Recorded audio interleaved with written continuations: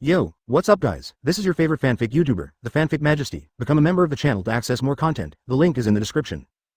In Navy my arrogance makes me invincible 1 AM Chapter 1. Arrogant and domineering system. Become stronger by completing tasks. See Circle Calendar 1520. It happened to be the year when the protagonist of this world went to sea, the pirate, King Luffy. The sun was shining brightly on the sea in a certain place, and the waves on the sea surface stretched out in all directions. There were many seagulls carrying newspapers flying across the sky, and the fresh air was filled with the breath of the sea, which made people feel very comfortable.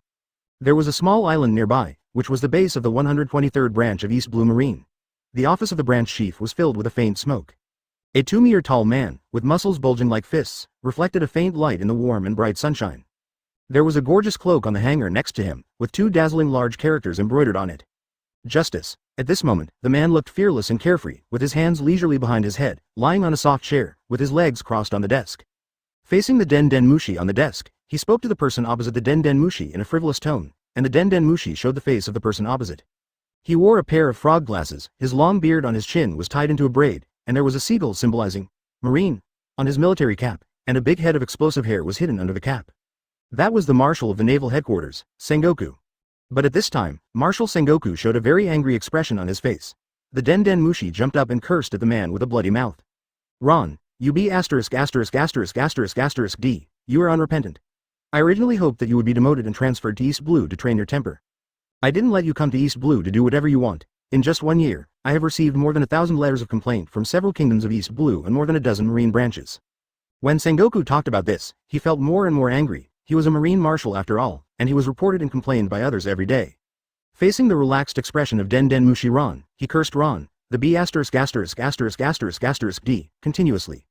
Ron looked indifferent, lying comfortably on the chair, smoking a fine cigar, puffing out smoke, closing his eyes to rest, as if he had not heard anything. After a while, Ron looked at Marshal Sengoku who had not cursed enough. Hello? Hello? Marshal Sengoku? Can you hear me? Oh, why is there no signal? The signal is bad in remote places. Ron sat up directly, waved his hand to hang up the Den Den Mushi, ignoring the angry expression on Marshal Sengoku's face. On the other side, in the Marshal's office of the Naval Headquarters, Sengoku looked at the hung-up Den Den Mushi and shouted. Ron, you be ***********, D. At this time, the door of the Marshal's office was kicked open, and an old man with white hair and beard came in. He was holding a bag of senbei in his hand, and was eating senbei with a big mouthful of smile. Ha ha ha, Sengoku, I haven't seen you so angry for a long time. It's not that monster Ron again. Advertisement. Who else could have done such an impolite thing except Sengoku's good friend, marine hero Garp. Garp, you old B*********, D. After saying that, Sengoku quickly snatched the senbei from Garp's hand and poured it all into his mouth. Ah, this is mine. Give it back to me. Shut up, Garp. Garp's eyes widened as he watched Sengoku eat up all his senbei. The branch chief's name was Ron, but he was not originally a native of the One Piece world, but traveled from the distant Mercury. That day, Ron watched the most popular anime on Mercury with great interest, One Piece. Looking at the worse and worse later, Ron couldn't help but raise his hand, showing an international friendly universal gesture, and complained loudly. Mr. Tien knows nothing about One Piece, he is just a cartoonist. Then, the next second, Ron's eyes went black, he lost consciousness, and lay on the ground unconscious. Not long after, Ron woke up and found himself in the world of One Piece. Are you kidding me? Now even complaining is illegal, don't be so exaggerated. Fortunately, Laozi's parents are no longer here. He lives alone. If one person is full, the whole family will not be hungry. As we all know, the world of One Piece is not a place for ordinary people to stay. Ordinary people are probably not even as good as an ant. The world of One Piece is full of little supermen. The living environment of ordinary people is extremely dangerous. The legendary secret treasure of the sea, devil fruit, various supernatural powers. Logia, paramecia, zone. It can make the user have the strength of a natural disaster, various incredible abilities, or turn into a super ancient beast. And Conqueror's Haki, observation Haki, armament Haki, and Conquerors. Different races, such as fishmen, who are born dozens of times stronger than ordinary people. In this world full of dangers and supermen, Ron is probably not even an ant. The whole sea is full of pirates like Crucian carp crossing the river. Watching the pirates in the anime is very exciting, not like bad people. But if you really live in the world of One Piece, you will know that more than 90% of the pirates are extremely vicious, burning, killing and looting.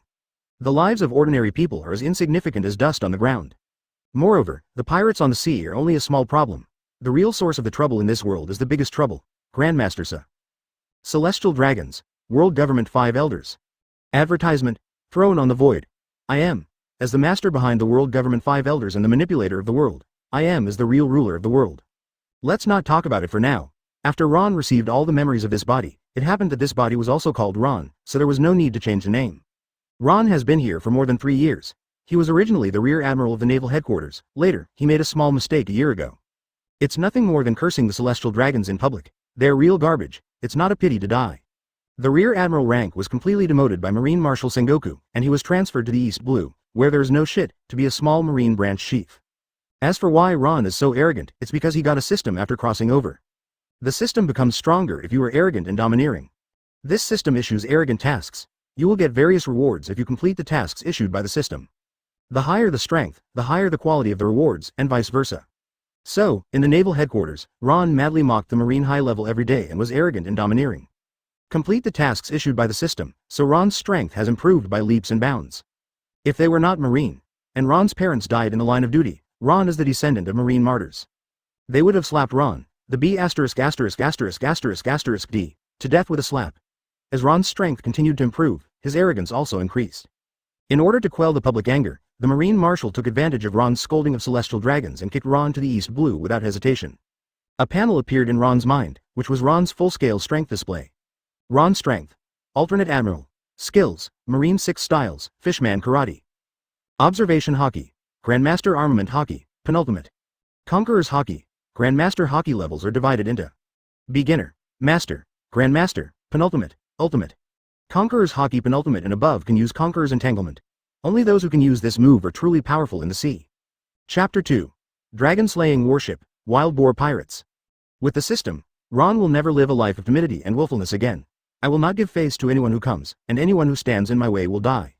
Morality has always been used to restrain cowardly low-class people, and morality is just a joke to the strong.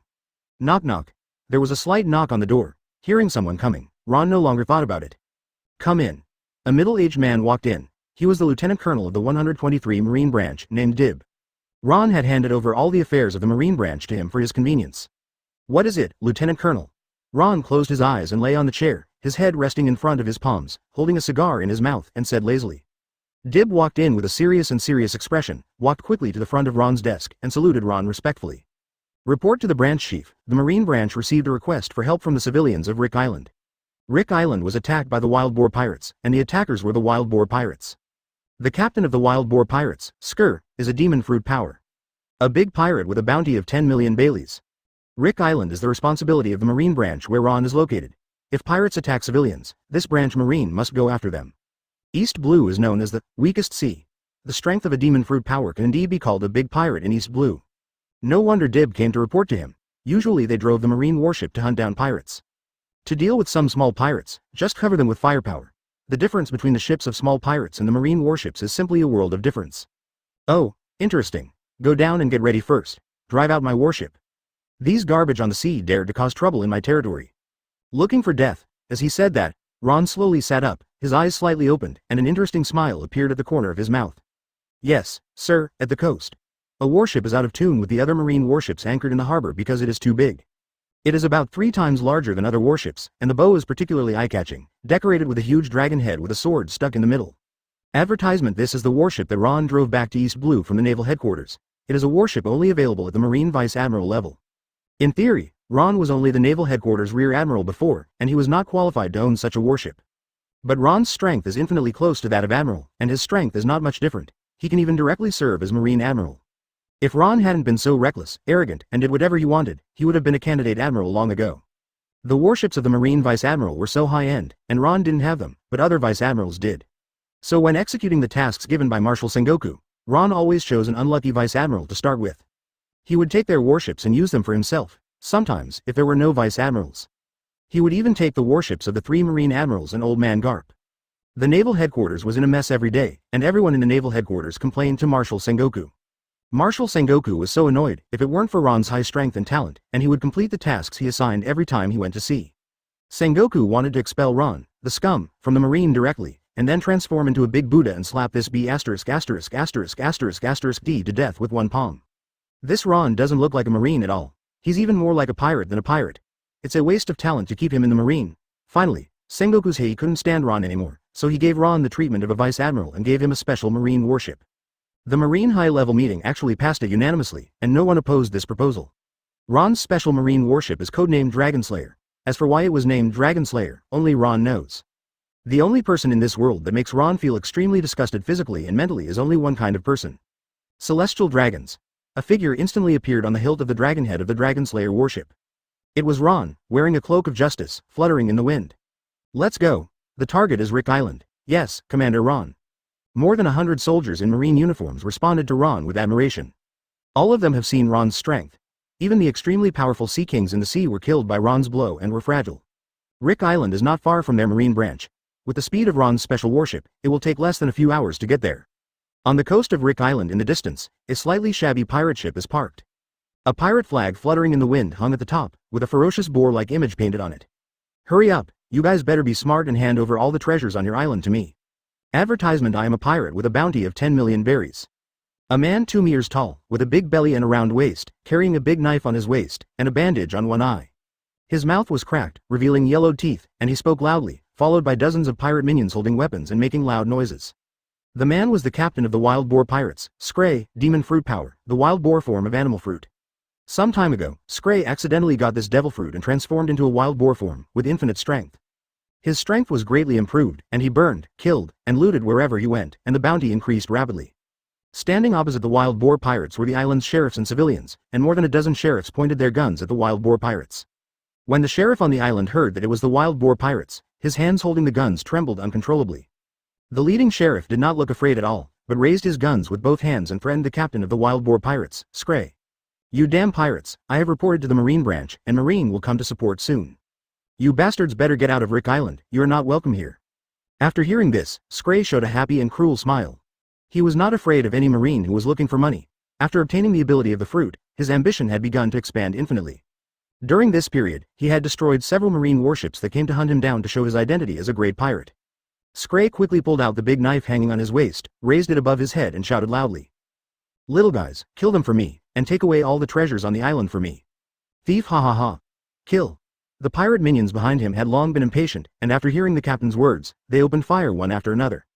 After the sheriff saw that the situation was not good, he quickly found a shelter and confronted the Wild Boar Pirates. For a while, the scene was filled with gunshots and the smell of burning gunpowder filled the air. After a period of fierce exchange of fire between the two sides, the gap between the two sides became wider and wider. In a short moment, more than a dozen people on the Wild Boar Pirates side had been killed, while only a few people on the sheriff's side died. The pirates are just a group of rabble, and their shooting skills are too bad. They are no match for the sheriff on Rick Island, who are all trained. Chapter 3. You garbage in the sea, go to hell. Everyone must hold on, I have sent a distress signal to the Marine branch.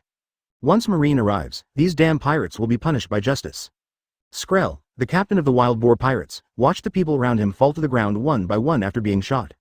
Assholes, you have successfully angered me, and I want you to see the true strength of the Wild Boar Pirates. I am a pirate with a bounty of 10 million Baileys. All of you get out of my way. Skrell stood in the front alone, with veins on his face and arms bulging, his eyes widened and full of bloodshot. The next moment, hiss, the sound of clothes being torn, Skrell's body quickly swelled up in full view of everyone. Skrell's whole person turned into a nearly 10-meter-tall wild boar with lush brown hair and sharp points, long fangs in his mouth, and bloodshot eyes, making people feel desperate and suffocated. The ground where the wild boar stood on its 4 legs also cracked because of its huge and heavy body, and 4 small pits appeared on the ground. The sudden change shocked the sheriffs, and the captain couldn't help shaking his hands. Demon Fruit Power, everyone be careful, the opposite is the legendary Demon Fruit Power, shoot, Marine will come to support us soon. The noisy and chaotic gunshots sounded at an inopportune time, and dense bullets quickly shot at the wild boar that Scray had turned into.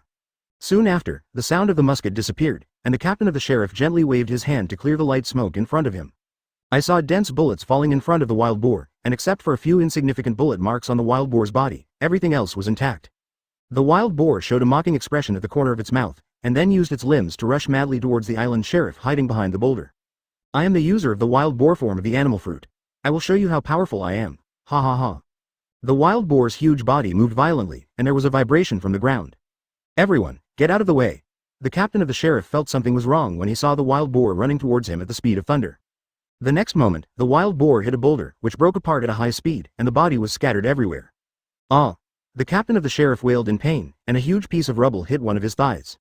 Advertisement: the others were knocked to the ground by the huge impact force, not knowing whether they were dead or alive. At the same time, the members of the Wild Boar Pirates raised their weapons and cheered. Seeing that the sheriff on the island had no power to resist, Skrell's wild boar form slowly faded. Skrell looked at the captain of the sheriff who was wailing in pain at his feet, and showed a cruel smile. He kicked away the rubble pressing on him, grabbed the captain of the sheriff's collar with one hand, and lifted him up like a chicken. Skree took out the pistol from his waist and pointed it at the captain's head. Thief, this is the end of angering me, go to hell. The captain looked at the pistol pointing at his head, his pupils dilated, and he seemed to be a little terrified and desperate. No one can face the danger of death calmly, there is a great terror between life and death. Captain, it's bad, a warship with a marine flag is coming not far from the coast. An anxious and panicked voice came, and a little pirate rolled and crawled to Skree's side. The person who came was the sentry stationed on the Wild Boar pirate ship. Go to hell, what are you panicking about, Marine Area? It's not like I haven't killed anyone before. Guys, get back on the ship and bombard Marine with all your might. Kill him for me. This time, I will be famous in East Blue. Ha ha ha ha. The members of the Wild Boar pirates saw their captain's confidence and started to make a noise.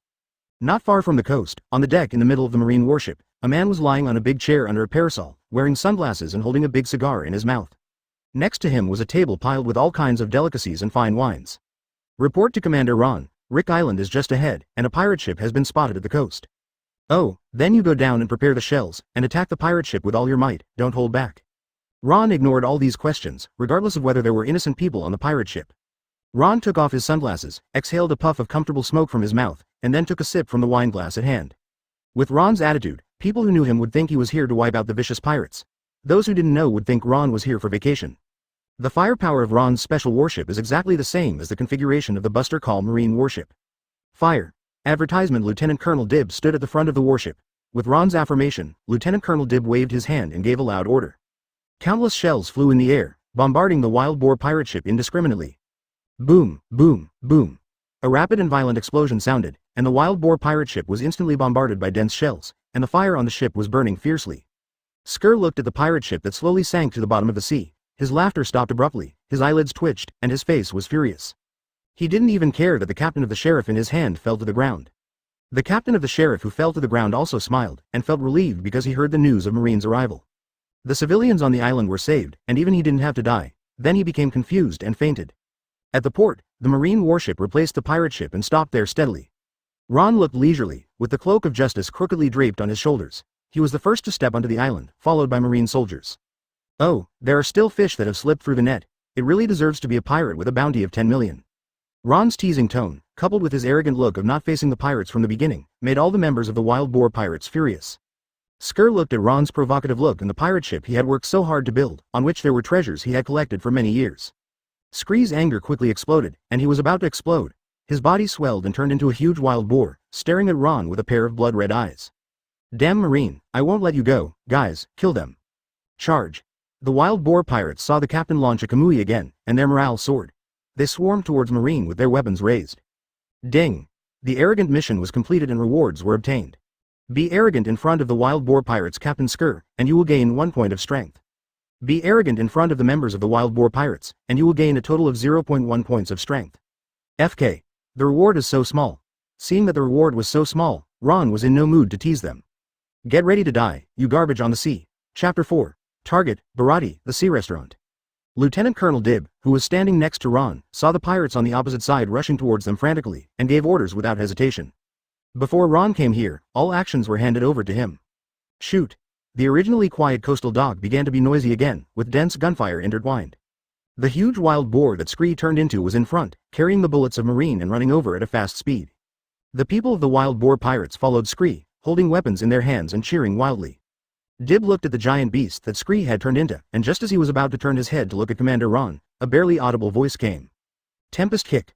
Ron was seen swinging his right leg upward at a high speed, and a blue slash of nearly 10 meters long appeared in the air. With an unstoppable momentum that swept everything, he moved towards the direction of the Wild Boar pirates. The first to bear the brunt was the captain of the Wild Boar pirates, Skree, who saw the unstoppable slash in front of him at the first time. The boar's pupils dilated, and he was full of questions. What was this thing? He felt extremely dangerous. Before he could think, a powerful slash swept all the obstacles in front of him and instantly came to Skree. Boom. After Ron's slash hit the boar pirates, a deafening explosion spread throughout the island. The huge shockwave swept around, knocking some Marines standing in front to the ground. As the first time to see Ron display such a terrifying power, the Marine soldiers dropped their jaws, and their faces were all stunned. Advertisement. Lieutenant Colonel Dib standing next to Ron was a little more normal. After all, he had seen Ron kick the terrifying Sea Kings to death on the sea. The place where the boar pirates were slashed was filled with smoke. When the smoke dissipated, a large pit with a radius of dozens of meters was revealed. As for the members of the Boer pirates, they were all buried in the deep pit. Everyone had white eyes, tattered clothes, blood, and didn't know whether they were dead or alive. Among them, the captain of the wild Boer pirates, Scray, took most of the attack force, with a hole in his abdomen, and he was obviously dead. Ron only used a little bit of strength in this attack, which shows how powerful Ron's physical strength is. As for the miserable state of the pirates, Ron had no intention of looking at it. The people of the wild Boer pirates burned, killed and looted wherever they went, and they deserved to die. Ron didn't think about other trivial matters, turned around and gave an order to his adjutant, and then disappeared in an instant. Lieutenant Colonel Dib, you take Marine to deal with the island, I will go back to the warship first. After hearing Ron's order, Lieutenant Colonel Dib immediately stood up, raised his hand to salute, and looked at Ron with a serious and awe-inspiring face. Yes, sir. After seeing Ron disappear in an instant, Dib was even more admiring. Commander Ron used Marine 6 styles, worthy of being a strong man sent by the headquarters. Dib absolutely believed that Commander Ron was a real strong man and would not stay in the small East Blue for too long. That was the place where a strong man like Commander Ron should go. The Great Route. New World. On the Marine warship, Ron was lying on a leisure sunshade chair, reaching for the exquisite cigar box on the table, opening it and taking out a cigar and lighting it. Advertisement. Such a leisurely Ron was in sharp contrast with the busy Marine on the island. Being a Marine is like this. If you are not happy, why be a Marine? You might as well be a pirate. If you have the strength, you can do whatever you want. It is none of Ron's business whether others live or die. Ron will not give face to anyone who he doesn't like.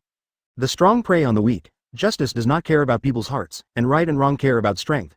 This is Ron's principle of life. He.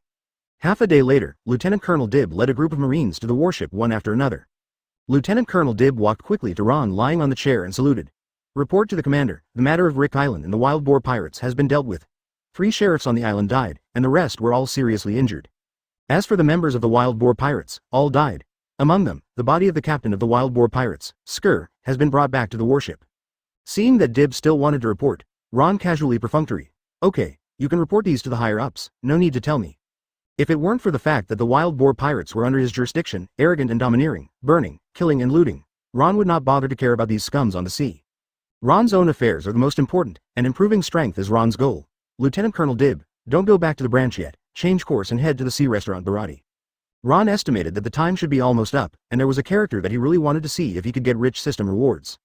7 Warlords of the Sea, the world's #1 swordsman. Hawkeye. Ron knew that Hawkeye would appear at the sea restaurant Baratie at this time. Ron wanted to see how powerful it was to be crowned as the world's #1 swordsman in the entire sea. After hearing Ron's words, Lieutenant Colonel Dib felt bad, but still reported it. Report to the commander, the location of the sea restaurant Baratie is not under the jurisdiction of our branch. If we rashly enter, will it be? He actually wanted to tell Commander Ron that Marines cannot leave their posts without permission. If they rashly leave their jurisdiction, they will be punished if something happens. These are not your business. Just do what I say and follow the order. Ron interrupted Dib's speech indifferently. It was just a small violation. You should know that the laws he violated in Naval Headquarters are many times bigger than this. Yes, Commander Ron. After hearing Commander Ron's tone that could not be refused, Dib immediately became serious, saluted and left. After Ron showed his strong strength, compared with the Marine regulations, Lieutenant Colonel Dib chose to obey Commander Ron's order. Turn, target, Baratie, the restaurant on the sea. With an order, the huge dragon-slaying warship slowly turned and then accelerated. While the Marines on and off the warship were busy, Ron was thinking about the hidden strongman in East Blue. Ron remembered that Koshiro seemed to be the master of the green-haired kid Zoro, and he seemed to be a hidden strongman. But Ron forgot where Koshiro was, so he could only ask Marine to check the information of Zoro, the green-haired kid. He would know when the time came. Ron thought of this and waved to Lieutenant Colonel Dib. Lieutenant Colonel Dib, find me a pirate hunter named Zoro. I want all his information. Chapter 5. One of our Marines? I'll beat him up, soon. Lieutenant Colonel Dib had contacted the base via Den Den Mushi and obtained Zoro's information. The reason why the investigation was so quick was all thanks to Ron. When Ron was the Rear Admiral of the headquarters, Marshal Sengoku was infinitely close to the Marine Admiral because of Ron's terrifying strength. Therefore, Sengoku secretly gave Ron the power of the Vice Admiral of the headquarters and turned a blind eye to Ron's arrogant behavior. Ron was demoted by Sengoku to East Blue as a branch colonel just to quell the incident in which Ron publicly insulted the world noble celestial dragons. It just so happened that Sengoku could find an opportunity to kick the annoying Ron away and make a mess in the Marine headquarters all day, killing 2 birds with 1 stone. Report to Commander Ron. All the information about the pirate hunter Zoro has been investigated. The pirate hunter Roronoa Zoro first appeared on a small island in East Blue. His master was Koshiro, the owner of Ishin Kendo Gym on the island.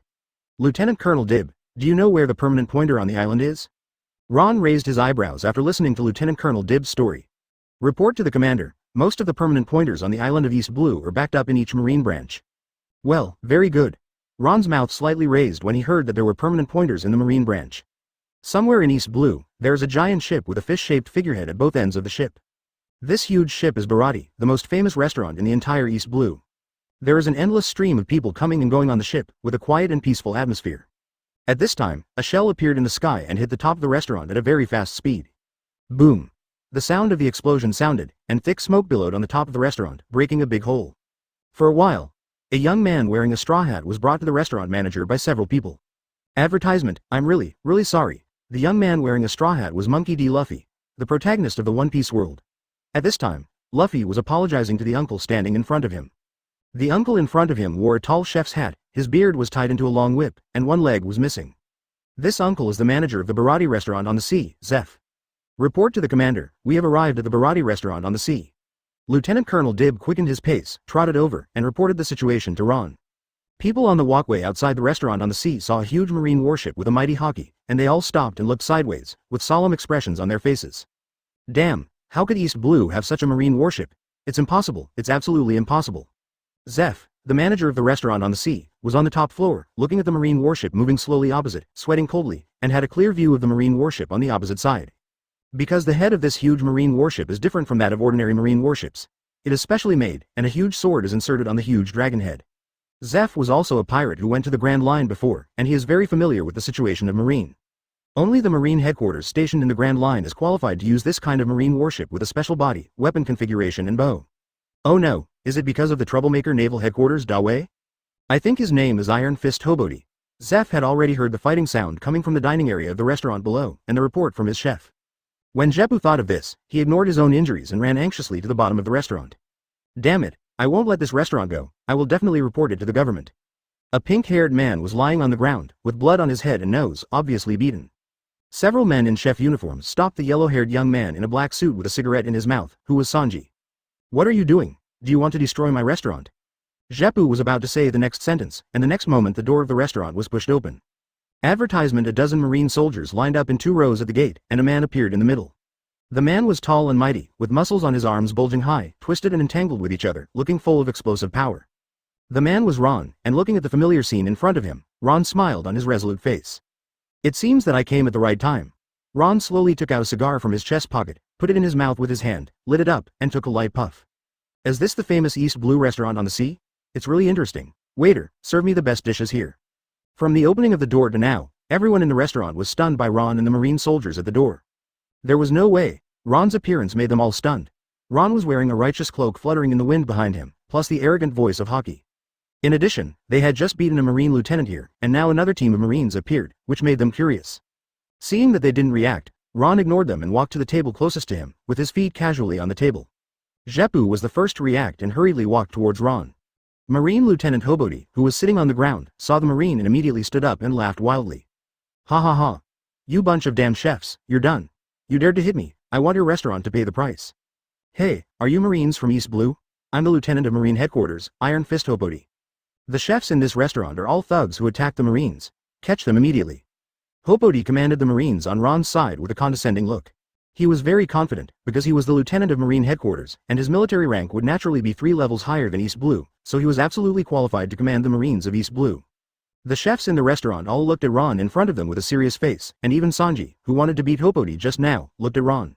However, the Marines on Ron's side were indifferent, as if Hobody was nothing. A hole. When Hobody saw that Ron didn't even look back at him, he instantly became furious and clenched his fists and waved at Ron. Pa. Ron waved his hand casually and slapped Hobody in the face, just like slapping a fly. Hobody was hit by a terrifying force, and he smashed the restaurant wall like a cannonball and flew outside. What kind of rubbish dares to talk in front of me, looking for death? Ding.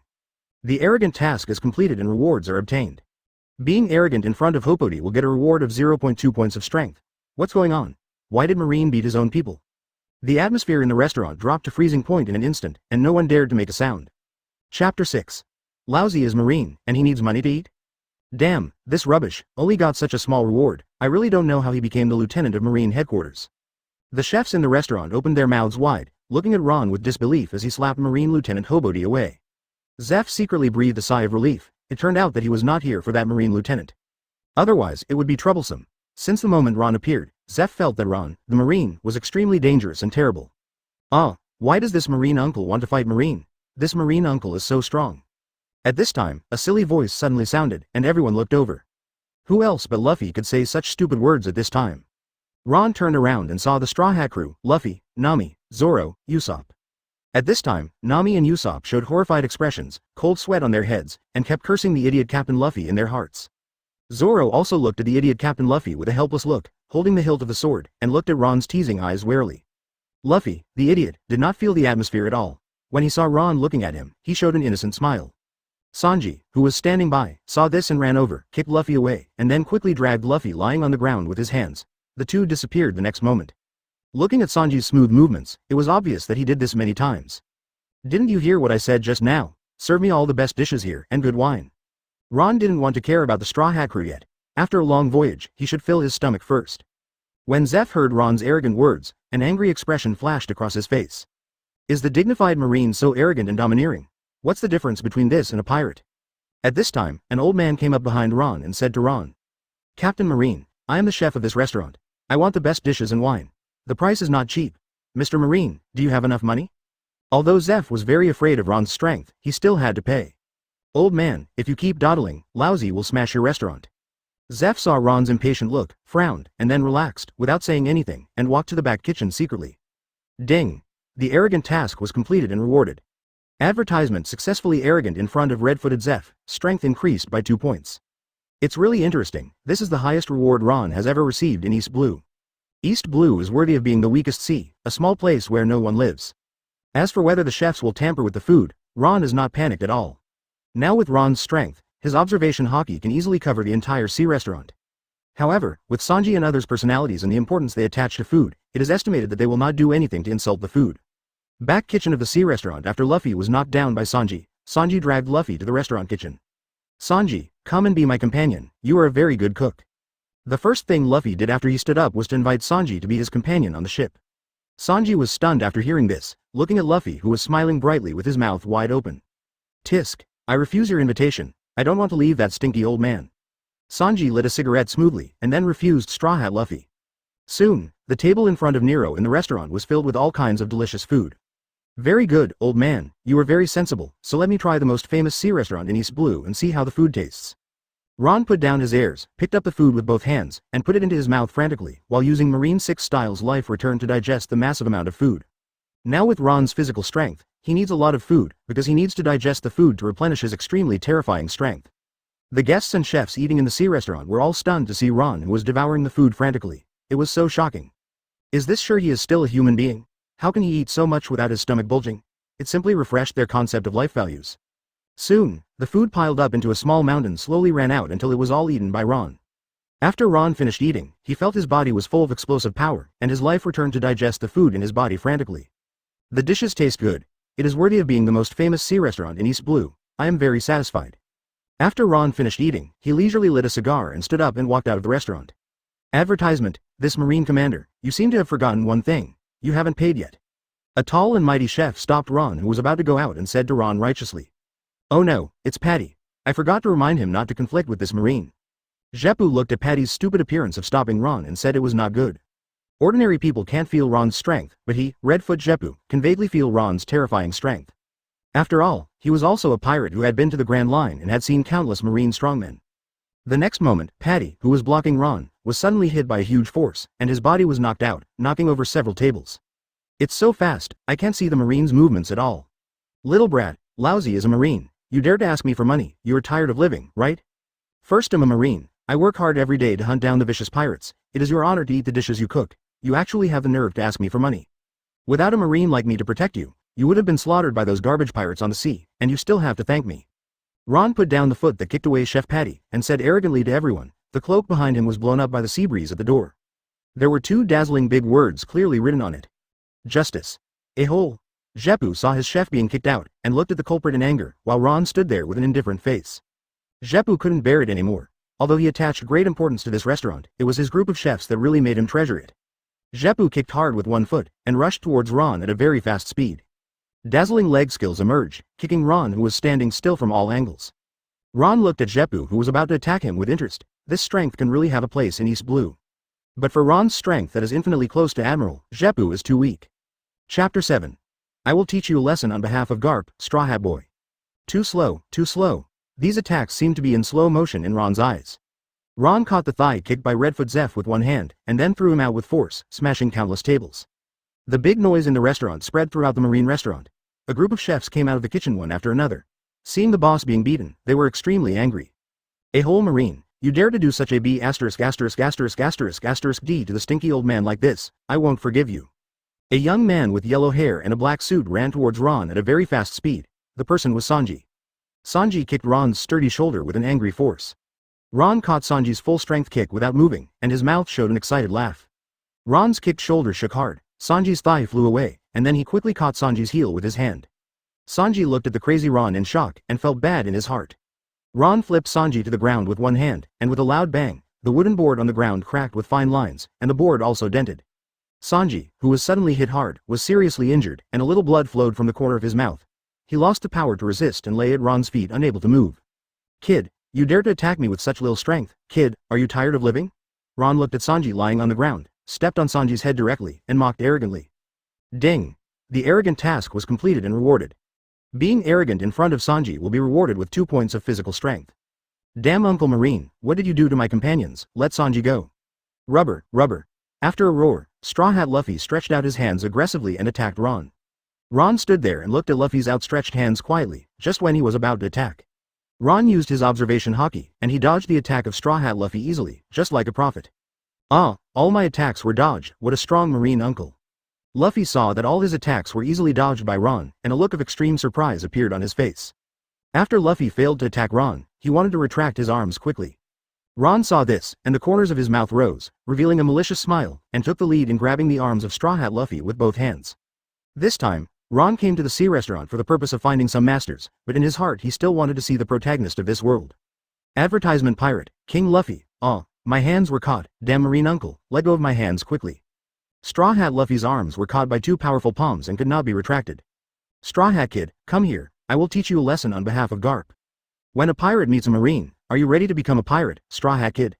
Ron kicked Sanji who was stepping on him away, then grabbed Straw Hat Luffy's arms and pulled hard, and Straw Hat Luffy's body flew towards Ron. Arrogant Haki instantly covered Ron's hands, then he clenched his fist with one hand and punched the flying Straw Hat Luffy's confused face. Ah, it hurts, damn it, I'm a rubber man, how can I be hurt by a fist? And this feeling of pain is so familiar, why is it the same as when my grandfather beat me before? Straw Hat Kid is not done yet. Ron didn't wait for Straw Hat Luffy to react, and shook Luffy hard, and Luffy's body hit all directions in the restaurant. The tableware clattered non-stop, and in a short while, the restaurant was smashed to pieces by Luffy's body.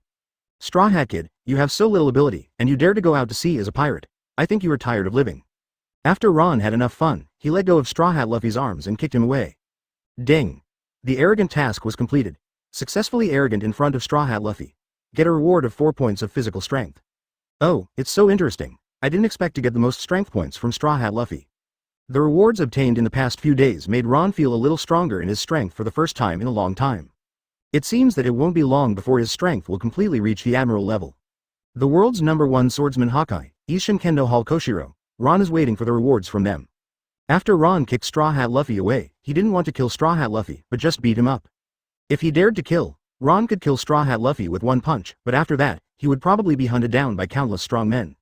Garp, the old guy, 4 emperors red hair, Revolutionary Army dragon. It must be said that compared to other pirates, Straw Hat Luffy's background is really terrifying. Advertisement however, Ron, who has a system, is not very afraid of Straw Hat Luffy's background. If he doesn't like him, he will kill anyone. Even including the world nobles, celestial dragons. Captain. Straw Hat Crew Zoro, Usopp, Nami, all shouted worriedly in the direction where Straw Hat Luffy fell. Sanji, who woke up, also looked in the direction of Straw Hat Luffy, and looked at the red-footed Zeph who stood up. In the restaurant on the sea, everyone looked at Ron, who had no expression, with a serious face. Some people even complained secretly. This D marine, is he a pirate or a marine? How come he looks more brutal and domineering than the vicious pirates? Little devils, I don't have time to play with you today, hee. Ron felt the vigilant eyes of everyone in the restaurant and suddenly laughed arrogantly. Then, Ron's pupils dilated rapidly, and an indescribable aura instantly covered the entire sea restaurant. From the outside, the sea restaurant seemed to be wrapped in a dark circular aura. Conqueror's Haki. Ron's powerful Conqueror's aura covered the sea restaurant, and all the creatures in the sea restaurant instantly turned white and fainted. Of course, Ron controlled Conqueror's Haki and did not attack the marine he brought. But at this time, all the marine soldiers brought by Ron were completely shocked. What happened? In an instant, everyone fell to the ground and fainted. Conqueror's Haki's aura disappeared the next moment. Ron held a cigar in his mouth and exhaled a light puff of white smoke. Ron looked at the people who fell to the ground in the restaurant on the sea, and without paying too much attention, he turned around and walked out of the gate. According to the plot, 7 warlords of the sea, the world's #1 swordsman Hawkeye appeared because he was chasing a pirate group. Tisk tisk, from Grand Line New World to East Blue, Hawkeye is a little mean, just like me. Hee hee hee. Chapter 8. You don't need to buy warship supplies, just rob them. Judging from the situation, Hawkeye will not appear for a few days. Let's not stay here for now. The warship supplies are not enough. On the Dragon Slayer warship, Ron stood on the bow deck, and next to Ron stood Lieutenant Colonel Dib. Lieutenant Colonel Dib still looked serious and reported to Ron about the warship. Report to the commander, the warship's supplies are almost used up. Do you want to return to the branch base? Lieutenant Colonel Dib looked emotionless on the outside, but in fact, he was very intense deep down. This time, following Commander Ron to leave his post without permission, driving the warship out of the jurisdiction without permission from above, this is a serious violation of marine regulations. The more Lieutenant Colonel Dib thought about it, the more anxious he became, so he saw Ron standing on the warship. Lieutenant Colonel Dib wanted to use the reason that the warship was not well supplied to let Ron return to the Marine branch base as soon as possible. Otherwise, if Governor East Blue knew about it, it would affect the entire 123 Marine branch, and everyone would be severely punished. After Lieutenant Colonel Dib finished speaking, he saluted Ron respectfully, looking at Ron with an expressionless face, expecting Ron's order. Not enough supplies for the warship?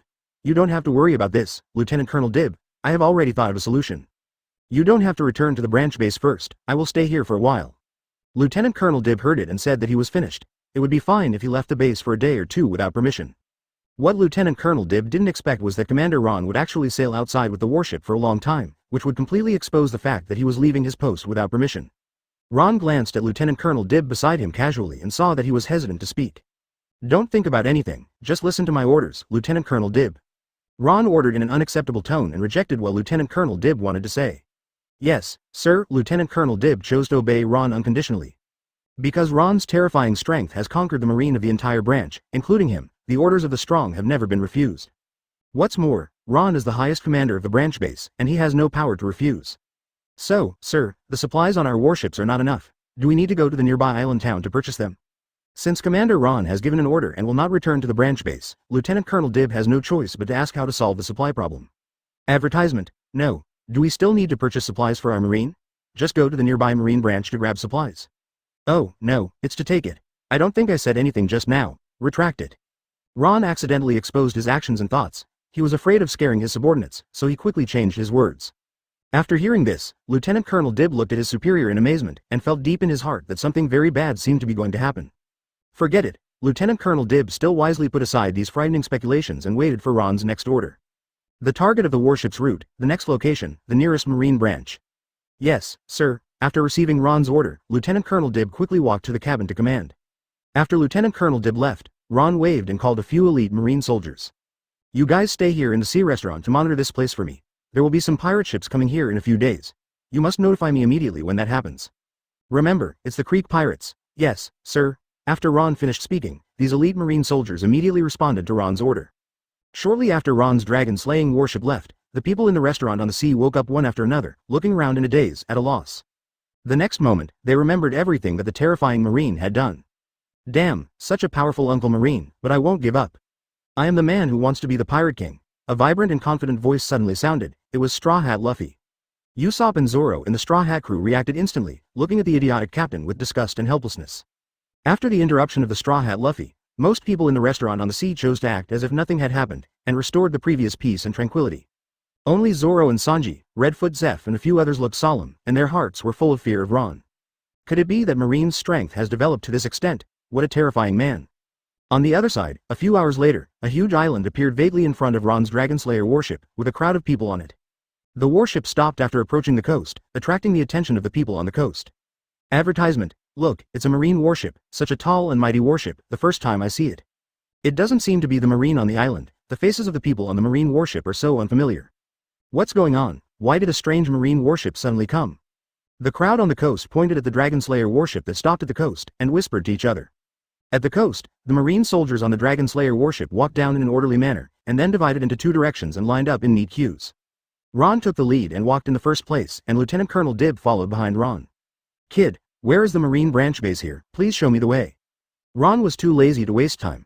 This island town looked very big. If he was looking for air, he didn't know how long it would take. Shave. Ron appeared dozens of meters away in an instant, grabbed a young man in Marine uniform with one hand, and lifted the Marine soldier in front of him with one hand.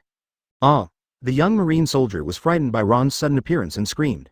The Marine soldier was hiding dozens of meters away, watching Ron and others get off the warship, and just wanted to go back to the branch to report to the chief.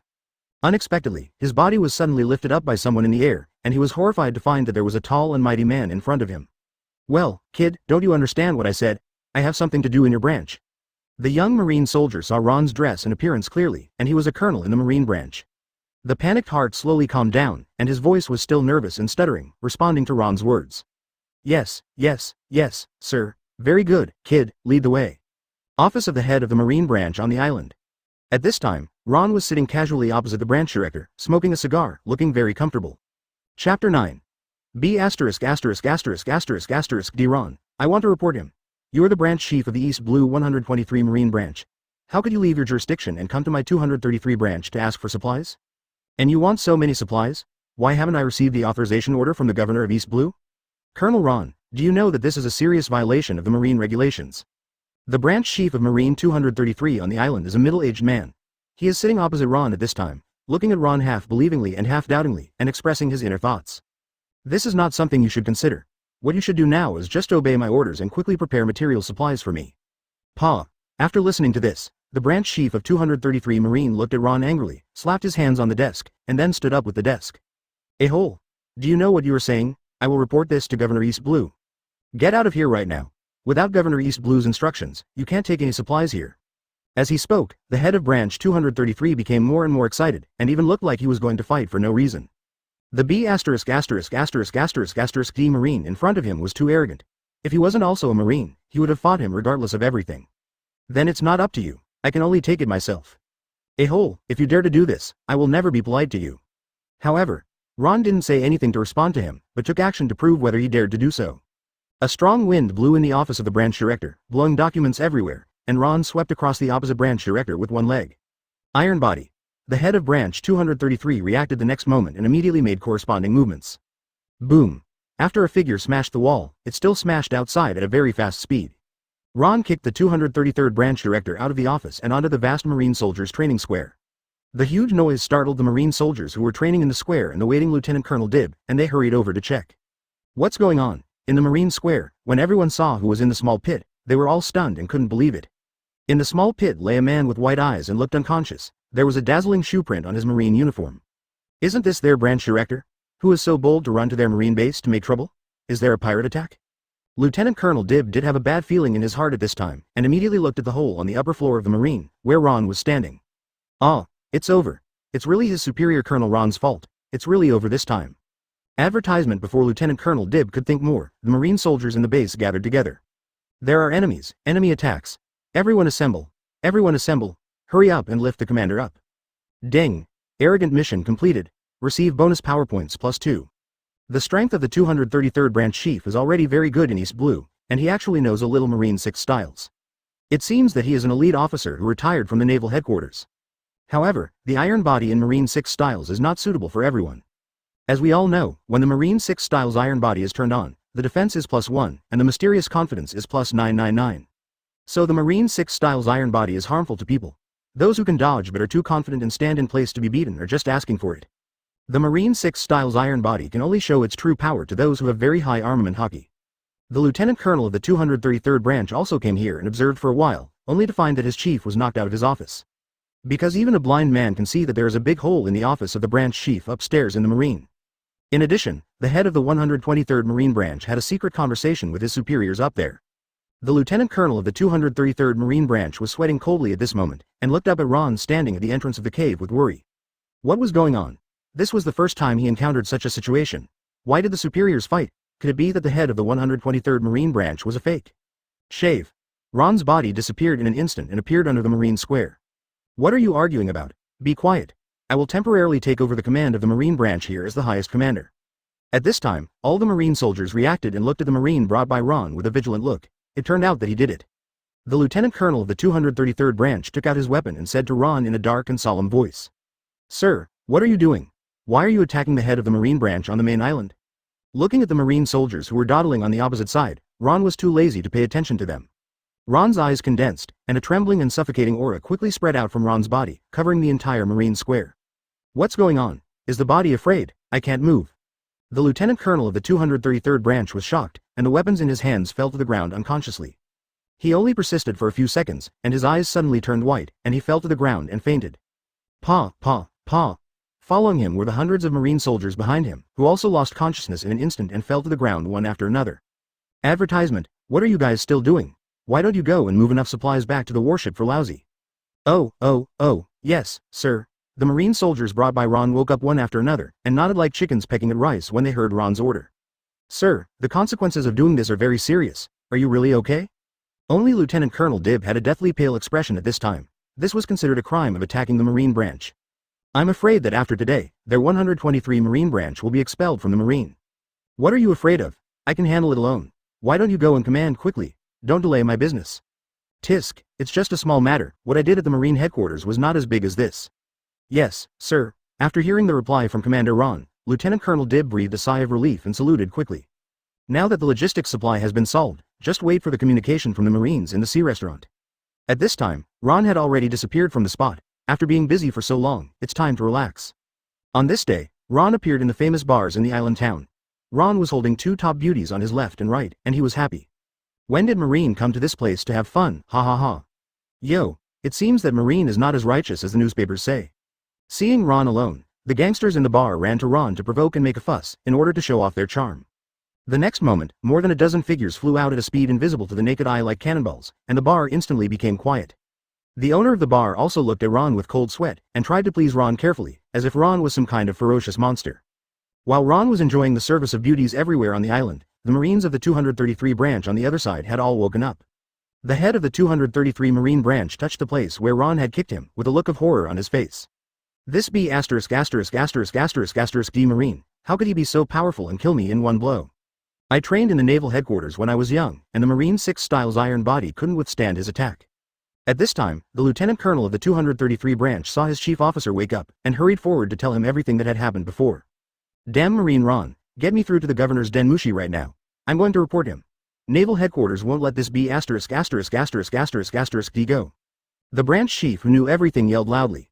2/3 of the logistics supplies were taken away by this be ***** D Ron, and they were also beaten up collectively. No one can stand this kind of experience, so the 233rd branch chief was really furious. Chapter 10. Governor East Blue is about to be ***** D off. Governor East Blue's Marine Base. Today, many nobles of the kingdom came to the Governor Marine Base in gorgeous clothes. In the office of Governor East Blue, several men wearing crowns were the kings of the various kingdoms in East Blue that joined the world government. At this time, several of them were sitting in front of Governor East Blue, pointing at the Governor East Blue in front of them with their hands, their faces flushed and full of anger, and shouting loudly. What are you Marines doing? Last time, a B***** D Marine who claimed to be from the 123 Marine branch ran into my kingdom and did whatever he wanted. He also injured many guards of the kingdom. Even I was beaten by this B***** D Marine. Do you Marines do this? It's lawless. Also, this B***** D Marine dared to attack my queen and princess. The wives and daughters of ministers and nobles in the kingdom were rumored to have had affairs with this B***** D Marine. This B***** D Marine Ron always picked some beautiful women to attack, which was no different from the pirates on the sea. We want you Marines to fire this B***** D Marine immediately, and then let our kingdoms execute this B***** D Marine. The kings all said the same thing in unison at the end. The governor of East Blue, who was sitting opposite, was so angry that he dared not speak. The governor of East Blue said that he was powerless to meet your demands. This B***** D Ron has made East Blue a mess since he was sent by Marshal Sengoku from the Naval Headquarters. He is almost D off to death by this B***** D Ron. The governor of East Blue thought that he had never offended Marshal Sengoku before, so why did he send such a B***** D Marine to torture him? The governor of East Blue receives complaints from all over the country almost every day, and even some Marine branches have complained. The governor of East Blue has sent all these complaints back to the Marine headquarters. With so many complaints, his small body cannot bear the anger of so many people. The kings of the kingdoms opposite stood up and shouted at the helpless look on the face of Governor East Blue. You Marines are still protecting this D Marine, right? Our kingdoms will definitely report it to the world government. Just wait for the wrath of the world government. Then, they all left. They would not get any response if they stayed here, so they might as well go back and send someone to complain to the world government. Governor East Blue felt like crying when he heard their threats and scoldings. If it weren't for the fact that Ron, the B**************************** D, was as strong as a monster, he would have executed Ron on the spot. He was tortured by Ron no less than others. Advertisement the next moment. The Den Den Mushi on Governor East Blue's desk made a hurried sound, indicating that the person who called was extremely angry. Moses, I'm the head of East Blue 233 branch. Are you the governor? Yes. I want to report the head of 123 branch, Ron. He left his jurisdiction without permission and came to my 233 branch to make trouble. When the governor of East Blue heard the name of this B************ D Ron, his heart sank. B********** D. What a B******* D that is lingering around. He just sent away those angry nobles of the kingdom, and now it's our Marines' turn, right? The governor of East Blue hurriedly interrupted the head of 233 branch and asked hurriedly. What did he do again? This B******* D Marine Ron came to our 233 branch, robbed our branch's supplies, and beat up all the Marines in our branch. The head of 233 branch angrily said what Ron had done, and after he finished speaking, he felt ashamed. Being beaten up by the colonel of the same Marine branch in his own territory, he lost all his face. The response to the head of branch 233 was a speechless silence, and the governor of East Blue didn't want to talk anymore. After a long time, the governor of East Blue hurriedly said something and hung up the Den Den Mushi. Okay, I already know. I will report to Marshal Sengoku of Naval Headquarters immediately, and you should not conflict with Colonel Ron again. The head of branch 233 wanted to say something, but saw the Den Den Mushi hung up, and everyone was dumbfounded. Could it be that this B******* D Marine has a big background? The governor was not angry after violating so many serious Marine regulations. Forget it. I can't beat that B****** D Marine. He can do whatever he wants, just wait for the news from above. Although the head of branch 233 was angry, he thought it would be better to be rational, because that B****** D Marine was not a kind person. Otherwise, he would be beaten up again and lose face again. It was not worth it. Advertisement 2 days later, Ron stayed on this island. He went to the best places for food, drink and entertainment. As for consumption, he still said the same thing. First, I'm a Marine. It is your honor to eat and play with you. You dare to ask me to pay. Are you tired of living?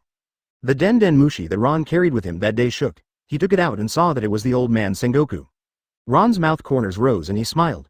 He thought that the old man Sengoku must have received a complaint again, otherwise he would not come to him if there was nothing. Even though he knew it was a complaint, Ron still answered the Den Den Mushi fearlessly. Hey-ho Ron, what are you doing? Why did you leave your jurisdiction without permission and rob other Marine branches of supplies? Hey-ho, do you want to stop being a Marine? Do you want to be a scumbag pirate on the sea? The Den Den Mushi in Ron's palm jumped up because it imitated the actions of Marshal Sengoku on the opposite side, and it stuck close to Ron's face and cursed. In this situation, Ron didn't even have room to say a word. Sengoku then continued to talk about Ron's other bad crimes. After Sengoku vented his anger, he finally stopped. Hey, Marshal Sengoku, I am innocent too. I am working for Marine. A few days ago, I got the news that the world's greatest swordsman, 7 warlords of the Sea Hawkeye, appeared in my jurisdiction. For the safety of East Blue, I ignored my own safety and chased him all the way from my jurisdiction to here. If you say that, I don't care. After all, I am terrified every day by monsters like Hawkeye. What? When did it happen? How could a monster like 7 warlords of the Sea Hawkeye go back to that small place of East Blue? Is something big going to happen? Wait, Ron, if this is true, you should test Hawkeye first to see what his purpose is. Don't mess around anymore. I will explain your matter to the governor of East Blue and others. That's it. Marshal Sengoku hung up the phone in a hurry. Obviously, he was affected by the appearance of Hawkeye in East Blue. He wanted to find Garp to study it first. Red Hair had been in East Blue before, and now there is another world's greatest swordsman, Hawkeye, who has to be called Garp. Staff Officer Crane came to talk. Ron had just retrieved the Den Den Mushi when Lieutenant Colonel Dib hurried in with a few Marine soldiers. Report to the commander, the soldiers at the sea restaurant replied, and the Creek pirates appeared. Chapter 11. It turns out to be the Hawkeye kid. Little guys, set off for me, target Baratie, the restaurant on the sea. Not long after, Ron, who had just boarded the Marine warship, issued an order. Ron's high-spirited words made all the Marines speechless for a while. Why did their superior's words feel a little familiar? Oh, it seems like the captain of a pirate ship. The huge Haki dragon-slaying warship, like a king waking up from sleep, started up instantly and left the coast with an unstoppable momentum. The head of the 233rd branch on the island got the news that the B***** Ron was leaving, and hurriedly brought the Marine to check.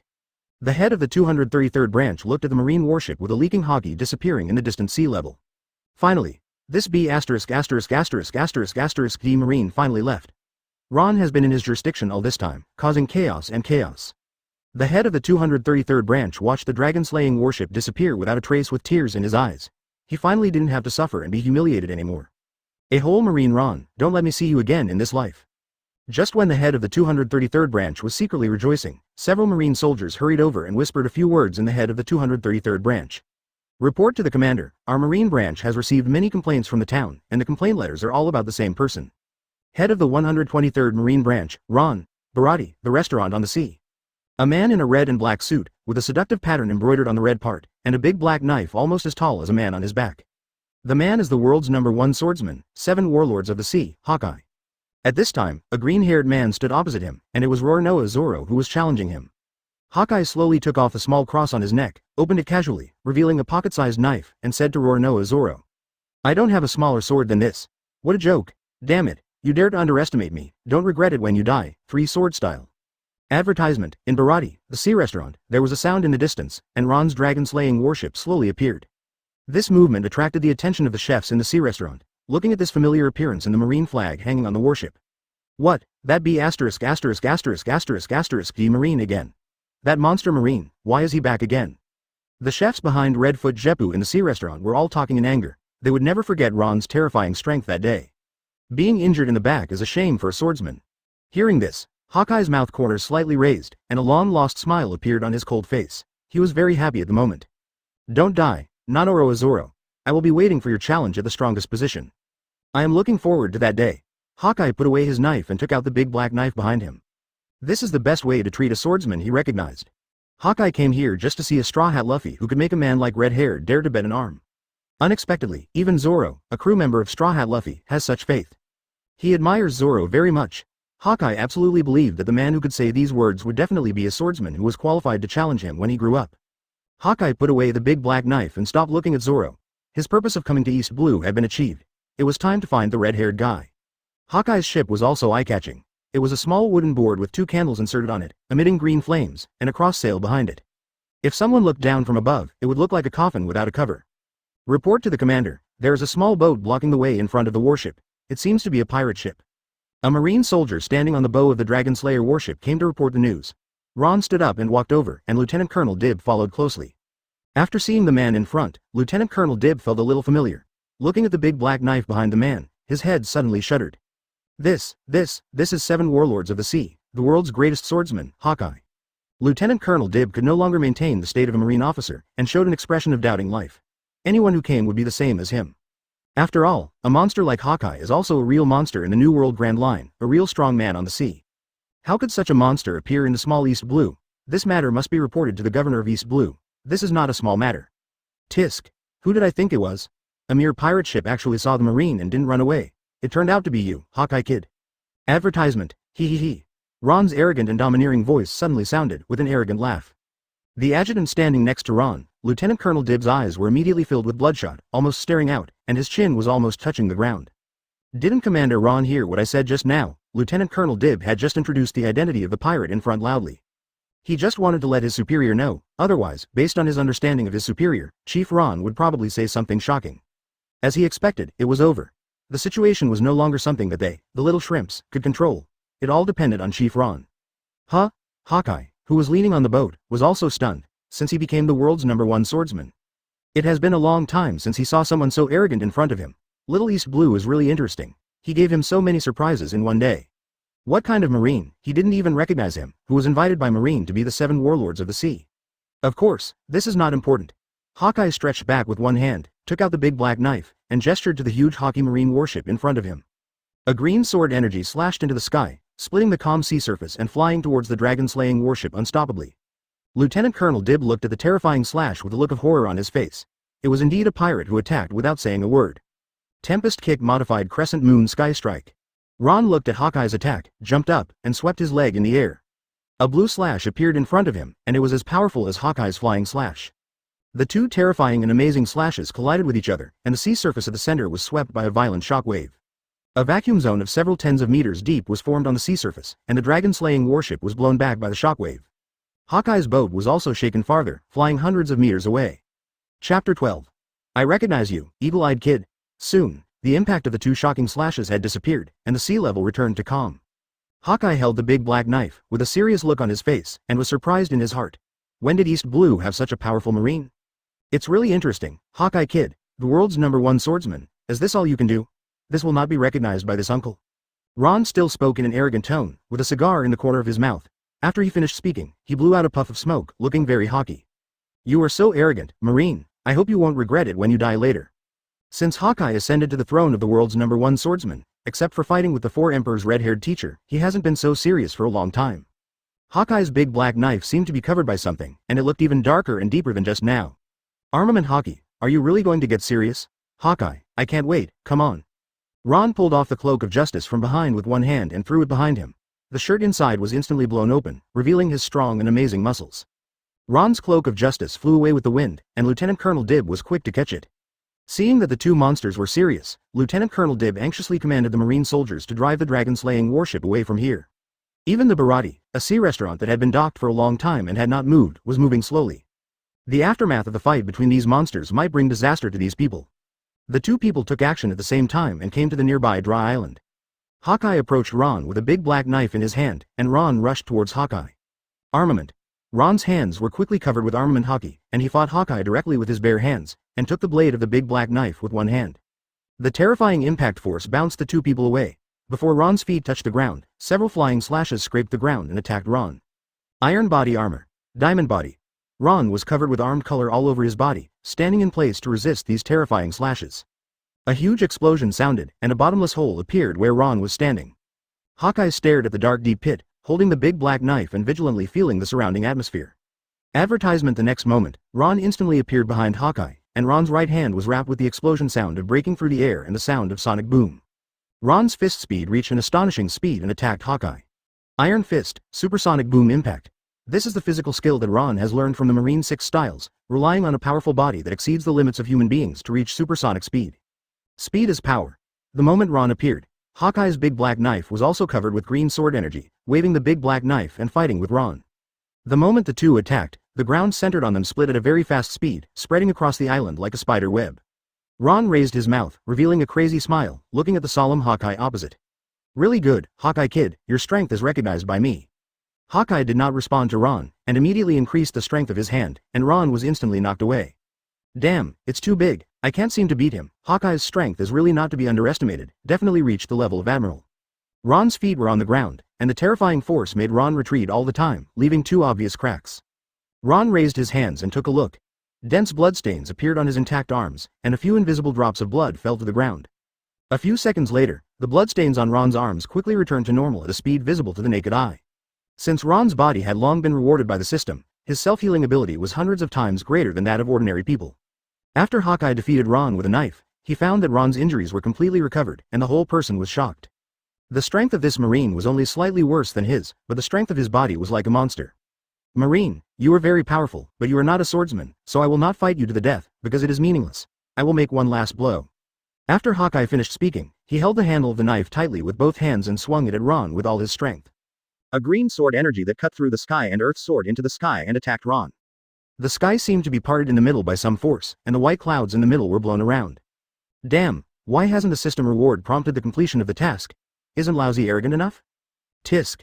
Hawkeye kid, everyone can brag, but I don't care about your attack. Advertisement. Although Ron couldn't beat Hawkeye now, he was physically strong, and it was impossible for Hawkeye to kill him, so he continued to be arrogant. Armed meteorite fall. Ron's right hand muscles suddenly bulged, and his veins were exposed. With a kick of his feet, the ground collapsed into a deep pit dozens of meters wide.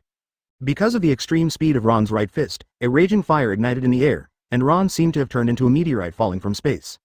Ron's terrifying momentum collided with Hawkeye's slash. Boom! With a big explosion, the small island where Ron and Hawkeye were fighting was hit by a powerful force. The island instantly disintegrated, causing huge waves that swept in all directions at lightning speed. This situation stunned the Marine and Baratie people who had been hiding far away, and all of them had expressions of doubting life. Is the island destroyed? The sky seems to be split by a knife? Some people talked about it. They had never seen such a battle in this small East Blue. Everyone be careful, hide in the cabin quickly. The huge waves are rolling over. Before they could be too shocked, the huge waves caused by the battle between Ron and Hawkeye were about to hit them, the onlookers. A few minutes later, after waiting for all the aftermath of the battle to calm down. Moonwalk modified air dance. In the distant sea, a man with a strong figure rose from the sea, soared into the sky, and then stopped in midair, scanning the 4 directions. Hawkeye, that brat ran away. Damn, I haven't felt pain for a long time. The world's greatest swordsman is still quite capable. Ron watched his injuries begin to recover at a speed visible to the naked eye. Ding. The arrogant mission is completed. Be arrogant in front of the world's greatest swordsman, Hawkeye, and get rich rewards. Great swordsman swordsmanship enlightenment. Get Conqueror's Haki enlightenment. Chapter 13. Conqueror's entanglement. A truly powerful person. Ron strength. Marine Admiral. Skills, Marine 6 styles, Fishman Karate. Observation Haki. Grandmaster Arrogant Haki, Penultimate. Conqueror's Haki. Penultimate Haki levels are divided into Entry, Mastery, Grandmaster, Penultimate, Ultimate. Conqueror's Haki Penultimate and above can use Conqueror's Entanglement. Only those who can use this move are truly powerful in the sea. Hee. My Conqueror's Haki has finally improved. As soon as the reward is in hand, Ron's strength is no less than that of Marine Admiral. Damn, Hawkeye is lucky to run fast, otherwise I will beat him to death. Ron clenched his hands tightly, and his hands were instantly wrapped in dark and deep lightning, exuding a creepy breath. Is this the legendary Conqueror's Entanglement? It is indeed as powerful as its reputation? The one who can use Conqueror's Entanglement is the real strong man on the sea. Ron, who has this power, has now officially become a strong man on this sea. As for the great swordsman's comprehension rewarded by the system, it also gave Ron a good swordsmanship strength, but it was too useless. With Ron's physical strength, he would not feel anything if he stood and let some swordsman cut him. Since Hawkeye ran away, forget it. There will be a chance to see him again in the future, no matter. This is the first time that Ron has fought with others for such a long time. His physical strength is very consumed. He has to go back to replenish his energy. Shave. Ron's body disappeared instantly, and then appeared on the sea restaurant Baratie in the distance. Old man, what are you looking at? The dishes are the same as last time, give me double. Advertisement. After Ron finished speaking, his expression was still arrogant Haki, and he walked into the restaurant with a swagger. Usopp was trembling among the Straw Hat crew, because they were pirates and Ron was a marine. Usopp was so scared that Ron was going to catch them. It's fake, the island was sunk. Luffy, are all marines so strong? I feel like I've been fooled by you. Usopp ran to Straw Hat Luffy in an instant, grabbed his captain's collar with both hands, shook him, and shouted in fear with tears in his eyes. Usopp didn't want to be caught by Marine and put in jail. He still wanted to become a strong man and go back to find Kaya.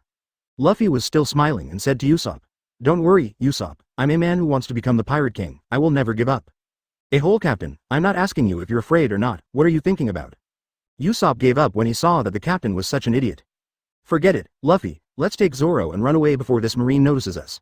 Red-legged Zeph ignored the Straw Hat crew's nonsense and said solemnly to his chefs, "You should prepare the food immediately. Don't mess around this time. This monster Marine won't listen to reason." After that, red-footed Jeppu followed the chefs into the kitchen. He also had to prepare the food well this time.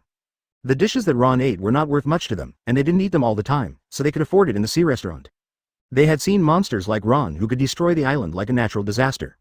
Even if Boss Jeppu didn't remind them, they didn't dare to trouble Ron again. They had a bad temper, but they were not fools and were not afraid of death. However, they were soon numbed by Ron again. Ron ate several piles of food in a row.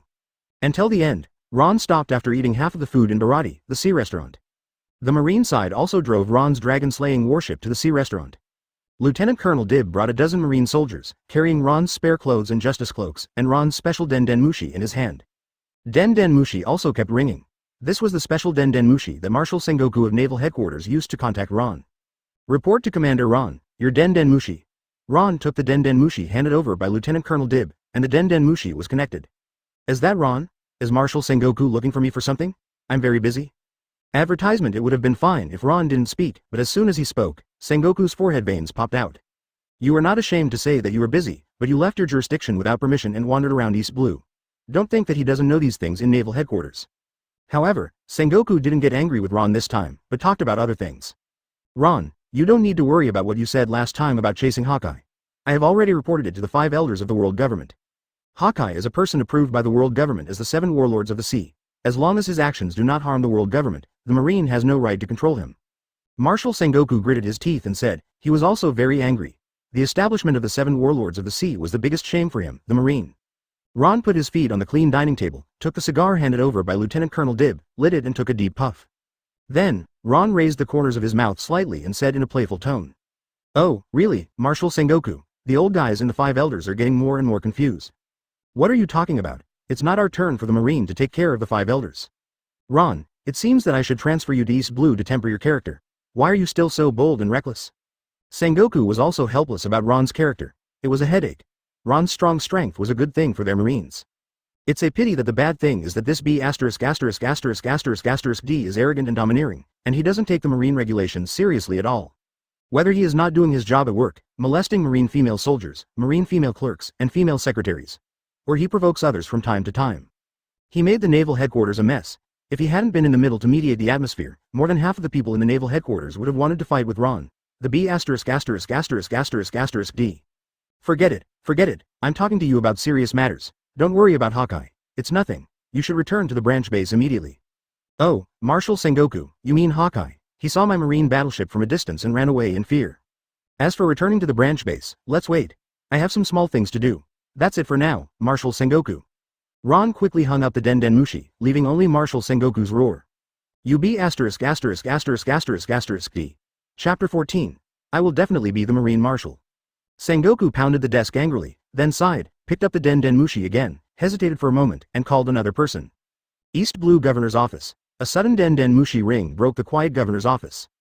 The governor of East Blue, who was sitting on the chair, looked up at the Den Den Mushi. It was the Den Den Mushi placed in the middle that rang.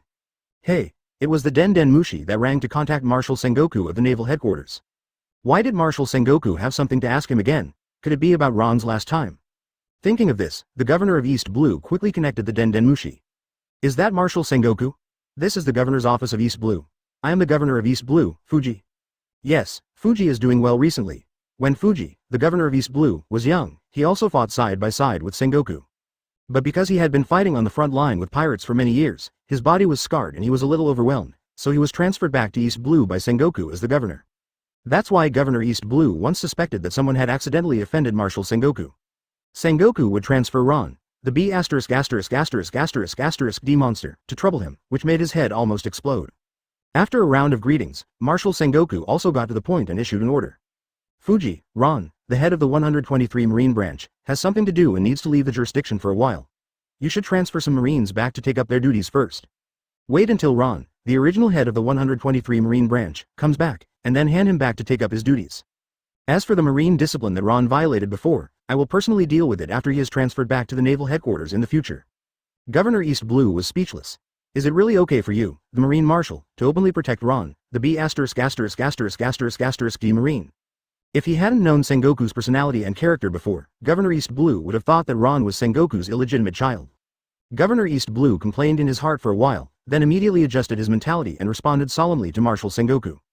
Okay, Marshal Sengoku. After hanging up the phone bug, Governor East Blue was worrying about who to let lead the team to the 123 Marine Branch, when suddenly someone opened the door and walked in. Advertisement, Dad, I'm back. A figure walked in with a crisp and heroic voice. The person was a young woman with a delicate face, a full figure, smooth skin, and an exquisite sword on her waist. She was wearing Marine clothing, and the most eye-catching thing was that she was wearing a Marine Justice cloak.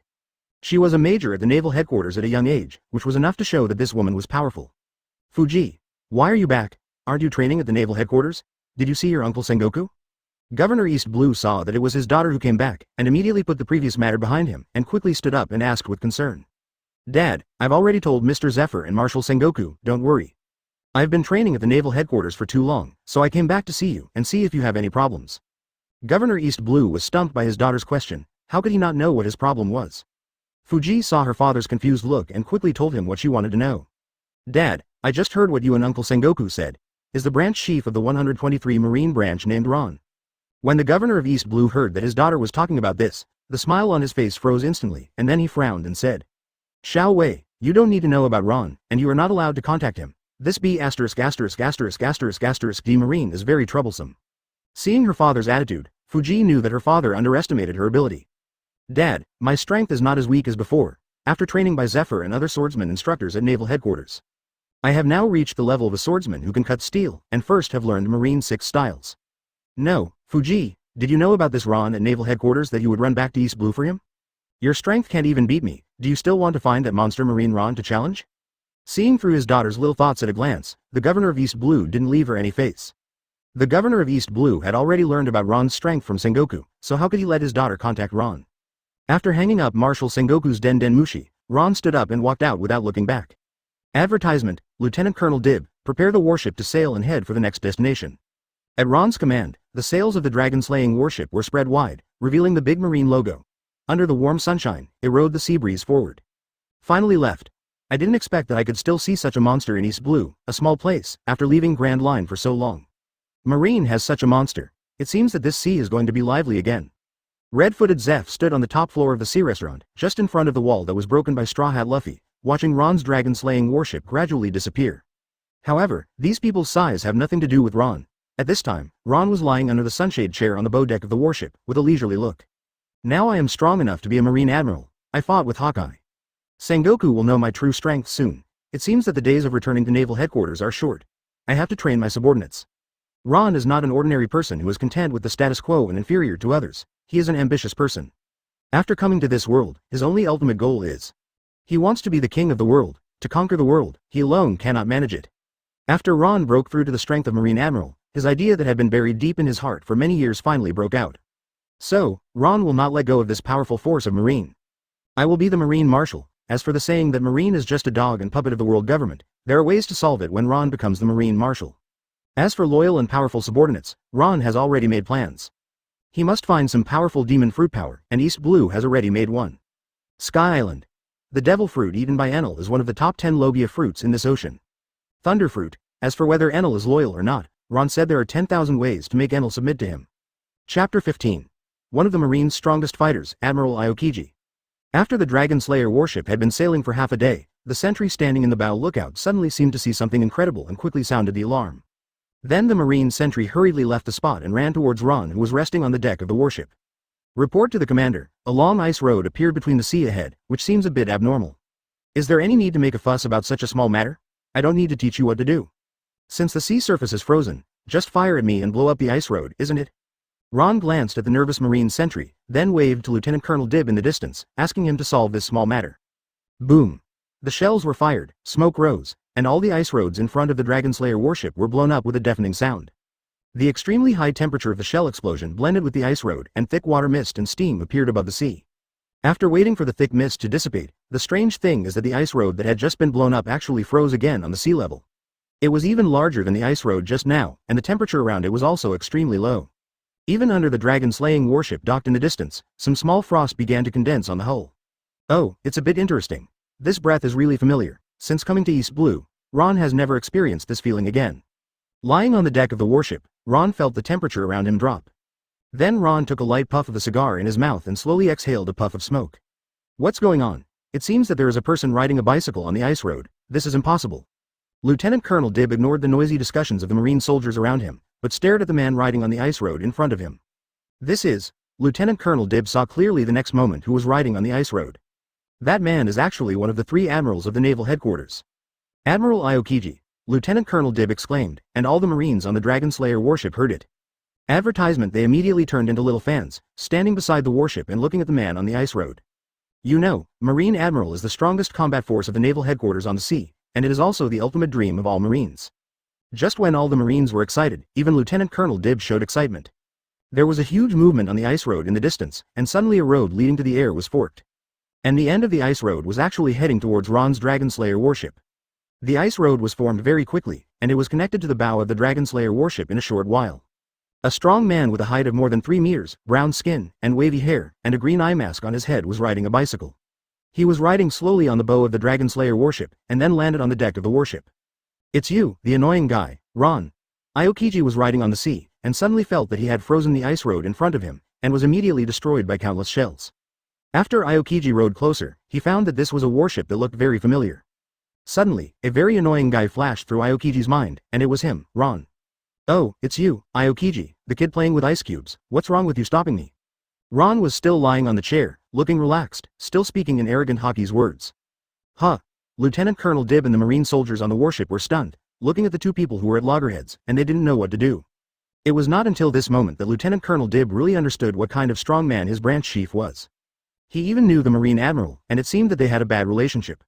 Aokiji Admiral didn't say anything else, and quietly looked at the arrogant Ron in front of him. But the action explained everything. The temperature on the Dragon Slayer warship was dropping at a very fast speed, and some marine soldiers began to shiver. The visible cold air emanated from Aokiji Admiral, and there was also a trace of frost condensing on the ground where the bicycle was parked. "What's up, little ice boy? Have you been too proud recently? Didn't I beat you to death when we were at Naval Headquarters?" Ron saw Aokiji was about to take action, and put the cigar in his mouth on the table with one hand, revealing the strong and powerful muscles of his upper body. Just when the atmosphere was as intense as ultimate, a Sea King several dozen meters long suddenly flew out from the seabed and headed towards the deck where Ron and Aokiji were standing. Advertisement: the ferocious Sea Kings opened its mouth wide, revealing countless sharp teeth. It was a bloody mouth that could swallow the entire bow. Hee. Ron's mouth corners slightly raised, revealing an arrogant laugh, and his pupils condensed instantly. With Ron as the center, a creepy and indescribable aura of terror quickly expanded. The sea level seen by the naked eye was shrouded by this aura, and the ferocious Sea Kings in the air were instantly stunned and rolled their eyes. Ron only controlled the little Conquerors to attack the Sea Kings, and the rest all gathered on Aokiji Admiral standing opposite him. This breath power, has Ron, this annoying guy, increased his strength again? Aokiji felt this powerful force, frowned and looked at Ron seriously. Ice Age. Similarly, Aokiji also used his power, and the sea within a radius of several thousand meters also condensed at a very fast speed, including the Sea Kings who were stunned by Ron. "Kuzan kid, I haven't seen you for a few years. I didn't expect that even you have improved your strength." Aokiji felt Ron's terrifying strength. It seems that not only he has improved his strength, but also Ron, this annoying guy, has improved. Even though Aokiji hates Ron, he has to say that Ron is really a monster. Thinking of this, Aokiji rode his bicycle without saying a word and left Ron's dragon-slaying warship several times faster than before. Originally, Aokiji thought that he could teach Ron, the abominable B******************* D, a lesson after his strength improved.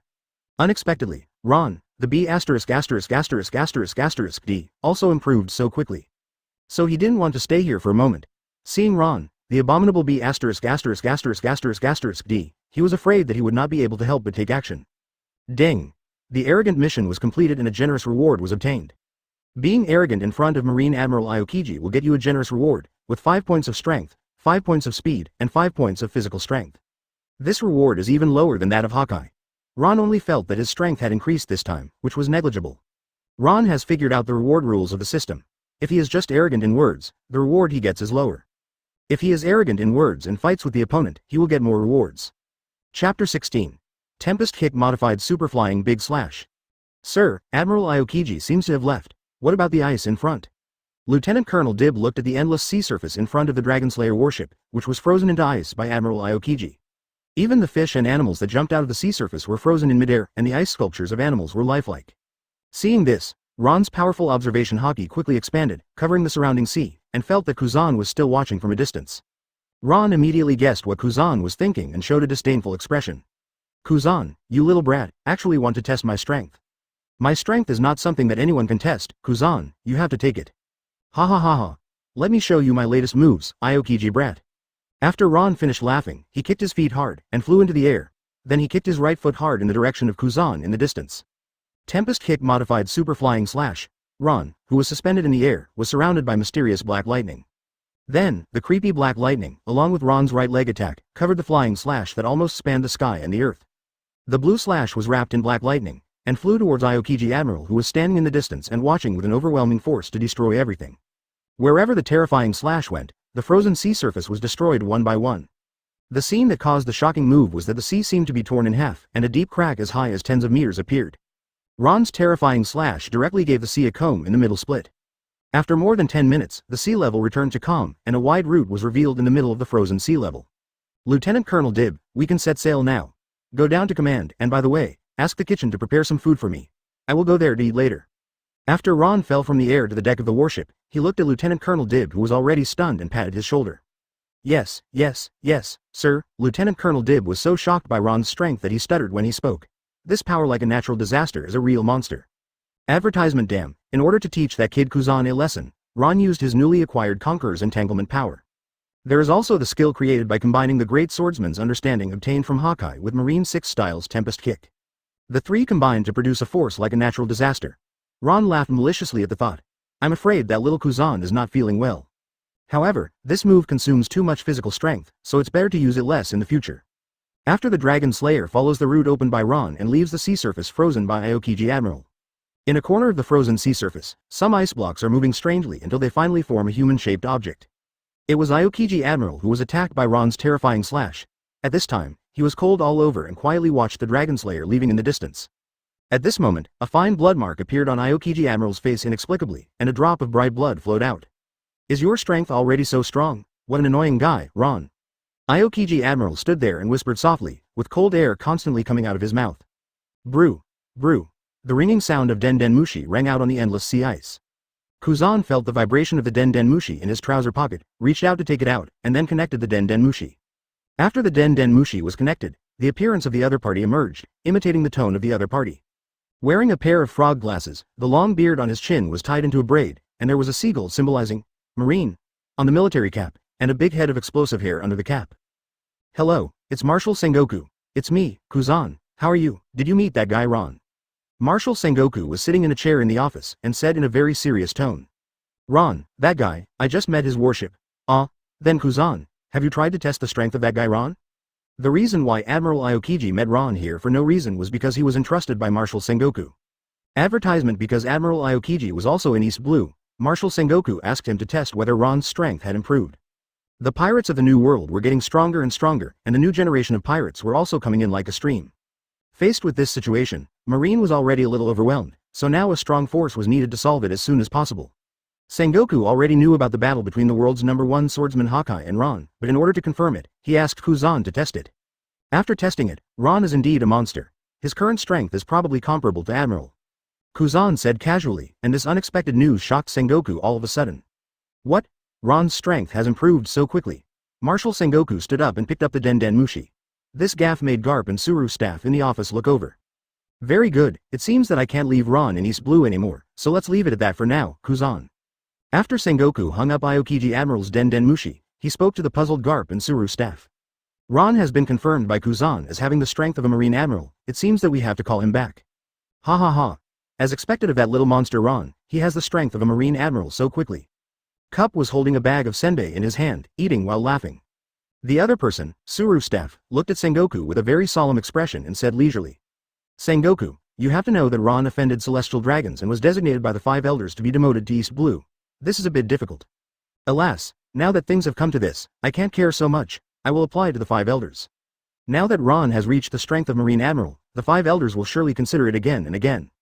On the other side, after Aokiji Admiral put away the Den Den Mushi, he raised his hand to wipe his face, and then unfrozen the sea.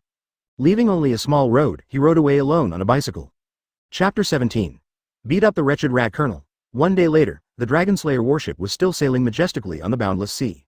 Lieutenant Colonel Dib, check if there is a marine branch in the nearest island town. The food supplies on the warship are consumed too quickly. Ron's strength has increased significantly recently, and coupled with the trial with the little devil Aokiji, Ron's food consumption speed is getting faster and faster. The food supplies originally obtained from the Marine 233 branch are about to be exhausted, and they can only go to the nearby Marine branch to get them. Yes, Commander Ron. 2 hours later, Ron appeared at the coast of a small island with Lieutenant Colonel Dib and others. Commander Ron, this is the town where the 16th Marine branch is stationed, and the branch chief is Colonel Mouse. Wait a minute, what was the name of the colonel here you just said? Ron was about to lift his foot to walk, and suddenly heard a familiar name, and cast a surprised look at Lieutenant Colonel Dib behind him. Lieutenant Colonel Dib, who was stared at by Ron for the first time, quickly answered Ron's question. Captain Ron, the head of the 78th Marine branch here is Colonel Mouse. Do you know him? Colonel Mouse? Ron murmured the name, and a flash of inspiration flashed through his mind, and a wretched and ugly face appeared in Ron's mind. It turned out to be this Marine scumbag, which was really interesting. I didn't expect to meet him here. Although Ron was worse than Colonel Mouse, it didn't affect Ron's dislike for him. There are no people worse than me in the Marine. Ron raised the corners of his mouth, revealing a malicious smile. He will treat him well later. Marine Branch 16. The Marine soldier standing guard at the gate touched his eyes and looked at the nearly 100 people coming outside the gate. All of them were people wearing Marine uniforms, and they were all people he had never seen before. Hey, where are you from, Marine? Why have I seen you Marines before? The Marines who came to the gate of the 16th Marine Branch were Ron and his team. Little devil, get out of my way, don't block the way, Lousy has something to ask your branch chief for help. Advertisement, ha ha ha. Ron picked up the Marine soldier who was blocking the way with one hand, and threw him to the ground like a chicken. Boom. A huge force kicked the Marine gate away and fell on the wide Marine square. After a silence, noisy footsteps came from the 78th Marine branch. Oh no, Colonel Mouse, someone attacked the Marine branch. A group of Marine soldiers rushed out of the door of the branch chief in a panic, and saw Colonel Mouse greedily stroking his treasures. The huge noise of knocking on the door startled Colonel Mouse, and he quickly took out his mobile phone from his arms. What are you guys doing? Who allowed you in? Get out.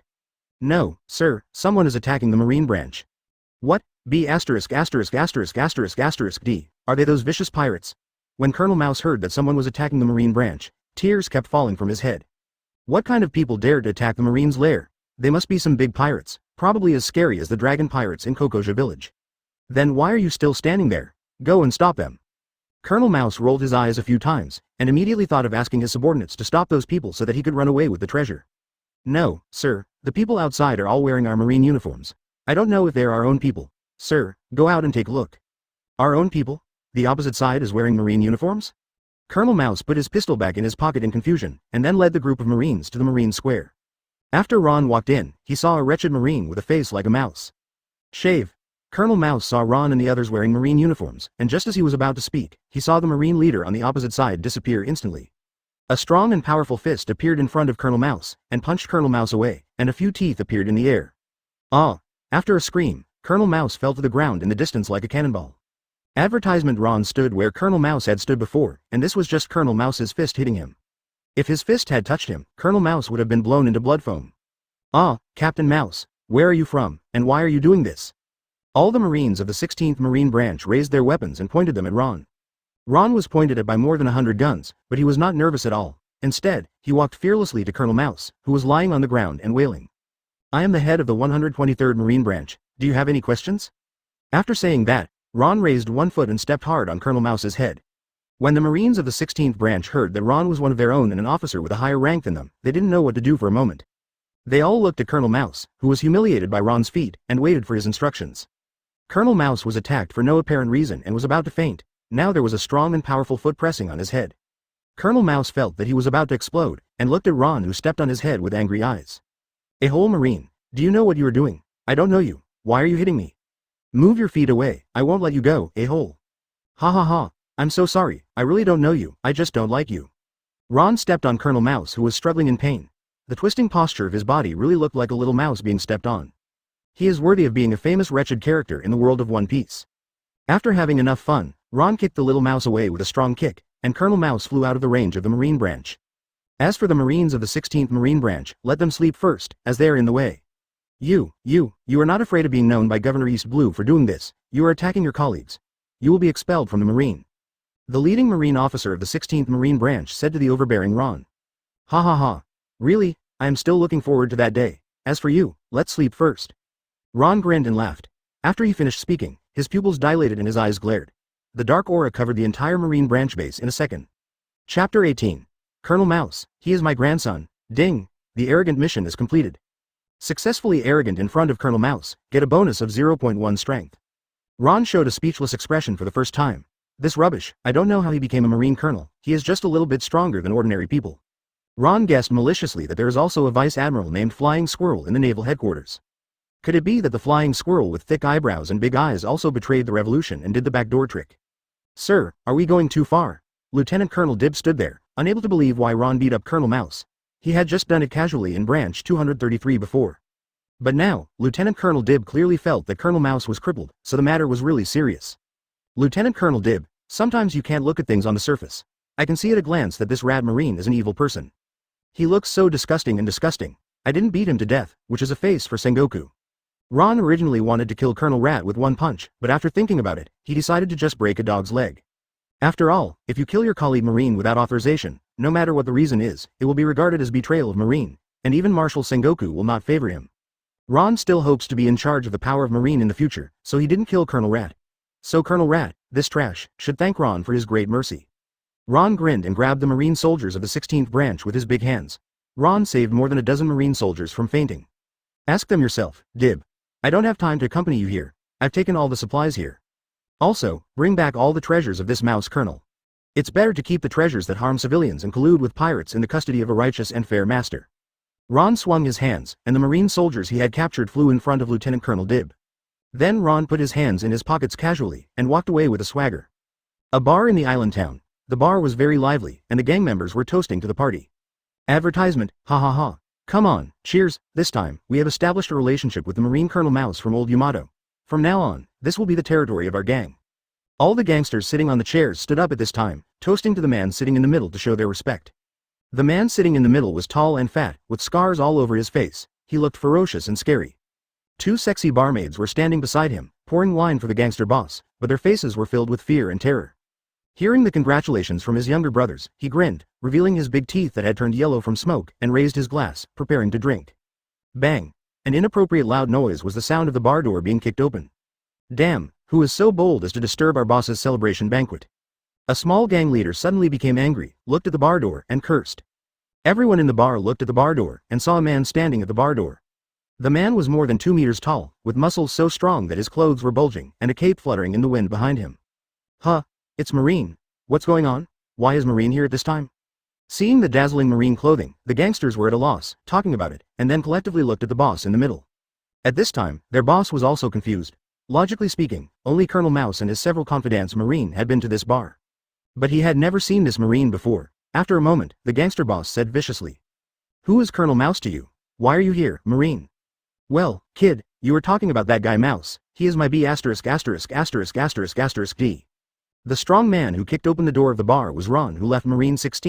*******************************************************************************************************************************************************************************************************************************************************************************************Ron heard the gangster boss's question.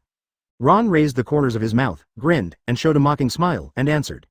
Advertisement. If you, a piece of rubbish, want to see my grandson, Colonel Mouse, I'm really sorry. He may not have time to see you, because I, as your grandfather, just broke his dog legs. Of course, if you rubbish want to see him, that's fine. I can break all your dog legs, so that you can go see my grandson, Colonel Mouse. What do you think? Have you thought about it? I'm a very kind person. I'm happy to fulfill other people's wishes. Ha ha ha. After Ron finished speaking arrogantly, the bar was silent for a while, and even people's heartbeats could be heard. Although the bar was unusually quiet, the faces of all the gangsters were not as calm as water. They gritted their teeth and their eyes were about to spit fire. Crack, bang. The gangster boss overturned the big table in front of him with his strong hands, and the wineglasses, bottles, and tableware were smashed on the ground. A whole Marine, who do you think I am? You dared to come here to provoke Lousy. Come on, Lousy, kill this arrogant Marine. Tisk tisk, you and like scum, you are not worthy of me to do it, so as not to dirty my hands and let me end your dirty life. After Ron finished speaking, Conqueror's Haki appeared out of thin air. At first, it was a pitch-black Haki aura that was enough to cover half of the town. Then, it shrank rapidly, only wrapping the small bar. Ron's Conqueror's Haki materialized like a ball of black smoke. And the gangsters in this terrifying aura instantly became confused. The old gangster Yamato and the small gang leaders were all shattered by the heart of Conqueror's Haki and died suddenly. And the other gangsters were shocked into idiots. Ding. Arrogant mission completed. Get rewards. Being arrogant in front of the gangsters will earn you a total of 0.5 bonus strength. Of course, the bar owner and several beautiful and sexy bar waitresses were fine, but they were just stunned by Ron's terrifying power. Ron ignored the gangsters lying on the ground and walked over.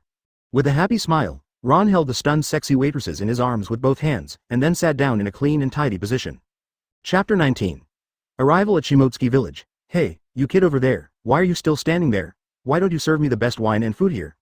After a long time, Ron was served by several beautiful and sexy waitresses, all of whom had red faces. After seeing that they had no resistance, Ron showed an evil smile. For those who came to his door, Ron was not a saint.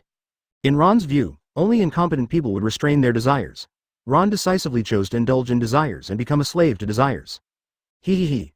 After a few hours, Ron pulled up his pants and smoked the cigar happily, exhaling bursts of smoke that lingered around him.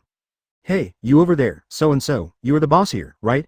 The money of these scum on the ground belongs to me. You take half from here. The remaining half is a tip for the waiters over there. Don't be petty to me, otherwise you will end up like these scum. The bar owner looked at Ron, who was leaking Haki, in a panic, and kept wiping the cold sweat with his hands, and responded stutteringly. Yes, I will definitely follow the instructions of the adults. After hearing what the bar owner said, Ron strode out of the bar. On the Dragon Slayer warship, Dib had already prepared all the supplies, and was waiting for Ron on the warship with all the Marines for a long time. Okay, Lieutenant Colonel Dib, it's time to set sail. A familiar voice appeared on the warship. It was Ron who returned to the warship. Lieutenant Colonel Dib and other Marine soldiers saw Ron coming back and saluted quickly. Captain Ron, I didn't expect that Colonel Mouse would be such a rubbish who insults justice and oppresses civilians. It's really embarrassing for us Marine to let him be the head of the Marine branch. Please allow me, Captain Ron, to report to Governor East Blue as soon as I return to the branch base. Lieutenant Colonel Dib, who knew everything, had an indignant expression on his face, and reported to Ron with hatred and curses. Well, there's no need to talk about these little things anymore, just make your decision. Now the warships will speed up as fast as possible and go to Shimotsuki village as soon as possible. Yes, Commander Ron. Just as Ron and his men left at full speed, Marine 16 branch on the other side. Advertisement Colonel Mouse was wrapped in bandages all over his body, and he was still leaning on crutches. He followed his subordinate Marine to the Marine warehouse with a limp. Looking at the empty Marine warehouse without a single hair left, Colonel Mouse's chest rose and fell rapidly, and the bandages were about to burst. Colonel Mouse's mood at this moment was like a volcano about to erupt, ready to explode. A Marine ran over from a distance. It was Colonel Mouse's confidant. "Captain Mouse, it's bad. It seems that the wooden boxes in your office have also been emptied." After hearing this, Colonel Mouse was so angry that he couldn't even hold his cane. He fell to the ground again and roared angrily. "A whole Marine, you are the head of Branch 123, Ron, right? I will never let you go. I will report everything today to Governor East Blue."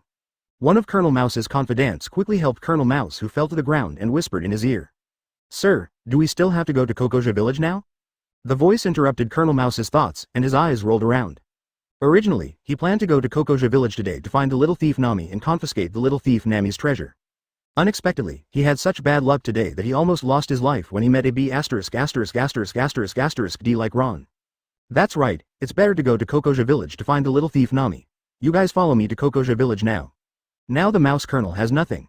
The treasures that he has used to exploit the civilians for many years have been looted by the B********** D Marine Ron. Now, only the treasure of the little thief Nami is left. He has to go there. After he confiscates the treasure of the little thief Nami, he will come back and report the B******** D Marine Ron. One day later, a small island far away from the hustle and bustle, peaceful and tranquil, appeared in front of Ron. "Report to Commander Ron. The island where Shimotsuki village is located is just ahead." Ron was still lying leisurely on the sunshade chair, enjoying the fresh sea breeze. "Shimotsuki village. It's really hard to find, but we're finally here. Koshiro, I hope you won't disappoint me too much. I wasted a lot of precious time looking for you." Advertisement, very good, full speed ahead. A dozen 10-year-old kids were practicing sword fighting on the beach, and there were several adult men watching. Suddenly, a strong wind with a strong sense of oppression blew over the sea. Several men on the beach looked back and found a huge and majestic ship docked at the coast. "Hey, look, why is there such a big ship at the coast?" "No, it seems that there is a Marine logo on the sail. It's a Marine warship." "Strange, there are usually not many people coming to our island. How could there be a Marine suddenly?" Several men looked at each other, and immediately picked up the child in front of them and ran back to the depths of the island, heading to the strongest place here. Ishin Kendo Gym. Ron stood up, and the observation hockey field sensed the person running at the coast in the distance, but there was no intention to stop him. "It's just right. Let you lead the way, so as not to waste my precious time. Lieutenant Colonel Dib, you wait for me here. No one can go to the island without my permission. I have to do some small things." Moonwalk modified air dance. After Ron finished speaking, he soared into the sky and flew to the depths of the island at a very fast speed. The Marines who were left behind were stunned by Ron again. Although they had seen the skills of Chief Ron, they still felt incredible every time. A quiet and vast dojo appeared in the middle of the village on the island. Dozens of children were practicing swordsmanship in the venue. The men who were just on the coast suddenly pushed open the door of the dojo, panting and bending over to sigh. Their appearance attracted the attention of the students who were practicing swordsmanship in the dojo. They all stopped and looked at them in confusion. After one of the men took a breath, he hurriedly spoke anxiously to the man sitting on the wooden chair. "Oh no, Mr. Koshiro, a mysterious Marine warship suddenly appeared at the coast. We felt something was wrong, so we ran back to tell you."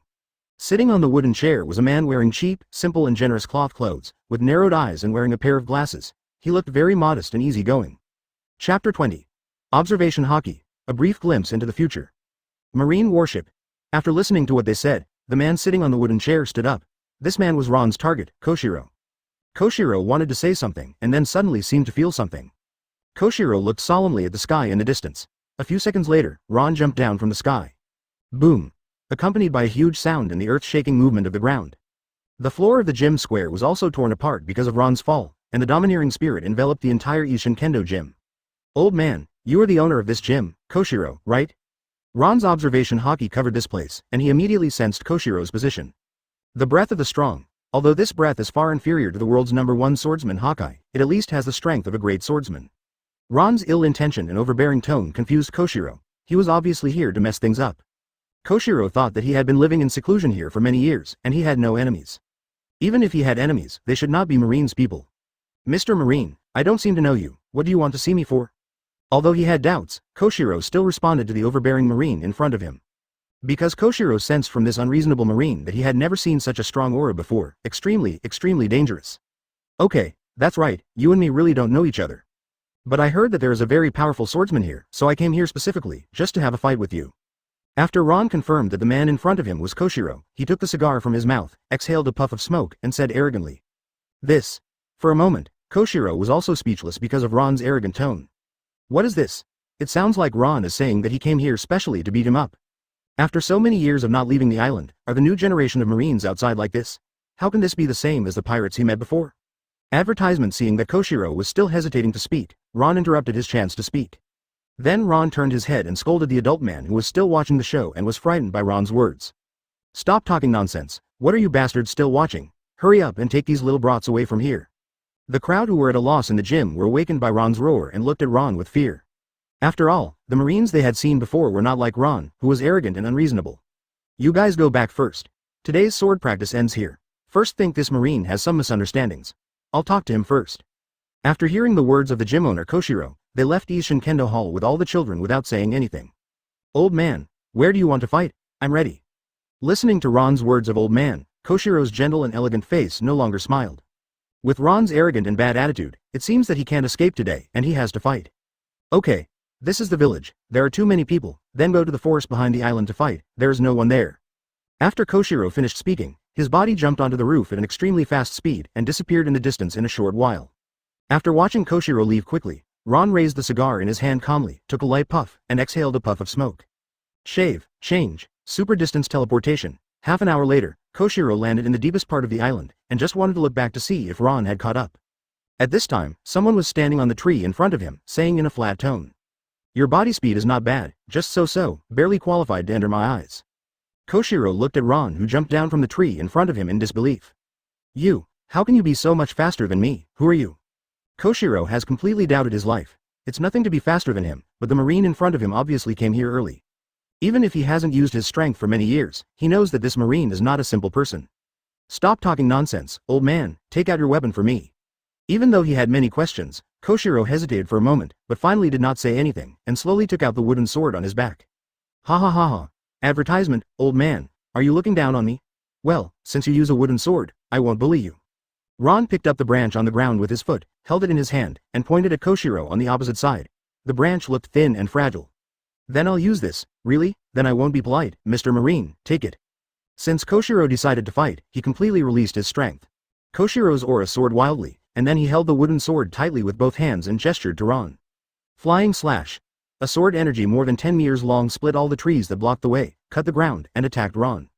Flying great slash, the standard attack of the great swordsman on the sea. Arm. Ron's branch was instantly covered by armament Haki, and Ron rushed towards the flying great slash with a crazy look on his face, holding the branch to block it. The originally fragile branch became extremely hard under the blessing of Ron's armament Haki. Ron was pushed back 100 meters away by the powerful slashing force, and then the slashing force dissipated, but the branch against his chest was intact. Koshiro was shocked to see Ron blocking his slash without any damage. The strength is still a little short, old man, now it's my turn. After Ron, who was standing in front of Koshiro, finished speaking, the whole person disappeared. The person disappeared? When Koshiro was puzzled, he suddenly dodged quickly. Boom. Ron came behind Koshiro all of a sudden, holding the branch and waving it. The ground where Koshiro was standing was instantly cut into a crack several meters wide. Oh, that's interesting. You actually predicted my move. You have a good perception, old man. Ron guessed it right away. The old man's observation Haki should have reached the penultimate level or above, and may even have reached the ultimate level. Chapter 21. Strength Improvement, Penultimate Level Observation Haki.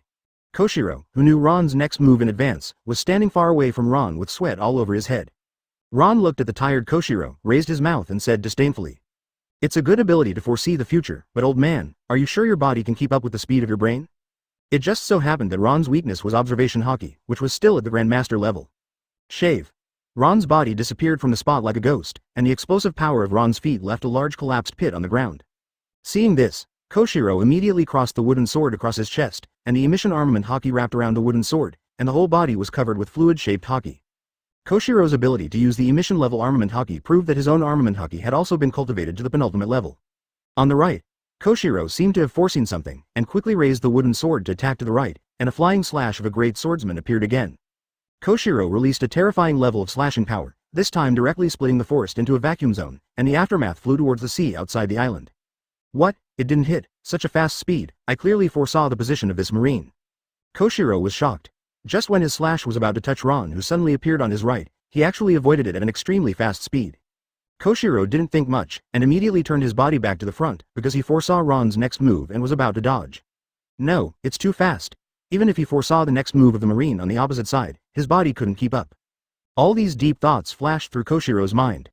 A powerful slash appeared in Koshiro's eyes, destroying everything in front of him unstoppably, and finally attacked Koshiro's body. In an instant, the slashing power exploded, with Koshiro as the center. A powerful shockwave erupted, forming a huge spherical pit. Ron stood on the ground expressionlessly, ignoring the situation of Koshiro, who was hit by him, but was questioning. Why hasn't the system rewarded yet? Isn't lousy arrogant enough? Damn, could the system still be stuck? Impossible. The only situation is that the old guy Koshiro has not been defeated by Ron. Tisk, damn old guy, you are so stubborn even with your old bones, it seems that I have to exercise you for a while. Advertisement. Ron clasped his hands in front of his chest, still taking a shallow puff of the slowly burning cigar in his mouth, squinting his eyes slightly and looking at the dusty place. Ron didn't think of killing Koshiro, the retired old guy, but just used him as a tool to brush rewards. Everything is just for the system's task rewards. Sure enough, after a while, the dust and smoke covering the sky and the sun dissipated, revealing the scene of the explosion area. The plain cloth clothes Koshiro wore were already tattered, and the wooden sword in his hand was also broken in half, but the glasses he wore were not damaged. Koshiro raised his hand and gently wiped the blood from the corner of his mouth, then raised his eyes with his hand and showed a peaceful smile. It's incredible that there is such a strong man as you among the Marines. I have never heard of it. I wonder if you can tell me your real name, Mr. Marine. Although Koshiro is not aware of worldly affairs, he has read the current 3 Marine admirals in the newspapers, and there is no monster like Ron among them. In addition to the old generation of strong men and Marine admirals, there are also Garp, Sengoku, Zephyr, etc. Koshiro is very confident that no one can easily defeat him. Oh, old man, you don't need to look like this. Soon this world will be my era. You will know this later. Now, kneel down and beg for mercy, and I will consider being gentle. Haha. Ron clenched his fists and shouted with an arrogant and domineering attitude. At this time, Koshiro put down the wooden sword in his hand and looked at Ron with a smile. Mr. Marine, I have already lost. According to my inference, your strength has far exceeded mine. So, I will not fight you anymore, and my life is at your disposal. Ding. The arrogant task is completed. Get rewards. Be arrogant in front of Koshiro and get rewards. Observation Haki is realized. Great swordsmanship is realized. Strength is increased by 10 points. After the system reward entered Ron's body, Ron really felt the further improvement of his strength this time. Sure enough, just being arrogant in words is not as high as the system reward for defeating others. The Great Swordsman's Swordsmanship Comprehension this time was directly integrated with the Great Swordsman's Swordsmanship Comprehension obtained from Hawkeye last time. Advertisement. Countless kendo moves emerged in Ron's mind, as if he had been practicing since he was a child, and it was natural.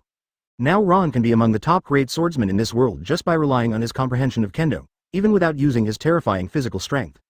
And Ron's observation Haki also jumped to the penultimate level of observation Haki with the reward of the comprehension of the observation color. Ron's strength. Marine Admiral. Skills. Marine 6 styles. Fishman Karate. Observation Haki. Penultimate Armament Haki. Penultimate. Conqueror's Haki. Penultimate Haki levels are divided into Beginner, Master, Grandmaster, Penultimate, Ultimate. Conqueror's Haki penultimate and above can use Conqueror's Entanglement. Only those who can use this move are truly powerful on the sea. Now that the system task has been completed, the old guy Koshiro is of no use. It's time to go. Old man, your life is of no use to me. I've had enough fun today, so I'll show mercy and let you go. After all, I'm a righteous Marine after all, not one of those trash pirates on the sea. How could I do whatever I want? These shameless words came out of Ron's mouth. If people who know Ron well heard them, they would definitely look doubtful about their lives. Sure enough, after Koshiro heard it, he couldn't even hold the smile on his face. Even a person with such a good temper was stunned by Ron's shamelessness. You, a Marine, came all the way to this place where no one shits, just to beat me up. You dare to say such shameless words? Do you dare to say that you are not a person who does whatever he wants? I think you be ********** D Marine is more like a pirate than a pirate. After Ron finished speaking, he didn't even look at Koshiro, and kicked his feet, soaring into the sky, shaking the ground and leaving a deep pit. Chapter 22. The future of the Revolutionary Army is a bit bleak. After seeing the B********* D Marine disappear in the distant horizon, Koshiro's usual smile was gone, his dark face became extremely sad, and the wrinkles on his forehead were more than before. Koshiro's old and thin body stood in place, his hands supporting the hilt of the wooden sword stuck in the ground, and the thick glasses were also covered with dust. He whispered in a worried tone, "If the new generation of Marine is like this, it's really a headache." After Koshiro finished speaking, he walked steadily to the big tree next to him, picked up the cloth on it, and then put it on his shoulders. Tick, tick. A drop of rain fell on Koshiro's arm as he walked on the road, and Koshiro looked up. The sky was already overcast, lightning and thunder, gusts of wind blew, and the next moment, a figure appeared in front of Koshiro. Then, everything disappeared in an instant like the end of the world. The figure in front of him gradually became clearer as the weather changed.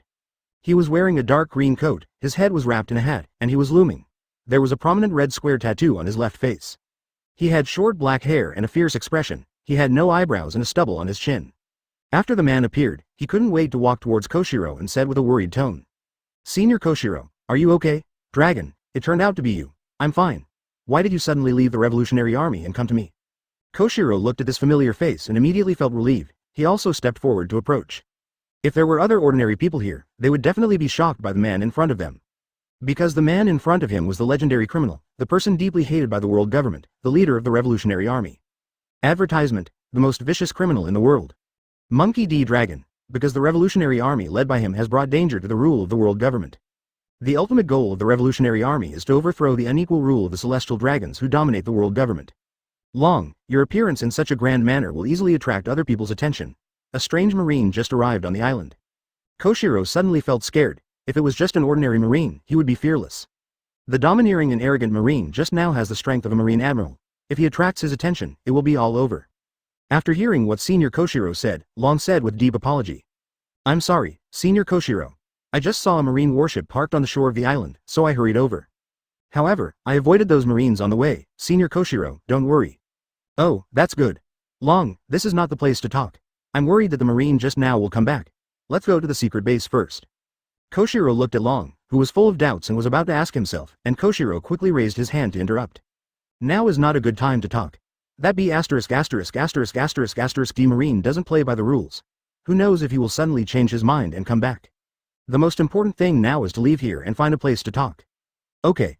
Long looked at Senior Koshiro, who looked like he was facing a great enemy, with a serious look on his face. He was also very shocked and had to stop thinking about talking. In a building buried deep underground, Koshiro and Long sat cross-legged on the ground facing each other. "Senior, what happened? There is a strong man in the Marine of East Blue who can hurt you." Advertisement Long, who had just sat cross-legged, was impatient to express his doubts. He had not lost his composure like today for many years. Logically speaking, Senior Koshiro is a great swordsman on the sea, and his proficiency in observation Haki is extremely rich. His own strength is infinitely close to Marine Admiral. So except for Marine Admiral, it is impossible for anyone else in the Marine to hurt Senior Koshiro. Oh, of course, his unreliable father Garp must be excluded first. As for the Marine Admiral, according to the intelligence he has received from the Revolutionary Army, only Aokiji Admiral has come to East Blue. Could it be him? Otherwise, how could there be such a person in this mere East Blue who could hurt Senior Koshiro? I am not sure either. A strange young Marine suddenly wants to attack me, but the strength of this Marine is really surprising. I have no power to fight back against him. According to my observation, this young Marine seems to be very strong in Kendo. After hearing what Senior Koshiro meant, Long also felt the seriousness of the matter and asked hurriedly, "Senior Koshiro means that the Marine easily defeated you before he used all his strength? Is there such a strong person among Marines?" "Yes, to be precise, it is not easy to defeat me, but it is easy to take my life." Koshiro said the most terrifying content in the most calm tone. Long looked into Koshiro's eyes with an incredible look, showing how uneasy he was at the moment. Since Long has been traveling around with the Revolutionary Army, he has also seen strong people from all over the world, which has also allowed him to strengthen his inner world. He can remain calm in the face of all kinds of incredible things, but today's incident made him feel a little out of control. "Long, the strength of that young Marine, I estimate that it is the same as Marine Admiral. You'd better investigate the situation of this young Marine when you go back. With such strength among Marines, it is estimated that he will not be too mysterious." Seeing Long's loss of control, Koshiro hurriedly put forward his own ideas. "Long, don't be careless. This young Marine is not someone who gets along with people. People in the Revolutionary Army should be careful when they meet him." "Oh, I know what Senior Koshiro means. I will send someone to investigate it when I go back." Since he knows that there are strong people among Marines who can be compared with Marine Admiral, Long also understands what he should do. What Long didn't expect was that the strength of the new generation of Marines was so strong, which inevitably made him feel that the future of the Revolutionary Army was a little bleak. However, Long's negative mood was fleeting. As the leader of the Revolutionary Army, he would persist no matter what difficulties he encountered. Celestial dragons are the most evil existence in the world, and the world government and its subordinate naval headquarters are the targets that their Revolutionary Army will defeat in the future. For this reason, Long is willing to sacrifice everything he has, and lead the Revolutionary Army to liberate ordinary people ruled by the world government, and completely eliminate the world's noble celestial dragons. Chapter 23. I am the future Marshal of Marine. Long, I can't help you with the Revolutionary Army. Koshiro had retired long ago, and there was no place for him on the ship of the new era. He was now just an old man who enjoyed his old age and taught swordsmanship. Long came to his senses and took over the words of Senior Koshiro. "I understand, Senior Koshiro, I brought a few children this time, and I ask you to teach them swordsmanship."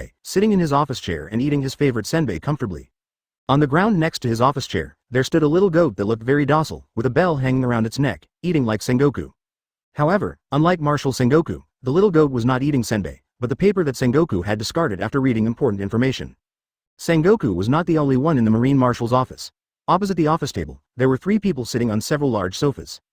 Advertisement: one of the men had short black hair, a circle of stubble on his face, and a thin and tall figure. The most noticeable thing was that his dress was particularly eye-catching, with a thick marine justice cloak on his body and a yellow and white striped suit inside. There was only one person in the entire Marine who had this kind of wretched uncle dress that made people want to beat him up. The highest combat power of Naval Headquarters, Admiral Kizaru, one of the 3 Marine admirals. Sparkling fruit ability user. Admiral Kizaru was also slumped on the sofa at the moment, idly tasting the tea on the table. The other 2 were Marshal Sengoku's old comrades, Marine Vice Admiral Garp, and Marine Vice Admiral and Chief of Staff Suru. Garp sat upright on another sofa.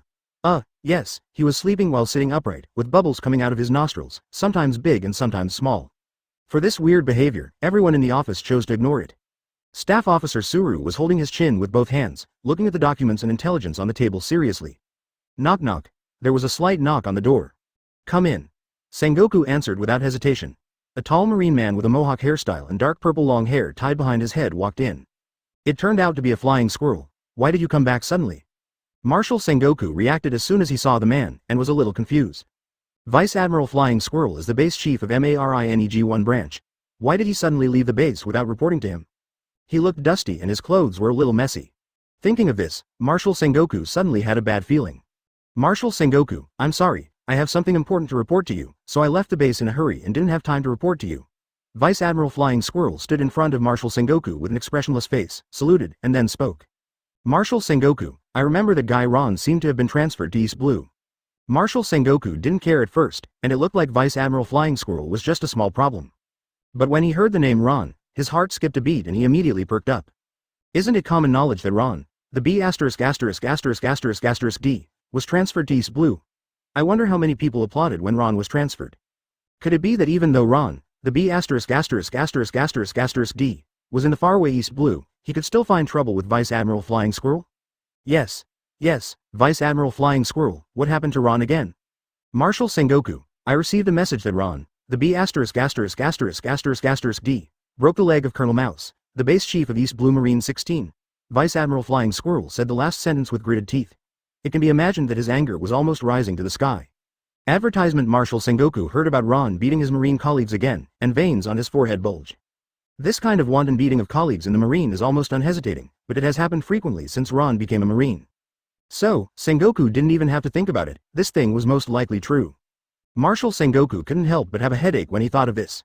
Ron usually beat up Marines with some restraint. Why did he suddenly do such a serious thing to Colonel Mouse, the head of the East Blue Marine 16th branch? He would be expelled from the Marine for this. What's more, Marshal Sengoku also knew Colonel Mouse's background and was related to Vice Admiral Flying Squirrel. No wonder Vice Admiral Flying Squirrel rushed back to the Naval Headquarters in such a hurry. Flying Squirrel, wait a minute, there must be a misunderstanding, let me ask Ron first.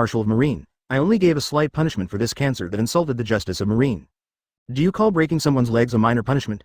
Besides, where do you get the confidence to say that you are the future Marine Marshal? 1,000 alpacas flashed through Sengoku's heart. Sengoku thought, he is still in office, can you stop talking about taking his place all the time? Of course, Sengoku and the others ignored Ron's arrogant words, and Sengoku only noticed the key points. Sengoku. Huh? Wait, Ron, are you talking about what Colonel Mouse did? Is there a reason? Did Colonel Mouse do something that violated the Marine regulations? Marshal Sengoku finally felt a little comforted in his heart. Fortunately, Ron, That B asterisk asterisk asterisk asterisk asterisk D did not mess around. Otherwise, Marshal Sengoku really didn't know what to do. If Ron was expelled from the Marine, there would be another pirate on the sea who was as big as the 4 emperors. With Ron's B asterisk asterisk asterisk asterisk asterisk D character, they, as Marines, would have a headache. Forget it, old Sengoku, I don't have time to waste with you. You can just send someone to East Blue to check what that idiot did, and then you will know everything. Ron was a little impatient, it was just a small matter, and he needed to explain it in person. Sengoku. Ron, you. Sengoku also sighed helplessly and didn't say anything else. He knew Ron's character. Flying Squirrel Vice Admiral. Marshal Sengoku, I also want to go to East Blue in person. Advertisement. Marshal Sengoku frowned when he heard the request of Vice Admiral Flying Squirrel, then thought about it and nodded slowly. Vice Admiral Flying Squirrel, I will send a few people to go with you. We can leave today. You can go and prepare first. Marshal Sengoku also made a quick decision and gave the order. Vice Admiral Flying Squirrel was the base commander stationed at the Marineg-1 branch, and it was not good to leave for too long. Yes. The Flying Squirrel Vice Admiral also turned around and left without hesitation. He must understand clearly this time.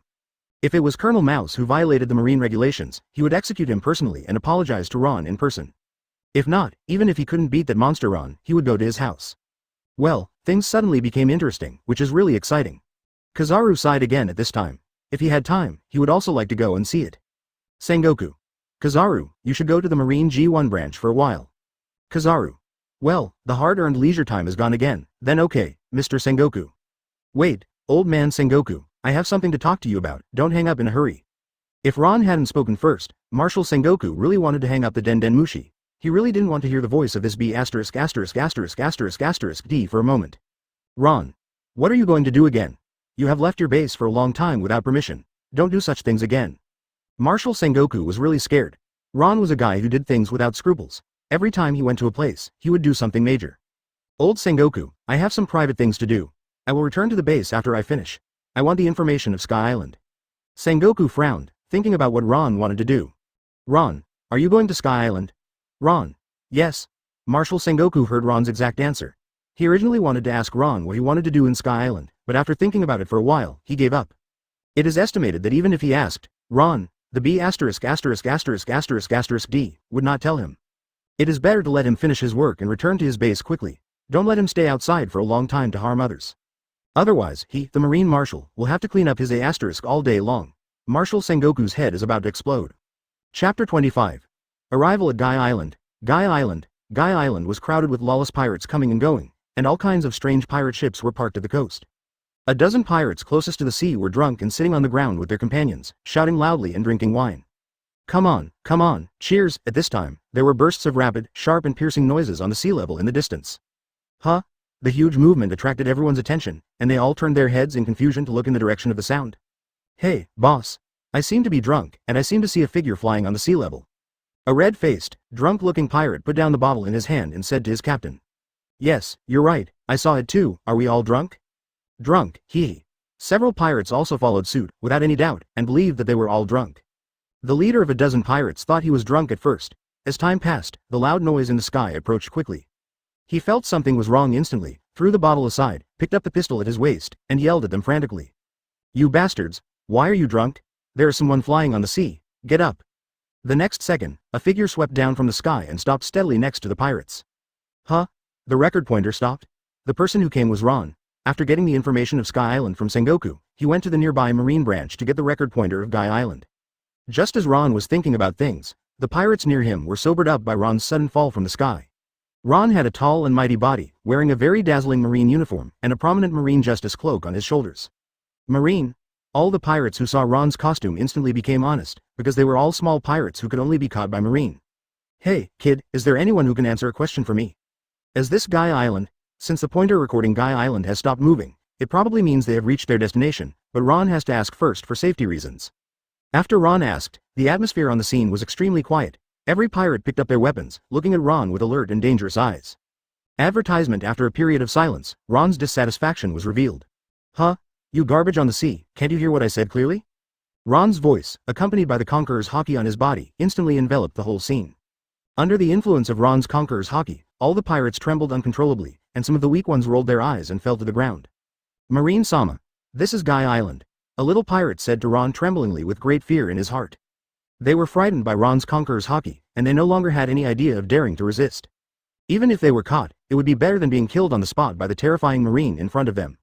After getting the confirmation, Ron ignored these small pirates and disappeared at the coast at a very fast speed. In order to speed up to Guy Island, Ron used moonwalk dancing in the air along the way and flew on the sea level for several days. With his current strength, he also clearly felt that his physical strength was being consumed at a very fast rate. Since he arrived at Guy Island, Ron was not in a hurry to go to Sky Island first. He had to go to the island town to replenish food and restore his physical strength first.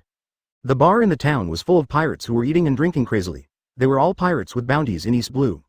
At this time, the door of the bar was kicked open, and the door knocked a group of pirates away with a huge momentum, and the tableware in the bar flew to pieces. Which B*********** D did this? Damn, you're looking for death. Which B********* D is attacking me? Damn it. The pirates who were knocked away shook off the things on their bodies, stood up and cursed at the door with extreme anger. Ron walked in from the door with a lazy step, cigar in his mouth, and his righteous cloak fluttered in the wind. Anyway, the whole island is a gathering place for pirates, so Ron doesn't need to be polite to these garbage on the sea, and he acts recklessly. Marine? Damn, it turned out to be the damn Marine, dared to attack me, never forgive, go to hell. A burly man, holding a big knife in his hand, swung it hard at Ron. Look, the great pirate Angeli the Slayer has taken action. That Marine must have died miserably, hee hee hee. Ha ha ha ha, there's going to be a good show, ha ha ha. Advertisement. Seeing Ron appear, the pirates in the bar were not afraid, but were collectively excited. All the pirates present were wanted by Marine, and they were all famous in East Blue. There was no fear of Marine. Ron looked at the attack of the pirate in front of him, and slowly raised a finger and placed it on the blade that attacked his body. He didn't even use armament Haki, which was completely unnecessary to deal with such an ant-like attack. Even if Ron stood still and was hacked by the opponent for 100 years, his skin would not fall off. The next moment, the big knife was like an egg hitting a stone, and it broke into pieces in an instant. The pirate's wrist was broken by the huge force of the recoil, and then his legs were so painful that he couldn't stand steadily and fell to the ground wailing. Ah, my hand. Before he could finish his words, he was kicked away by Ron, smashing the obstacles on the road, and then he stopped responding. Shut up. If you don't want to die, all of you sea rubbish, get out of here. With Ron's performance of killing the pirate who was looking for trouble, most of the pirates in the bar were very sensible and ran away. As for the remaining young men and some arrogant pirates, Ron had no intention of holding back. After the whole body Conqueror's Haki was opened, the remaining pirates fell down strangely before they could do anything. Their eyes rolled back and they foamed at the mouth. Ron deliberately increased the strength of Conqueror's Haki, and the pirates who fell to the ground were either dead or idiots. The only people left standing were the bar waiters and the bar owner.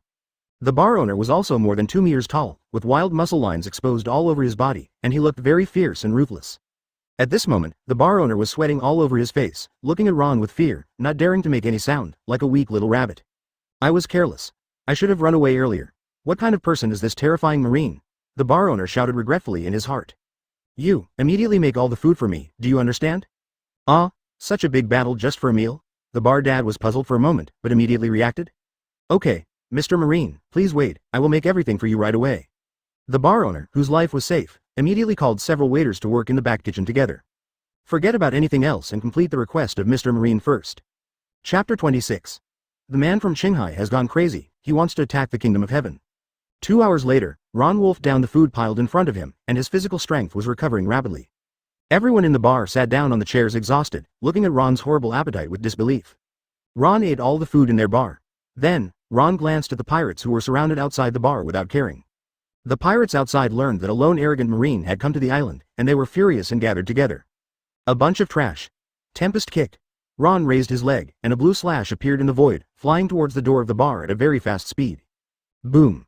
The slash exploded, and the pirates who were blocking the outside were immediately blown up by the shockwave, seriously injured, and dead bodies were everywhere. The entire door of the bar was cut, revealing a huge hole. Run, this Marine is too strong. It is unknown which pirate shouted first, and then all the pirates reacted, and fled madly as if they hated their parents for not having long legs. Hey, kid, these bodies with bounties are the money I paid for. Ron stood up, pointed at the bodies of the pirates he had killed, and then said to the timid bar owner. After Ron walked out of the bar, he used moonwalk to fly into the sky. Saved.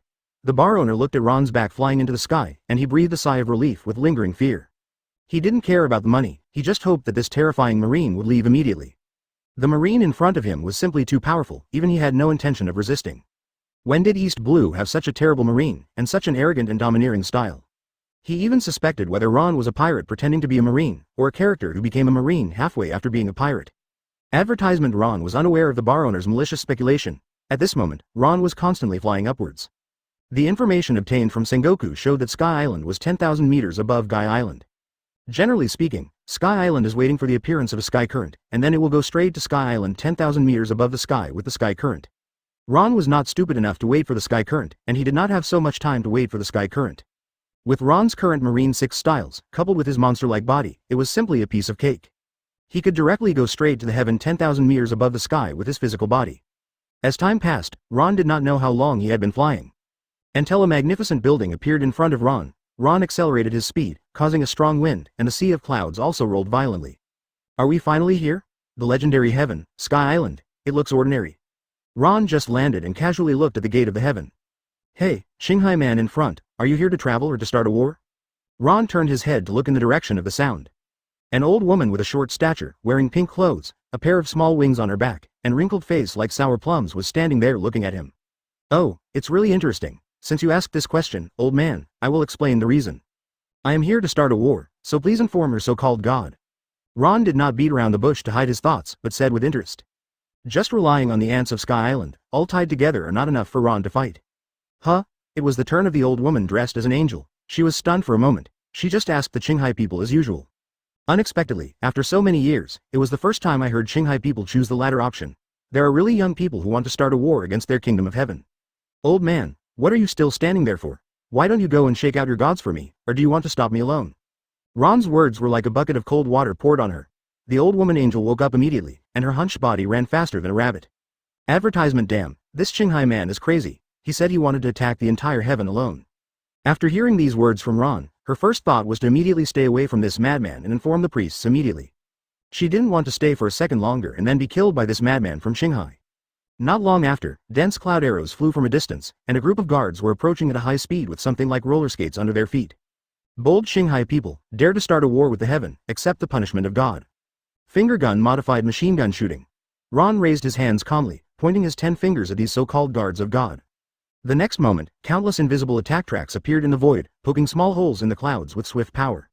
As for the attacking God's guards, they were all hit by Ron's finger gun, with dense blood holes on their bodies, screaming and falling into the sea of clouds. The God's guards leader who was hiding behind and leading the group opened his eyes wide when he saw that the attacking God's guards were defeated. The remaining God's guards looked at the leader with lingering fear. What kind of power did this Qinghai man use? What a weird attack method. Don't panic, everyone. The 4 God tier officers are on their way. Even if this Qinghai man has these weird attacks, he can't escape God's punishment.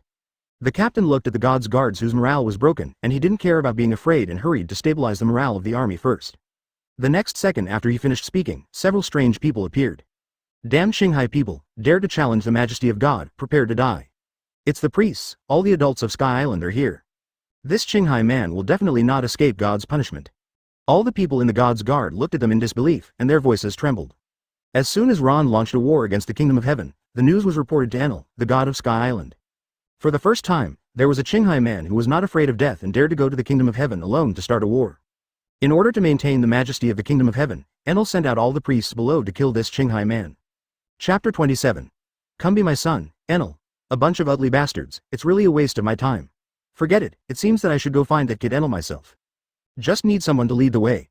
The priests who came were furious when they heard Ron's arrogant and domineering appearance, staring at Ron with their eyes. One of the priests immediately rode a big ugly monster with wings and pointed a parasol-like weapon at Ron. Damn Qinghai people, dared to humiliate the messenger of God, die. Rebay. The priest's weapon was ignited in the air and stabbed at Ron fiercely. Bang. The tip of the priest's weapon was inserted into Ron's chest fiercely, and Ron still did not avoid it at all. Then Ron looked at everything with contempt on his face, such a weak attack, and mocked in his mouth. Hey, is this what you call God's punishment? It's not painful. Who do you want to kill? Damn it. Although the priest was puzzled as to why his fire attack had no effect on the Qinghai man in front of him, he was immediately angered by Ron's mocking words. He immediately moved away from Ron, then stepped on the mount under him and shouted. Flame shell. The mount the priest was riding immediately opened its huge mouth, and a hot column of fire sprayed out of its mouth. Ron didn't take the sky-high flames seriously at all, and immediately leapt, and rushed over with his whole body against the blazing flames. Under the fearful eyes of the strange bird, Ron clenched his fist and pulled it upwards towards his mouth. The priest riding on the strange bird lost his balance and fell from it, and then his body hit the mouth of the strange bird that was still spewing flames. The blazing high-temperature flames made the unlucky priest scream a few times and instantly turned into ashes. The other priests looked at the Qinghai man in shock. Something was wrong, as if he was too strong. Next, it's your turn, you rubbish. Advertisement. Ron flashed next to them, and his clenched fists created waves. A few seconds later, there was a loud bang, and the nearby sea of clouds was dazzled by the powerful shockwave. After the sea of clouds dispersed, the priests fell down in pieces, their eyes rolled back, and they were seriously injured and fell to the ground motionless. The entire gate of the kingdom of heaven was shattered by Ron's punch, and countless buildings sank into the sea of clouds. Tisk. These rubbish are so rubbish that they can't even catch a punch from me. Ron looked at the unconscious priests on the ground with a speechless face. Now he had to waste time looking for Enel, the brat. Ding. The arrogant mission was completed and rewards were obtained. Being arrogant in front of the Sky Island priests will increase your strength by 10 points. As expected, the reward for defeating these small fish is not worth much to Ron now, but it is better than nothing. Huh. Someone is coming. Ron was just sighing about how to find Enel, the little thunder devil, when the penultimate level observation Haki suddenly sensed a breath above. Yeah, ha ha ha, the game has become interesting. Today is such an interesting day, arrogant and rude Qinghai people. A bright flash of lightning flashed by, and then condensed into a human figure. It was a man wearing a white turban, naked from the upper body, with several small thunder drums on his back. Holding a golden stick in his hand, wearing bloomers on the lower body, and barefoot. The man who came was the so-called god of Sky Island, the ruler of Sky Island at an altitude of 10,000 meters, Enel. Demon fruit power is the ability of taking thunder fruit. Enel was sitting cross-legged on a ball made of clouds and mist, yawning lazily. People who didn't know would probably think he was a casual and peaceful person, but if it was someone on Sky Island, they all knew that he was a cold-blooded person. Using fingers to launch strange attacks and seemingly extremely powerful flesh. Easily defeated my priest. I haven't met such a strong Qinghai person for a long time. Enel knew everything that happened here early on. He saw Ron's strange attacks and extremely powerful physical skills. Enel couldn't help but pay a little attention to Ron, but only a little bit. Advertisement ever since he got the devil fruit, and the most powerful devil fruit among them, the Logia fruit. Thunder fruit. Since then, Enel has never been afraid of anyone, and he hasn't felt pain for a long time.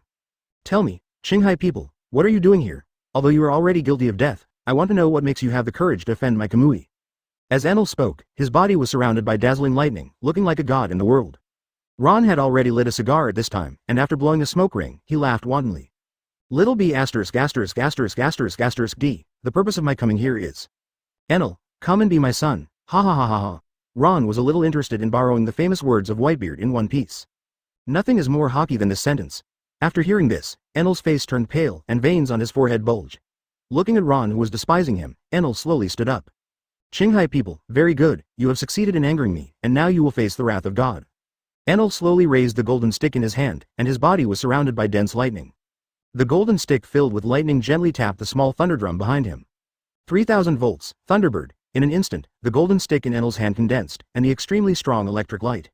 An attack made of lightning in the shape of a phoenix flew rapidly towards Ron who was leisurely smoking a cigar. Ron stood still, and the fierce Thunderbird wrapped around Ron's body, releasing strong lightning. The place where Ron stood was electrified into a dark black scorched earth. After a few breaths, until the Thunderbird completely disappeared, Ron looked safe and sound. Chapter 28. See the true power of the world, huh? Enel stared at Ron's body in amazement, without any marks on his body. In the past, no one could withstand such high lightning energy. The Qinghai in front of him could easily withstand his lightning, and it seemed that it had no effect on him at all. However, Enel regained his composure after a little adjustment. The reason why this Qinghai man could withstand his lightning should be because of his monster-like body. Enel put down the golden stick in his hand and said leisurely. Qinghai man, you are the first person who can accept my lightning attack safely. You are very powerful. You defeated the guardian of the trial of God that I set up personally. You were originally qualified to go to the infinite continent with me. But what a pity, you have completely angered me just now. Next, let you face the wrath of God. 60 million volts. Thunder Dragon. Enelo picked up the golden mixed man again and quickly hid 2 thunder drums behind him. The next moment, a strong and dazzling lightning flash emerged, and a giant dragon made of lightning appeared and quickly attacked Ron. The thunder dragon broke through the clouds with a terrifying offensive, as if it wanted to completely destroy Ron standing in front of it. Advertisement: the muscles on Ron's legs exploded instantly, and his body jumped up suddenly, raised his right leg, and kicked the aggressive thunder dragon. The huge thunder dragon kicked by Ron instantly broke into pieces and disappeared. The god of Sky Island? Is this the punishment of God? That's really weak. Ron's body stayed in the air, looking down at Enel who was surpassed by him, and said in a condescending manner. Enel no longer looked at Ron with contempt at this time, and looked at the Qinghai man with a serious look. Now even if he was arrogant and looked down on others, he understood that this Qinghai man was unexpectedly powerful. Hey, you've attacked me twice, kid, now it's my turn. Enel laughed wildly after hearing this and said shamelessly. Yeah, ha ha ha ha, you're only using brute force, are you sure you can hit me? Stupid and rude Qinghai people, I am the incarnation of thunder and lightning, can you hit thunder and lightning? Ron grinned maliciously and said leisurely. Oh, really? In that case, it seems that it's time to give you the shock of the real power of this world, you little thunder and lightning kid who sits in the well and sees the world. Ron clenched his right fist, armament Haki covered his whole body, and then swung his arm, pretending to attack. With a loud bang, Ron's body suddenly flew quickly and headed straight for Enel. Enel emitted small lightning around him, forming a magical magnetic field, Heartnet. Through the magnetic field and the ability of thunder and lightning, Enel can avoid and predict the opponent's next move. Damn, it's too fast, I can't see clearly. Enel stared at Ron's speed that was invisible to the naked eye, and his brain was confused. When Enel reacted, a huge fist came into view and gradually enlarged. Enel used his face to receive Ron's strong punch. With a painful scream, Enel spat out several teeth from his mouth along with bright red blood. Then, his body fell to the ground at a very fast speed like a meteorite, smashing one stone after another, and finally hitting the wall. Enel was punched by Ron, and the pain made him doubt his life. As a Logia user, he had not experienced the feeling of pain for a long time. Damn Shanghai people, how could you hit my body? Are you also a demon fruit power? Enel, a short-sighted guy, thought that Ron was also some strange demon fruit power. Otherwise, according to his cognition, it is absolutely impossible for the flesh to hit him who can turn into lightning. After Enel finished speaking, the body embedded in the wall was struck by lightning and thunder, and the body began to gradually grow bigger and bigger. Enel completely released the lightning power of his whole body and was completely out of control. 200 million volts, Thor. After a few breaths, Enel turned into a giant in the form of Thor with lightning all over his body, surrounded by heart-pounding lightning. The lightning giant was like a real god descending from heaven, overlooking the world. The lightning giant raised his huge palm and waved at Ron. A dazzling lightning column, with the power to destroy everything, instantly engulfed Ron's body. Advertisement: the terrifying lightning energy directly annihilated the sea of clouds where Ron was standing, forming a vacuum zone. The huge lightning column was getting stronger with the continuous output of the lightning giant. After a few minutes, until the lightning giant slowly stopped outputting lightning. When the dust and smoke faded, a huge pit appeared. When Enel looked at it, he seemed to see a ghost and shouted in horror. Impossible. What kind of monster are you? The B*************** D Qinghai man. Because Enel's Qinghai man Ron was still so safe and sound, as if he didn't care about his attack at all. Enel was thinking a lot for a while. Could it be that this B*********** D Qinghai man also ate some magical devil fruit and was immune to his lightning? I have to say, your attack just now really worked on me.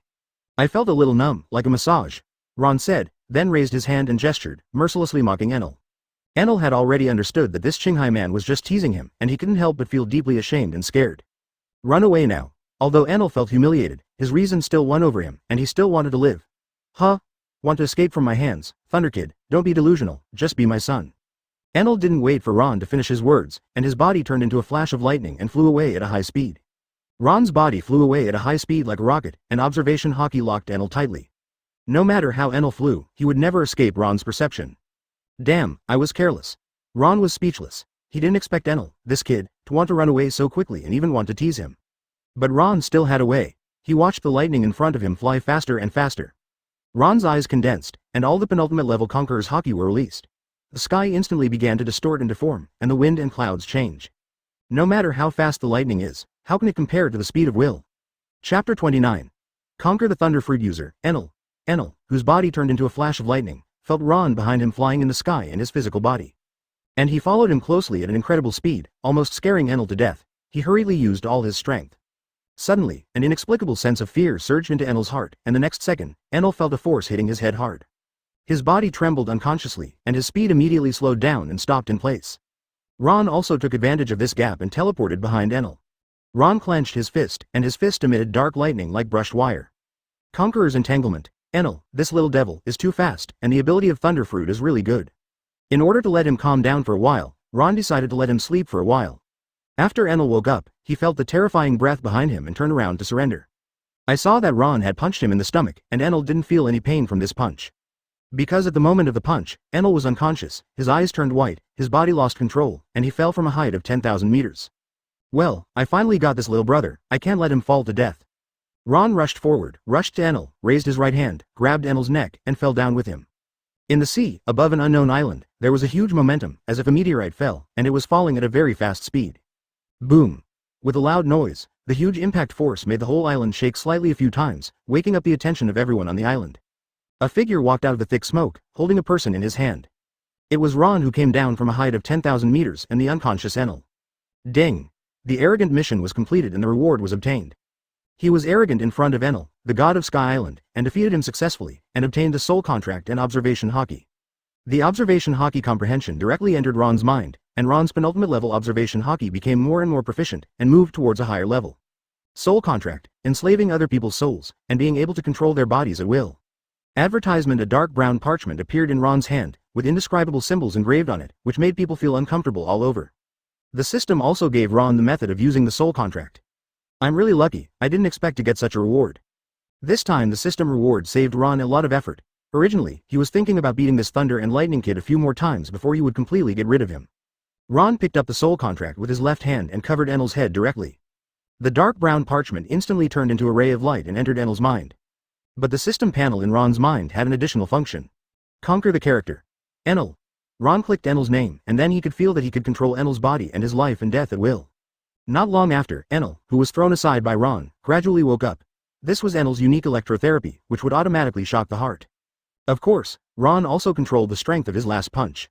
After all, Enel would be his subordinate in the future, and it would not be good for Ron if he was injured or disabled. Enel slowly opened his eyes, and at first glance he saw Ron sitting cross-legged not far in front of him, and he instantly perked up. He didn't have time to think about it, and was about to use the Thunder Fruit ability, but suddenly found that his body didn't move at all. Enel supported his body and stood up, looking at Ron with fear. What did you do to me? Why did I lose control of my ability? What kind of monster are you? Ron's various incredible abilities, Enel already had a deep fear of Ron. Not to mention that his proud Thunder Fruit ability was now invalid. What did you say I did? Don't worry, I'll let you feel it now. Ron's mind moved, and Enel, who was standing far away, suddenly felt an indescribable pain, a pain like a soul-tearing pain. Ah, stop, I give up. Enel rolled back and forth on the ground, begging Ron for mercy. Little Thunder Kid, from now on you just follow me and call me boss. Advertisement, yes, boss. As soon as the intense pain stopped, Enel quickly took over the words and admitted defeat very sensibly. Let's go, Enel. When Ron was chasing Enel in the sky, he flew over an unknown distance. Yes, boss. Enel felt that the Thunder Fruit ability on his body had recovered, and he came to Ron's side with a teleport. Moonwalk dance in the sky consumes too much physical strength, and Ron obviously felt that his physical strength was about half consumed. Just when he wanted to take Enel to find a place with food to replenish his physical strength, he would take a rest and leave. Boss, someone is coming. Ron nodded, and he also sensed that several people were approaching quickly in the depths of the woods. A total of 5 or 6 people appeared in front of them, an elderly woman and several fully armed men. There was also a young woman hiding behind, with royal blue hair and 2 large tufts of hair inlaid with a few pink beads. They were looking at Ron and the others with vigilance, as if they were afraid that they would make any moves. The elderly woman stood up and looked at Ron's marine clothes and asked with some confusion. Excuse me, are you a marine from outside the island? Why have I never seen you? Yes, old lady, I wonder what island this is and whether there is a place to provide food. Ron smiled in a self-righteous manner and said in a calm tone. This old woman and the young woman suddenly made Ron feel a little familiar. Are you really a marine from an outside island? That's great, I'll take you back to the village, where there is plenty of food. The elderly woman confirmed Ron's identity and was overjoyed. It was obvious that she had encountered some difficulties.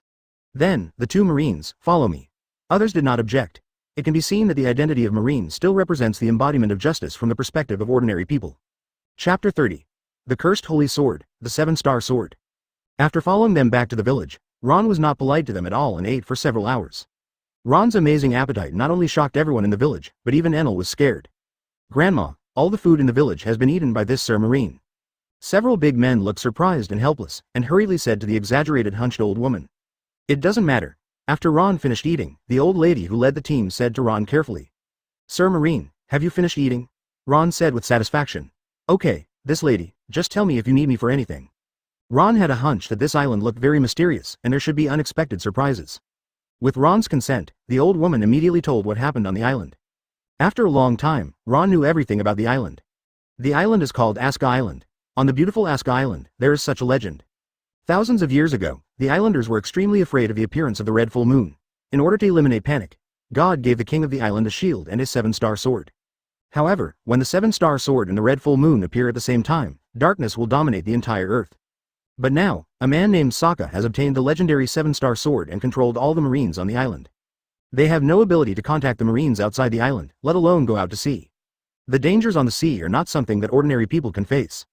A long-forgotten memory came to his mind, and Ron immediately thought of what the plot was. The Cursed Holy Sword. It turned out to be this plot, which is really a good surprise. Ron received a reward from the system, and has already gained the swordsmanship of Hawkeye and Koshiro, 2 great swordsmen, and has long possessed the swordsmanship of the great swordsman.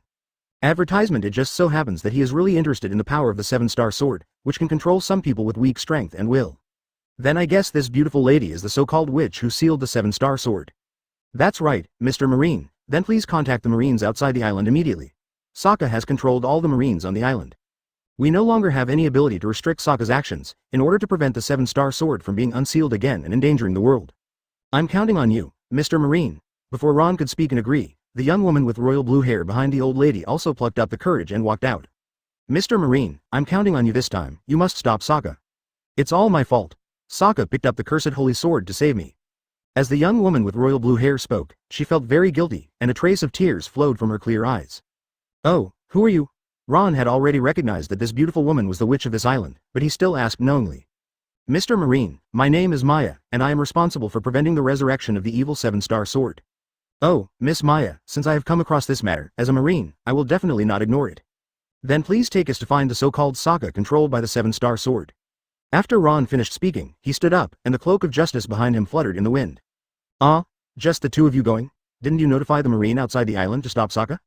The kind-hearted Miss Maya, upon hearing that Ron and the others were going to find Sokka controlled by the 7-star sword alone, immediately stopped in front of Ron and said anxiously. Sokka has completely controlled the Marines of this island. It is too dangerous for the two of you to go. Ron looked at Maya, who was full of worry, and smiled. Don't worry, Miss Maya, our strength is very strong among the Marines. The people in the village, including Maya, heard Ron's confident words, and their faces showed an attitude of, I don't believe it. Ron didn't want to explain anymore and smiled wickedly. Advertisement. Ron teleported to Maya's side, and held Maya, who had a proud figure in front of him, horizontally with both hands. Ron enjoyed smelling the girl's faint fragrance, which was mixed with a hint of milk. If you are worried, Miss Maya can go with us. After Ron finished speaking, he jumped directly into the sky, leaving the villagers stunned on the ground. Grandma, this Mr. Marine took Miss Maya away. What should we do? Grandma also reacted, and her hunched body instantly stood up, shouting wildly. Let's catch up. Maya is the witch who sealed the 7-star sword, and nothing must happen to her. As for Enel, the guy who no one noticed, his body turned into a dazzling lightning and followed Ron. Yeah. Maya, who was picked up by Ron at lightning speed, felt Ron's extremely hard chest and couldn't help but make a sound.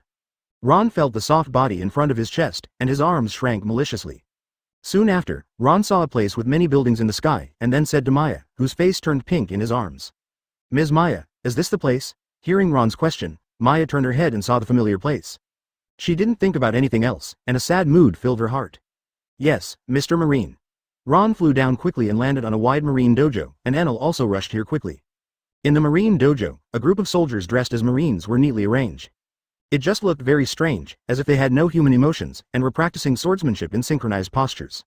Even when Ron and the other three fell from the sky, the Marines, seemed to be unable to see them, and continued to work hard to practice swordsmanship. Chapter 31. Sokka controlled by the evil 7-star sword. Dong dong.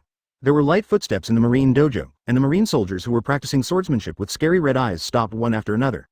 It was a man with short hair, holding a long sword in his left hand that was emitting green light. The long sword was engraved with enchanting and mysterious patterns, and the sword body was also constantly emitting green light. But it can be seen that the man's right arm seemed to be broken, and the sleeve of his right arm was fluttering in the wind. There were also several people holding weapons standing beside the man, and their eyes were also emitting strange red light. Ms. Maya, that sword is the cursed holy sword you mentioned, the 7-star sword. That Mr. Sokka, he looks really scary. Ron saw the 7-star sword in front of him, and he was no longer in a hurry. Instead, he said to Maya lazily. When Maya heard it, she immediately believed it. In a hurry, she suddenly grabbed Ron's arm with both hands and said worriedly. Mr. Marine, you are so impulsive. Sokka has been controlled by the 7-star sword, and has also controlled the marine soldiers in the dojo. The kind-hearted Miss Maya did not want Ron and the two unfamiliar Marines to fall into danger. After all this was a mistake caused by her. Maya, I have told you many times, don't stop me. When the 7-star sword is completely unsealed, I will control all the Marines on the sea. Only in this way can justice spread all over the world. Sokka, who was controlled by the 7-star sword, shouted loudly to Maya on Ron's side. After hearing this, Ron was also amused by this frog in the well. Holding an evil 7-star sword, he really dared to say that he wanted to control all the Marines on the sea. But Maya beside Ron did not doubt the power of the 7-star sword at all, but became more worried. Sokka, you have been controlled by the evil 7-star sword. Please, wake up quickly. If the 7-star sword is completely unsealed, then this world will be in turmoil again, and countless people will die. Although Maya knew that her words had no effect on Sokka, who was already controlled by the 7-star sword, she still hoped for a miracle. She hoped that God would hear her prayers and let Sokka wake up and get rid of the control of the evil 7-star sword. The next moment, the seven-star sword in Sokka's hand suddenly burst into a more dazzling green light. Advertisement. A glimmer of red light flashed in Sokka's eyes, and his face became expressionless. It is obvious that Sokka at this moment has been controlled by the evil consciousness of the seven-star sword. In that case, all of you who are trying to stop me, go to hell. Sokka raised the seven-star sword, and the sword body burned with a swaying and weird green flame, and then slashed fiercely towards Ron. The green demon fire quickly broke away from the seven-star sword, condensed into a giant snake, and attacked Ron fiercely. Be careful. Maya saw Sokka waving the terrifying green demon fire, and she grabbed Ron's hands and suddenly used force to remind Ron to dodge quickly. But no matter how hard Maya tried, Ron's burly body did not move at all. Ron instead held Maya in his arms with one hand with ill intentions and said casually, "Don't be afraid, dear Miss Maya, this kind of small scene, my little brother will handle it, we just watch from the side." Maya's proud figure was hugged tightly by Ron, and she could feel the voice of Ron in her ears. A blush appeared on Maya's fair face, and her heartbeat began to accelerate. For a moment, she didn't know why she was like this. Just when the fierce green demon fire was about to approach Ron, it was suddenly struck by a dazzling lightning. The two collided with each other, and the swaying green fire was instantly struck by lightning and disappeared. "Hey, the guy with the knife, he dared to attack my boss, what a rude guy." Enel walked lazily from behind Ron to the front. Enel was completely loyal to Ron at this time, and he had the idea of betrayal before. However, as long as there was a trace of the idea of betraying Ron in his mind, Enel felt a severe pain, as if his soul was torn apart. "Huh? What?" Sokka looked at Enel standing in front of Ron with a surprised face. "What kind of power is this? Why did lightning suddenly appear?" Ron looked down at Maya, who was extremely surprised in his arms. Ron held Maya's arm and used some force. He enjoyed the soft body in his arms and the faint fragrance emanating from her body. Advertisement, Ms. Maya, a fight is about to break out here, it's too dangerous. Let's step aside first. After Ron finished speaking, he once again carried Maya horizontally without her consent. Ron put one hand around Maya's waist, and held her two pairs of white and delicate long legs with the other hand, and then retreated more than 10 meters behind him. Sokka, who was controlled by the seven-star sword, did not notice that Ron and the other two had retreated far away. He held the seven-star sword tightly in his left hand and looked at Enel with a serious expression. "Go ahead and kill them." Sokka did not attack again this time, but chose to let these marine soldiers go first. After receiving Sokka's order, these marine soldiers, who were like robots, all moved. Then they all picked up their swords in unison and attacked Enel. Kill. Dozens of marine soldiers arrived in front of Enel first, raised their swords expressionlessly, and chopped Enel, who was standing there heavily. However, the next second, the sword actually passed through Enel's body, as if it was cutting into the air. Because these marine soldiers used too much force, they were unable to stand steadily due to the remaining force, and fell heavily to the ground one after another. What? How is this possible? Is this marine a demon fruit power? Sokka looked at Enel's body without being hurt by the sword, as if he was just like air, immune to real attacks. Sokka tightly grasped the seven-star sword in his hand, and his face was no longer calm and unruly as before. Even Maya, who was standing far away, was very surprised to see that Enel was not hurt by the sword. She had never seen such a power since she was a child. Even she herself did not care about being held horizontally by Ron, but looked at the battlefield with hope. If this marine is very powerful, then it is really possible to stop Sokka, who is controlled by the seven-star sword today, and to prevent the seven-star sword from reviving. Then Mr. Sokka can be completely liberated, no longer controlled by the evil seven-star sword, and the world will avoid a disaster. As for Ron, he has no interest in watching the battle of these little ants. His eyes are admiring Miss Maya's proud figure. His hands are not honest, and from time to time he gently rubs Maya's white jade like long legs. Chapter 32. The evil thought of destroying the demon sword seven-star sword. Enel looked at the marine soldiers under his feet who could not hurt him. At this moment, he finally regained the confidence he had before. The heaven-defying power of Logia demon fruit power, elementalization, immune to all attacks of swords, guns and guns. But since he was beaten up by Ron, he has been doubting his life. Why can Ron hit his body, but he feels so painful? It turned out that it was just Ron, a Qinghai man, who was particularly strong. He could still easily control other ordinary people. Discharge. After Enel regained his confidence, a dazzling Thor light emanated from his body, and countless lightning burst out from Enel. All the marine soldiers were electrocuted by the strong current, with their mouths wide open and faces full of painful expressions. After a few seconds, the current disappeared, and the faces of every marine soldier were blackened by the electricity, lost consciousness, and fell to the ground. Only one person was left standing, and Sokka looked at Enel with anger. This is the power of thunder and lightning. You can actually control the thunder and lightning of heaven and earth. You are demon fruit power. Damn it. Even if you are demon fruit power, I will never give up. In this world, only first can lead Marine to make justice spread all over the world. No one can stop the revival of the seven-star sword. Go to hell, damn Marine. A flash of red light flashed in Sokka's eyes, holding the seven-star sword with green light in his hand, and attacked Enel. Enel looked at the stupid and ignorant Sokka, who actually had the courage to attack him. Enel slowly raised the golden stick in his hand and knocked the thunder drum behind him. Ignorant ants, accept God's punishment, 60 million volts, Thunder Dragon.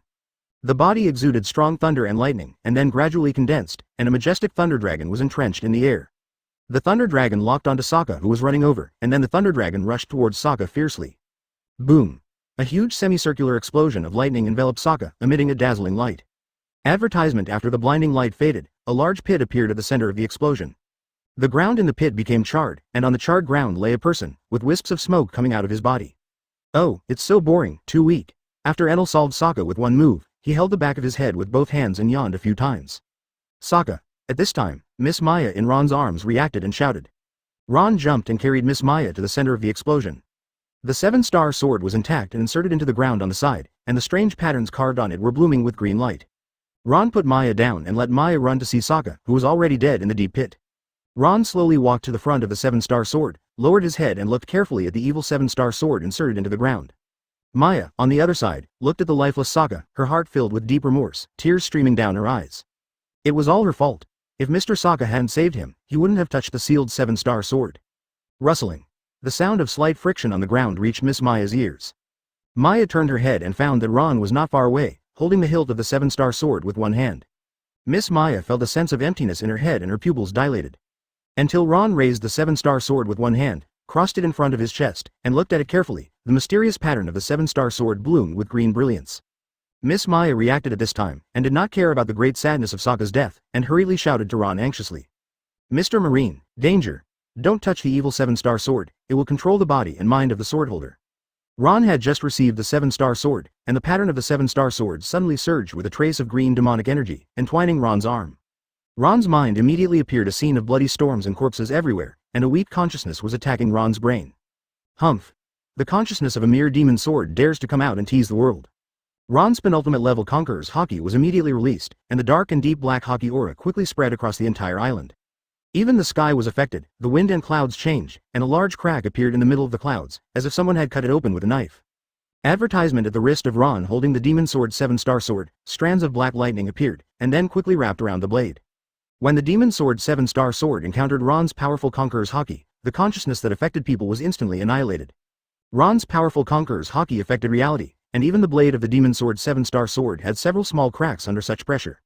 In this way, Ron completely eliminated the consciousness of the 7-star sword, leaving only the purest evil spirit of the demon sword. Ron's Conqueror's aura was only open for a few seconds, and then it was completely retracted. On the other side, Miss Maya, under Ron's control, was not affected by Ron's Conqueror's Haki. But she looked very panicked now, she was very afraid that Ron would be controlled by the demon sword 7-star sword. She saw that Ron's two mysterious marines had very powerful strength. When Maya saw Enel's battle, he manipulated the powerful lightning power like a god. Even Sokka, who held the 7-star sword, was not Enel's opponent. She saw that even Enel, who was like the god of thunder, had to respectfully call Ron, who was holding him, as the boss. Ron's strength can be imagined. If Ron was controlled by the 7-star sword, the consequences would become even worse. Miss Maya came to Ron holding the 7-star sword in a few steps, ready to push the 7-star sword in Ron's hand away at all costs. Ron was quick-eyed and quick-handed, and dodged Maya's hand with his backhand and was about to touch the demon sword.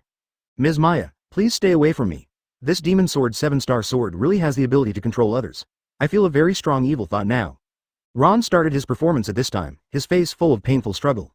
Mr. Marine, what should we do now? Put down the demon sword 7-star sword. Ms. Maya looked at Ron in panic, and she seemed to be controlled by the demon sword 7-star sword. No, it's useless to put it down. I have temporarily suppressed the evil thought of the demon sword 7-star sword with my will. Ms. Maya looked at Ron's painful expression, and said the last way to get rid of the demon sword 7-star sword in a hurry. Mr. Marine, pick up the demon sword 7-star sword and stab me quickly. The blood of the witch conceal the demon sword 7-star sword. Chapter 33. Ms. Maya, you don't want me to. After Ron heard this, he was delighted. It was finally the last moment. Ms. Maya, it's not necessary. I actually have a secret technique passed down from my ancestors. It can temporarily increase my will several times, so that I can completely get rid of the control of the demon sword. Ms. Maya supported Ron's other arm with both hands. When she heard that Ron said there was another way, she was delighted. Then use it quickly. This secret technique needs your help, Miss Maya. It depends on whether you are willing. Ron broke free from Maya's hands with his arms, and then hugged her proud figure tightly, whispering in her ears. Ms. Maya didn't understand why Ron wanted to hug her, but when she heard that Ron needed her help, she nodded without hesitation. Ms. Maya is really kind and beautiful, then I will get rid of you completely. Then, Ron carried Maya, who was full of doubts, horizontally, and flew into the marine dojo with a few jumps. As for Enel, he looked at Ron and understood what Ron meant. No one was allowed to come in and disturb Ron. After Ron carried Maya horizontally into the marine dojo, observation Haki scanned the entire marine dojo until he found no one. He carried Maya directly into a room and put Maya on the bed. Miss Maya didn't figure out what Ron wanted her to do, but just waited quietly for Ron's request. Ms. Maya, this secret technique requires us to take off all our clothes. Is that okay with you? Ron smiled gently, looking at the innocent Miss Maya. Oh, this. Miss Maya's fair face flushed instantly when she heard Ron's request, and her hands moved around on the bed at a loss. It seemed that Miss Maya was very shy and hesitant, whether to listen to Ron's words or not. Seeing this, Ron instantly started his performance, showing a look that he couldn't control himself. Miss Maya, are you unwilling? Then please leave me quickly. Advertisement: I am about to be controlled by the evil thoughts of the Demon Sword 7-star sword. In a while, I will be completely dominated by the Demon Sword 7-star sword. Maya looked at Ron's painful struggle, with a face full of self-blame, and suddenly she was no longer shy. Mr. Marine, hold on, I will do as you ask. After more than 10 seconds, the proud of the beautiful Miss Maya was in full view in front of Ron. Ron no longer concealed it, his face was full of smiles, and then he slowly walked towards Maya. Then, let's start now, Miss Maya, don't resist. If my ancestral secret technique stops halfway, it will cause serious consequences. Kind and beautiful Miss Maya, you don't want me to have problems because of this interruption, right? Yeah, kind and beautiful Miss Maya also responded very simply. In order to prevent the Demon Sword 7-star sword from controlling Ron and endangering the world, she let Ron perform his ancestral secret technique next. Ron's behavior is like coaxing a bad uncle who is ignorant of the world, simple and kind. Next, it is time for Ron to enjoy the wonderful gentle country. Just here, after Ron successfully coaxed, he immersed himself in the gentleness of the beautiful Miss Maya. On the calm East Blue, another big news appeared. A bounty order attracted the attention of countless people in East Blue. The photo on the bounty order was a photo of a young pirate. He wore a shabby straw hat on his head, and his mouth showed 2 rows of white and bright big teeth laughing, and he was in a ruin. Monkey D. Luffy, a bounty of 30 million Baileys, no matter life or death. The reason why it caused a big shock in East Blue was that the pirates of East Blue basically had never had such a high bounty. The second was that as a new pirate, he was actually offered such a high bounty for the first time, and it was in East Blue, which was incredible. The bounty order for Straw Hat Luffy not only attracted the attention of East Blue, but also Naval Headquarters and even a certain pirate in New World. Advertisement: Naval Headquarters Marineford, today's Marshal Sengoku's office is bustling. A whole Garp, what on earth are you doing in this family? Sengoku Garp pointed at Garp sitting on the sofa and cursed early this morning. Garp took the bounty order for his grandson Straw Hat Luffy and put it in front of him to observe carefully. Garp patted the back of his head with one hand, and the smile on his face could no longer be suppressed. Ha ha ha ha, you are worthy of being my grandson. Garp's reaction instantly triggered Sengoku's anger. Marshal Sengoku grabbed the collar of his good friend Garp and talked nonstop. A-hole, don't forget, you are a marine hero, and you actually praised a grandson who is a pirate. Marshal Sengoku talked for half an hour, and finally looked at his good friend Garp, who looked indifferent. Marshal Sengoku also had a headache. He and Garp were good friends, so naturally he would not really deal with his good friend's grandson. Garp's family always caused trouble for him, and his son was the leader of the Revolutionary Army who was wanted by the world government. Now his grandson has also become a pirate wanted by the Marine, which is really helpless. In addition to the Naval Headquarters, there is also a small island somewhere in the New World. On the small island, a group of pirates were happily having a banquet on the coast. At this time, a small boat floated on the sea, and a very elegant man was sitting on the boat. This man was Hawkeye, who had a battle with Ron in East Blue before, the world's #1 swordsman. Hey, Captain, Hawkeye is here. The man who was called the captain had short red hair, 3 scars on his left eye, short stubble on his mouth, and a broken left arm. It was the emperor on this sea, the Red Hair Pirates, one of the 4 emperor's pirates, Shanks. Hawkeye walked from the boat step by step to the red-haired Shanks who was sitting in the middle of the front, holding a rolled-up paper in his hand. Chapter 34. Come away with me, Miss Maya. Oh, Hawkeye, I'm in a bad situation now. You're not going to challenge me again, are you? Red-haired Shanks now looks very haggard, holding a half-drunk bottle in his right hand, and his face looks drunk. Hawkeye came to the red-haired man elegantly with a cold look, and then opened the paper in his hand in front of the red-haired man. I'm not interested in a person with a short arm now. I met the interesting little guy you mentioned before in East Blue. The paper in Hawkeye's hand was the bounty order of Straw Hat Luffy. Red-haired Shanks opened his eyes wide, looking at the familiar smile on the bounty order, and holding his most important straw hat. Ha ha ha ha. It's Luffy. Red-haired Shanks laughed heartily at this time, and he entrusted his most important straw hat to the little guy Luffy. In a blink of an eye, so much time has passed. I didn't expect Luffy to go out to sea. Hawkeye looked at the red-haired Shanks laughing heartily, and a strange look appeared on his face, thinking of the green-haired kid. Straw Hat Luffy. Well, this is indeed a good newcomer. and the swordsman next to him is also interesting. Of course, Hawkeye also thought of someone at this time, the arrogant and domineering strange marine. Hey, red hair, don't be happy in a hurry, East Blue has more than one unexpected guy. This time, I met a very tricky marine, Straw Hat Luffy will not feel good, it's best to pray not to meet him. Wow, Hawkeye, even you call this marine very tricky, it seems that he is another big shot. Red-haired Shanks was immediately surprised, and the other crew members also looked solemn. They knew best what kind of person Hawkeye was and what kind of strength he had. If the world's #1 swordsman could call this marine very tricky, it must be another monster. However, red-haired Shanks was surprised for a moment, and then put it behind his mind. It doesn't matter. This way our journey will be full of expectations. Come on, guys, let's continue the happy party. After that, red-haired Shanks stood up and staggered towards Hawkeye. Raised his arm, and then put Hawkeye's shoulder very familiarly. Hawkeye, since you are here today, I can't let you leave easily. Shanks pulled the extremely cold Hawkeye and sat on a branch. Advertisement red-haired Shanks picked up the rum in his hand and handed it to Hawkeye. Cheers, on Asuka Island. Ron has been pooing the gentle and kind Miss Maya these days. All day long, he was immersed in Maya's proud softness and delicacy, changing different postures. Until one day, when Maya was talking to her grandmother, she told her grandmother everything. Stupid Maya, you were fooled by that marine, damn marine. The old lady exclaimed, stretching her hunched body exaggeratedly. Ron, that B*********** the marine, was really a scoundrel. He even fooled the young, ignorant, beautiful and innocent Maya. She wondered why Maya had been with that marine all day these days. The old lady wanted to cry, but she had no tears. It turned out that Maya, whom she had raised with great effort, had become the shape of that marine. After Maya learned the truth from the old lady, her face flushed and she hurried to find Ron. In the room where Ron lived, Maya was sitting with a smirk on her face, looking at the hurriedly entering Maya. Maya's face was all flushed, and she didn't dare to look up at Ron, and she stood there hesitantly. Lord Ron, Grandma told me, are you lying to me? Ron pulled Maya in front of him, felt the softness of his chest, and lowered his head to speak gently beside Maya's ear. Oh, I didn't expect to be discovered by Maya. The kind and innocent Maya won't blame me, right? Maya felt Ron's strong and warm chest, and the hot air Ron exhaled beside her ear, her legs softened, and she lay on Ron. Ron looked at the delicious food that was delivered to his door, and there was no way he would let it go. So he struck while the iron was hot and picked up Maya, who was weak all over. Advertisement, Maya, since you found out, I will explain it to you slowly later. A moment later, a soft voice came from Ron's room.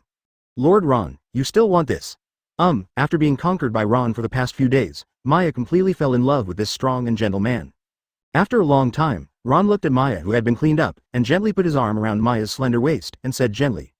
Maya, my marine warship is about to arrive, it's time to leave here. Facing this extremely vicious pirate on the sea, as a marine, I really need your help, come on my ship. Maya was happy to hear that Ron was leaving and would take her away from here. But then she thought of her own strength being too weak, and her grandmother was also here. After thinking of this, Maya's fair face showed some hesitation. But I am too weak, I am afraid that I can't help Lord Ron, and I will also drag you down, Lord Ron, and my grandmother is also here. Ron had long anticipated Maya's thoughts and said the method he had prepared long ago. Don't worry, Maya. There are many things that can enhance your strength in the sea, such as devil fruit. I will find your own abilities for Maya. As for the old lady, I will explain it to Governor East Blue. The nearby marine branch will focus on protecting this island, and I will leave my exclusive Den Den Mushi to the old lady. In this case, dear little Maya, there is no need to worry. After Ron finished speaking, Maya's frown gradually relaxed, but Maya was still a little hesitant, but Ron interrupted Maya before she could speak. It's really sad. The kind-hearted Miss Maya really has the heart to let me, a weak and helpless marine, face those vicious pirates all day long. Ron said this, and Maya agreed to Ron without any hesitation. Well, Lord Ron, Maya will definitely do her best to help Lord Ron. Maya was actually reluctant to leave Ron. She had fallen in love with him after spending the past few days with him. Reading is fun every day during the 11th, chapter 35, the famous mentor Mr. Kaido said. Ron had determined the location of this island a few days ago, and it was located on the Great Route. There happened to be a marine branch near this island, so he notified Lieutenant Colonel Dib and drove Ron's Dragon Slayer marine warship to rush over. After Maya decided to leave this island where she grew up with Ron, she hurried to tell her grandmother. Ron watched Maya leave with light steps, and a rare gentle smile appeared on his face. The Demon Sword 7-star sword hanging in Ron's room was also completely unsealed by Ron. The 3 gems that Maya kept were the things that sealed most of the power of the Demon Sword 7-star sword. The 3 gems had been taken from Maya by Ron, and crushed on the spot, and all the power of the Demon Sword 7-star sword returned. Ron didn't have to wait until the blood moon, and the evil consciousness of the Demon Sword 7-star sword had been instantly annihilated by Ron's powerful Conqueror's Haki. On the second day, a huge Haki marine warship appeared on the coast of Asuka Island. The bow of the marine warship was a huge sword inserted in the middle of the dragon head. Maya and the people in the village were amazed when they saw it. How could this marine warship be different from the marine warships we had seen before? It was mighty and huge, like a ferocious sea beast. Soon, Ron had already brought Maya's little hand to the coast, followed by all the people in the village. Ms. Maya, take care on the way. Sir Ron, I'll leave Miss Maya to you to take care of her. The uncles and aunts in the village who had watched Maya grow up since she was a child all said goodbye to Maya. Maya's eyes began to moisten, and she said loudly with tears of gratitude. Everyone should take care of yourself. Grandma will be left to you to take care of. Grandma, you should take care of yourself too. After Maya finished speaking, she hugged the old lady standing in the front. Hey, Maya, there are endless dangers on the sea, you should be careful and stay with Ron. When the old lady heard that Ron was going to take Maya away at first, she was also a little reluctant. But then she thought that the island was too small, and she didn't want Maya to waste her life here. Since Maya was being taken care of by Ron, she really had to leave here and see the beauty of the world. After saying goodbye to the people in the village, Ron held Maya in his arms. Advertisement, Grandma, we'll leave first. My Den Den Mushi is ready. If there's anything, remember to notify me and I'll have someone come as soon as possible. After Ron finished speaking, he used Moonwalk to soar into the sky and flew to the Dragonslayer warship docked on the sea in the distance. Enel saw that the eldest brother Ron had flown away first, and he was also very polite and greeted everyone in the village. Well, goodbye, everyone. Enel's whole body suddenly turned into a dazzling lightning and flew towards the Dragonslayer warship. Captain Ron. As soon as Ron landed on the deck of the warship, all the marine soldiers saluted in an orderly manner. Then, a lightning bolt with dazzling light fell behind Ron, attracting the attention of all the marines, all of whom were stunned. Raiden turned into a human. This is the question in the minds of these marines. Lieutenant Colonel Dib looked at Enel in disbelief. He is not an ordinary marine without experience. The user of the Logia fruit, Captain Ron, who is he? Well, this is my new apprentice. He will be on this ship from now on. Then we can go back to the base, Lieutenant Colonel Dib.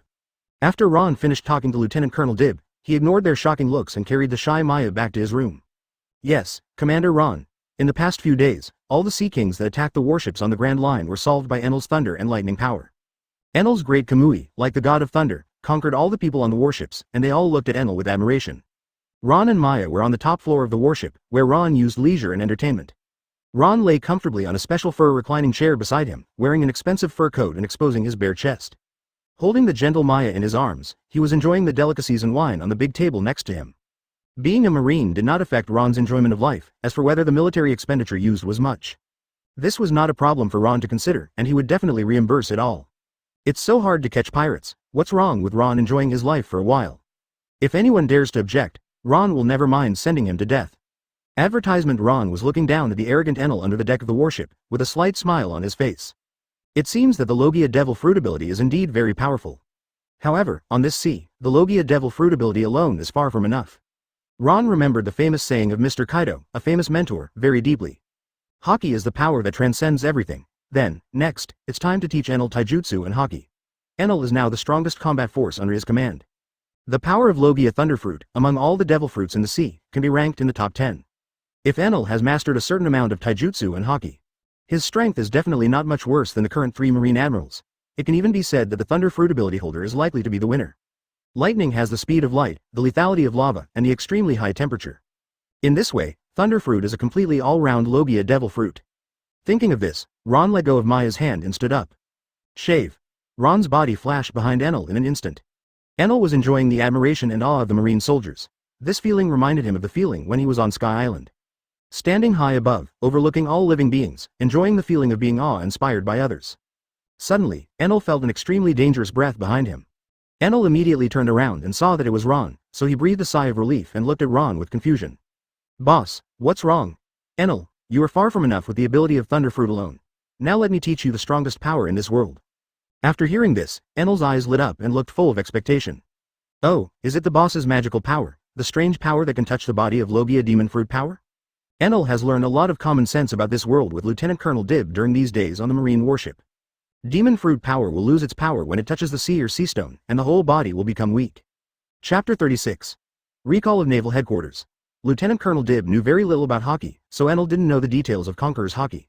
Ron knew that it was the most important skill for Logia Fruit users, and it was a skill that must be learned. Observation Haki. Through the advanced and proficient Observation Haki, predict the opponent's next move and transform it into an element in advance. Conqueror's Haki, Observation Haki, Armament Haki. Observation Haki is a skill that makes the 5 senses sharper, can detect the breath of surrounding creatures, can be used to predict the opponent's next move and avoid attacks. Armament Haki is a skill that can enhance personal defense and attack power, and most importantly, can touch the body of Logia users. Enel listened to Ron's introduction with a serious face. The power that surpasses everything on the sea, Conqueror's Haki. After Ron finished talking about the uses of two types of Haki, there was still one that he didn't mention. Enel asked impatiently. He would never miss the opportunity to learn about Haki, a powerful force. Boss, there is another one, Conqueror's Haki, why don't you talk about it? As for Conqueror's Haki, it is a kind of power that affects reality with strong willpower. Only strong people with strong willpower can awaken it, and you have already enjoyed it, Enel. Conqueror's Haki cannot be taught to others, you need to awaken it with your own strong willpower. Enel was reminded by Ron, and suddenly remembered that day when Ron invaded his mind with some magical power, which made him feel very scared. You don't have to think about this. Next, I will teach you Armament Haki and Observation Haki. Then, from now on, take it seriously, Enel. Ron's voice changed, and his whole body was full of momentum. He raised his strong arms with crisscrossed muscles and clenched his fists. It hurts, boss. A series of screams and wails suddenly sounded on the marine warship. Next, whenever Ron is free, he will teach Enel ruthlessly. The passing marine soldiers on the warship all looked at Enel, who was beaten black and blue by Ron, with sympathetic eyes. Advertisement, Marineford, Naval Headquarters. Marshal Sengoku was sitting upright at this time, with a Den Den Mushi placed in the middle of his desk. A solemn and majestic voice came from the other side of the Den Den Mushi.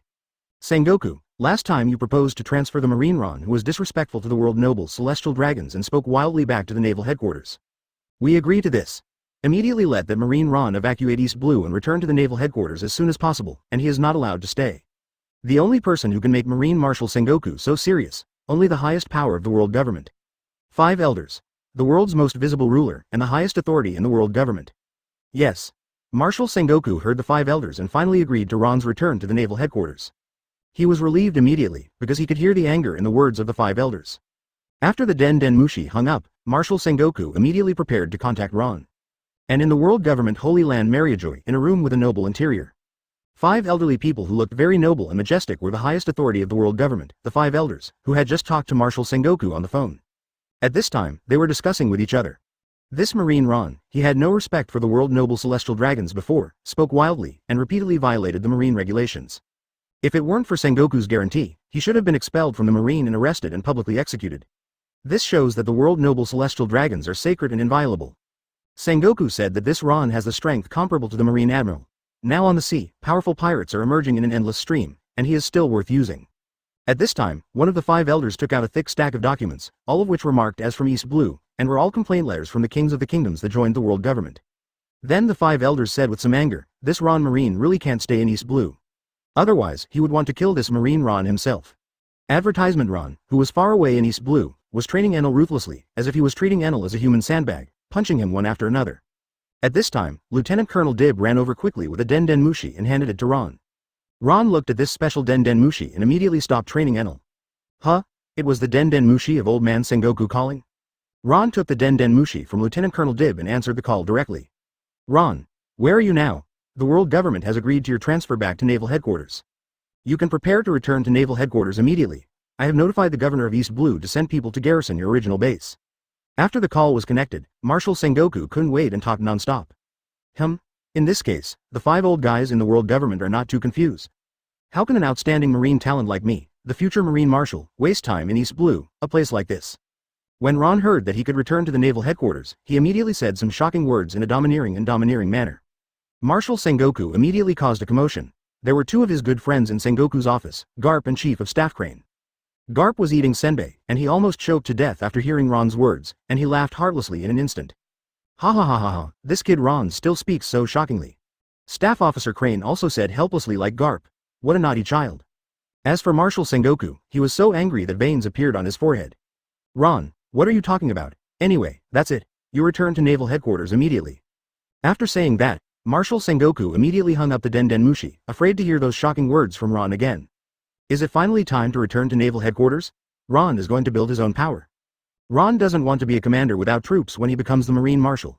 He wants a Naval Headquarters where all the strong men of the Marine are loyal to him. Ron looked at the hung-up Den Den Mushi and threw it directly to Lieutenant Colonel Dib. Lieutenant Colonel Dib changed the course, destination Naval Headquarters Marineford. Chapter 37. Arrival at Loguetown, the troublemaker Colonel Smoker. The huge Dragon Slayer warship immediately changed course at Ron's order and headed for the Red Line where the Naval Headquarters was located. A few days later, a huge island appeared in front of the Dragon Slayer warship. Captain Ron, The island in front is where Loguetown is located.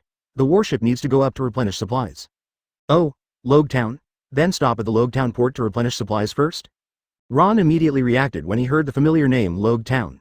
The previous generation of Pirate King Gold D. Roger was born in Loguetown, and it was also in Loguetown that he was executed by Marine. So Loguetown is also called the town of beginning and end.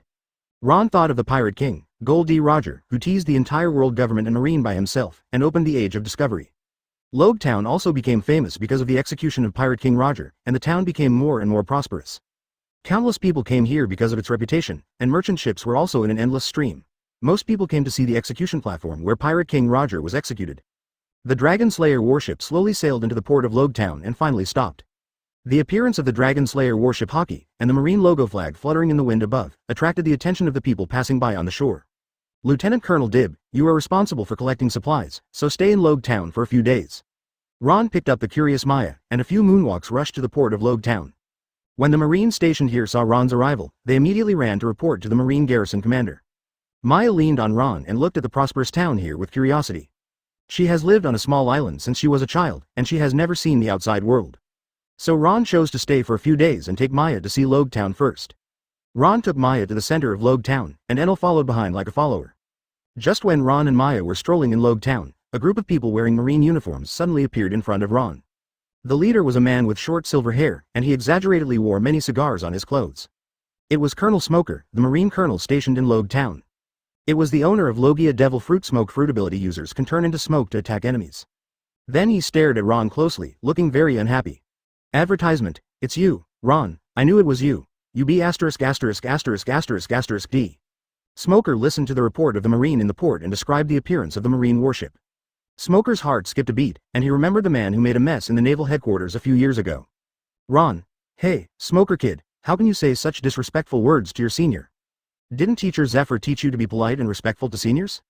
It seems that if I don't teach you a lesson today, you won't know how to respect your seniors. Ron loosened his hand around Maya's waist and raised his fist as big as a sandbag. Tisk, who's afraid of who? You be *********** D who tarnishes justice, come on. Smoker looked at Ron without any fear, and picked up a 10-handed sword with sea stone on the top. Smoker was in Naval Headquarters a few years ago and was beaten up by Ron. In addition to what Ron did in Naval Headquarters, Smoker always hated people like Ron who tarnished justice. Ever since Ron was transferred to East Blue, he has been begging Mr. Zephyr to train him more strictly. Just to defeat the Marine Ron that he hates in his heart. Now that he has been taught by Mr. Zephyr, Smoker looks at Ron confidently. Whole Ron, my efforts in the past few years will not be in vain. A thick white smoke suddenly gushed out of Smoker's body and spread quickly. Maya looked at Smoker's ability with an exclamation on her face, and Enel, who was following behind, was also surprised. I didn't expect Shanghai people to be so powerful. It hasn't been long since he met a person with the ability of Logia Devil Fruit like him. Smoker's upper body quickly flew towards Ron, and instantly locked Ron with thick white smoke, like a binding. What an idiot. Didn't Mr. Zephyr tell you not to try to get close to a strong physical athlete, Smoker? Smoker, if you have such strength in the past few years, I am really disappointed. This kind of strength is as weak as cotton. After saying this, a flowing pink-purple power gradually wrapped around Ron's arm. Advertisement: the advanced use form of armament Haki. Emission form. Ron's whole body was full of momentum, and the thick white smoke tied to his body dissipated instantly. Ron's body disappeared instantly, and appeared above the shocked Smoker at a terrifying speed that was invisible to the naked eye, and hit him with a heavy punch. Smoker fell to the ground as fast as a meteorite, and with a loud bang, a big pit was smashed. Smoker, who suffered a heavy punch from Ron, didn't even struggle, and just lay on the ground and fainted. After Ron slowly landed on the ground, he only used a little strength in that punch, otherwise Ron could have blown Smoker up with a full-strength punch. However, even with such an attack, Smoker should have to lie in the hospital for a few days to recuperate. Ding! The arrogant mission was completed and rewards were obtained. Be arrogant in front of Colonel Smoker and defeat him. Gain 10 points of strength, 10 points of physical strength, and 10 points of speed. Under the infusion of system rewards, Ron could slightly feel that his strength had increased a little, but it was also painless. However, being able to improve strength while lying down, although it is rare, is better than nothing. Colonel Smoker. The Marines brought by Smoker were instantly terrified, and hurriedly stepped forward to lift him up, and then retreated in a flash. As for Ron, the culprit who caused all this, they didn't even dare to fart. What a joke! Colonel Smoker is a Logia Devil Fruit expert, the garrison commander and the highest combat force in Loguetown. Even he was easily killed by Ron in front of him with one punch. How dare they have any objections? Moreover, they also saw that Ron was also a Marine colonel and one of their own, so they could only take Smoker down to treat him first. It's okay, Maya, These annoying flies are gone, let's continue. Yeah. Maya didn't ask why, she just knew that everything Ron did was right. Chapter 38. Death of Colonel Mouse. The incident of Colonel Smoker suddenly interrupting Ron did not affect Ron's strolling around Loguetown with Maya. At this moment, the pocket of Ron's clothes suddenly vibrated, and the sound of Den Den Mushi came. Gurgle gurgle. Ron frowned. Why are there so many things, and someone disturbed his romantic time with Lil Maya again? Ron took out the phone in his pocket with an impatient look and answered it. Hello. Which B************ D is looking for me? You'd better have something important, otherwise I will kill you. The other side heard Ron's words and was silent for a few seconds. Then came a huge roar. Ron, you B************************** D. You are getting more and more outrageous. Do you still have me, the Marine Marshal, in your eyes? Sengoku's loud roar was heard by Maya beside Ron. Maya widened her eyes in surprise and immediately looked at Ron, who was answering the Den Den Mushi beside her. Marshal Marine. The person who answered the Den Den Mushi with Lord Ron turned out to be the highest position in the Marine on the sea, the legendary Marshal Marine, Sengoku of Buddha. When Maya saw Ron's powerful strength at the beginning, she knew that he was not an ordinary Marine. What Maya didn't expect was that Lord Ron could actually contact Marshal Marine. When Ron heard the angry opening of the other side, he immediately glanced at the Den Den Mushi in his hand. Oh, it turned out to be the Den Den Mushi that Sengoku gave him. He just took out the Den Den Mushi on his body impatiently and didn't pay attention. Ron has two Den Den Mushi on him. One is the Den Den Mushi that Marshal Marine uses to contact Ron, and the other is the Den Den Mushi that Ron uses for himself. Well, it turned out to be Marshal Sengoku. I thought it was some blind person who came to disturb me at this time. I say, old man Sengoku, I'm already on my way back to Naval Headquarters, can you please stop rushing me? After Ron knew that the person on the other side was Marshal Sengoku, he said casually without any seriousness. Advertisement then, in Marshal Sengoku's office, a Marine stood in front of Marshal Sengoku. It was Vice Admiral Flying Squirrel who had returned from East Blue. He looked ashamed at this moment. He had already found out the cause of everything. Oh, Vice Admiral Flying Squirrel didn't even need to investigate Colonel Mouse's violation of Marine military discipline. As soon as he arrived at the branch under Colonel Mouse's jurisdiction, the civilians in the town looked at them with fear. When did the civilians look at the Marines, who represented justice, with such fearful eyes? This fearful look was as if they were the vicious pirates on the sea. Vice Admiral Flying Squirrel didn't even need to go to the Marine branch to find Colonel Mouse. He just disguised himself and went to the civilians to inquire. Ron, it's about you injuring Colonel Mouse before. I already know the whole story. Regarding the punishment of Colonel Mouse, Vice Admiral Flying Squirrel obtained the approval of Marine and personally executed him at Marine Branch 16. Marshal Sengoku told Den Den Mushi about his visit to Ron in a low voice. These trivial matters, Sengoku old man, you should know them yourself. Why are you calling me to bother me? Also, Sengoku old man, I have said it long ago that as the future Marshal of Marine, how could we allow a scumbag to harm the civilians in the Marine? Ron's face was full of indifference. Who would care about the life and death of an ant, let alone a scumbag Marine? Flying Squirrel Vice Admiral had no objection to the death penalty of Colonel Mouse, but was very supportive. Flying Squirrel Vice Admiral has spent his whole life on the front line of New World to resist the pirates, just to protect the civilians from being harmed by those vicious pirates. Unexpectedly, the Mouse Colonel who he recommended as a blood relative actually oppressed the civilians in the rear, which made him furious. Flying Squirrel Vice Admiral was finally disheartened and executed Colonel Mouse with extreme anger and sadness. Marshal Sengoku heard Ron say these words, the corner of his mouth twitched, and he complained in his heart. Speaking of this, why do I feel that what Colonel Mouse did is far inferior to you? Forget it, since the matter has been figured out, Sengoku was also relieved. After all, although Ron had taken the initiative to seriously injure his colleague, Marshal Sengoku could turn a blind eye to Colonel Mouse's actions. Ron, I apologize to you on behalf of Vice Admiral Flying Squirrel. This matter has passed. Marshal Sengoku said to Ron while the iron was hot. He didn't want Ron and Vice Admiral Flying Squirrel to have any grudges in their hearts. Advertisement Marshal Sengoku estimated that Vice Admiral Flying Squirrel would not be able to apologize to Ron, a junior, and he would not be able to lose face. Apologize? Old Sengoku, if apologies are useful, why do we need Marine? Instead of apologizing, it's better to give a few billion Baileys to comfort my injured heart. Ron had no self-awareness and asked Sengoku for money as if it was his due. Marshal Sengoku hung up the Den Den Mushi without a second thought when he heard Ron's shameless and absurd request. Billions of Baileys, do you think first, the Marine Marshal, I'm a Bailey printer? Tisk. Damn old man, for such a small amount of money, he hung up the phone so quickly. Ron put away the Den Den Mushi with an unhappy look on his face. Ron lowered his head and looked at the stunned little Maya beside him and suddenly felt a little relieved. Do you know how much impact these shocking words had on Maya's weak mind? Lord Ron, were you talking to the Marine Marshal just now? Why did you? Maya heard it. I was just talking to that old man Sengoku. Don't worry about these little things, Maya, let's keep going. Ron stretched out his arm and hugged Maya, who was still in a daze and confusion. and took Maya to continue walking around the prosperous and harmonious Loguetown. After that, Maya talked to Ron while walking. Lord Ron, are you determined to become the Marine Marshal in the future? Of course, now with Maya's help, I am more confident about the position of Marine Marshal. In this way, Ron stayed in Loguetown for several days in a row, and made Maya realize how rich the world outside the island is. These days, the port of Loguetown has also become unusually active, gathering many pirates. After all, Loguetown is the birthplace and deathplace of the pirate King Roger, and naturally attracts the arrival of pirates from all walks of life. The reason why the town has not been in too much chaos is because of the Marine Chief Smoker stationed here. Colonel Smoker is the Logia demon fruit power. In this small East Blue, it is not easy to beat these small pirates across dimensions. Chapter 39. The Straw Hat Pirates show up in Loguetown. All of you, buddy, get out of here, you little thieves. An arrogant and domineering voice sounded at the port of Loguetown. A group of strange-looking pirates came down from several pirate ships that had just docked at the port. The leaders were two people, a man and an extremely beautiful woman. The man was dressed in a clown costume with a white skull pattern painted on his forehead, and the most eye-catching thing was his big red nose. He was Buggy, the clown with a bounty of 15 million in East Blue, the captain of the Buggy Pirates. The woman with the iron rod next to her was Alvida, the captain of the Alvida Pirates, with a bounty of 5 million Baileys. At this time, the two pirate groups had cooperated to seek revenge on Straw Hat Luffy together. Not long after Buggy and his men went ashore and walked into Loguetown, another pirate ship arrived. There is a big skull pattern on the ship, with a straw hat on the skull and a sheep's head on the bow. Straw Hat Pirates. The Marine sentry hiding on the shore of the port saw the pirate sitting cross-legged on the bow with a silly smile on his face, and remembered the recent bounty order. Straw Hat Luffy, bounty of 30 million Baileys. We must report to Colonel Smoker quickly. A big pirate like Straw Hat Luffy landed in Loguetown. This is very bad. Loguetown, Marine Branch. A girl with glasses and short hair, who looks silly and cute, is wrapping bandages around Smoker. Smoker is really a fool. He has to attack Ron.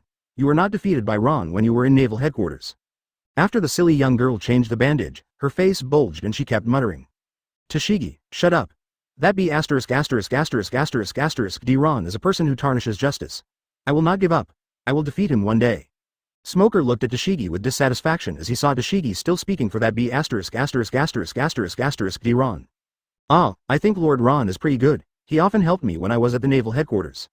Tashigi heard Colonel Smoker saying bad things about Ron and said unconvincedly. Tashigi, shut up. He knew best what kind of person Ron, that B asterisk asterisk asterisk asterisk asterisk D, was. When he was at the Naval Headquarters, all the beautiful female Marines were molested by him. He was just a lustful, greedy, shameless, and traitorous B asterisk asterisk asterisk asterisk asterisk D. Advertisement, oh no, Colonel Smoker. A Marine opened the door and ran in a panic. Smoker looked at the Marine with dissatisfaction. As a Marine, how can you be so timid? What happened? Report to Colonel Smoker, many pirates have come to the port, including the Straw Hat Pirates. Marine panted and quickly explained everything to Smoker. Humph.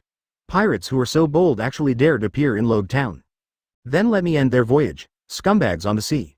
Even though he, Smoker, is injured now, he can still catch these pirates with the ability of Logia Smoke Fruit. Ron and Maya are on the prosperous town streets, preparing to leave Loguetown. Suddenly, several very familiar people appear on the crowded streets. Ron's mouth corners rise. It seems that there is an unexpected surprise. Straw Hat Pirates. Their appearance means that someone who Ron is looking forward to meeting will also appear here. He really wanted to see the strength of that person. Monkey D. Dragon. The leader of the Revolutionary Army, who was called the most dangerous and vicious criminal by the world government. In this case, Ron was not in a hurry to leave first, and said to Maya who was beside him. Maya, you go back to the warship with Enel first.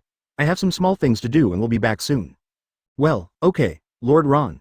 Maya nodded obediently. After waiting for Maya and Enel to leave, Ron used the powerful observation Haki to cover most of Loguetown. Next, he waited for the appearance of Monkey D. Dragon, the leader of the Revolutionary Army. However, before that, Ron had to meet a woman who he had always been thinking about in One Piece. Little thief, Nami, in a tavern, a beautiful woman with short orange hair was drinking a drink alone, and there were things she had just bought beside her. Ron disappeared like a ghost on the street, and then appeared outside the door of the tavern in an instant. Ron walked slowly towards Nami, who was drinking a drink seriously.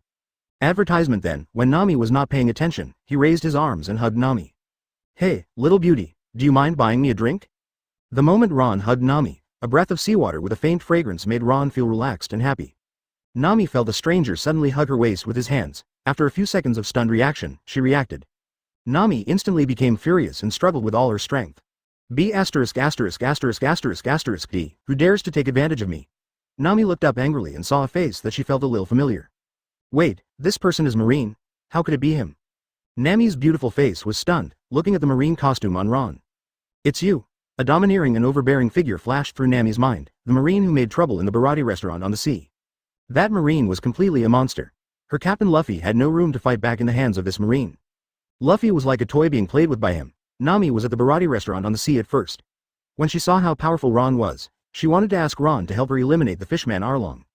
But when she saw Ron acting recklessly, Nami thought he was another marine who was as bad as Colonel Mouse, so she gave up.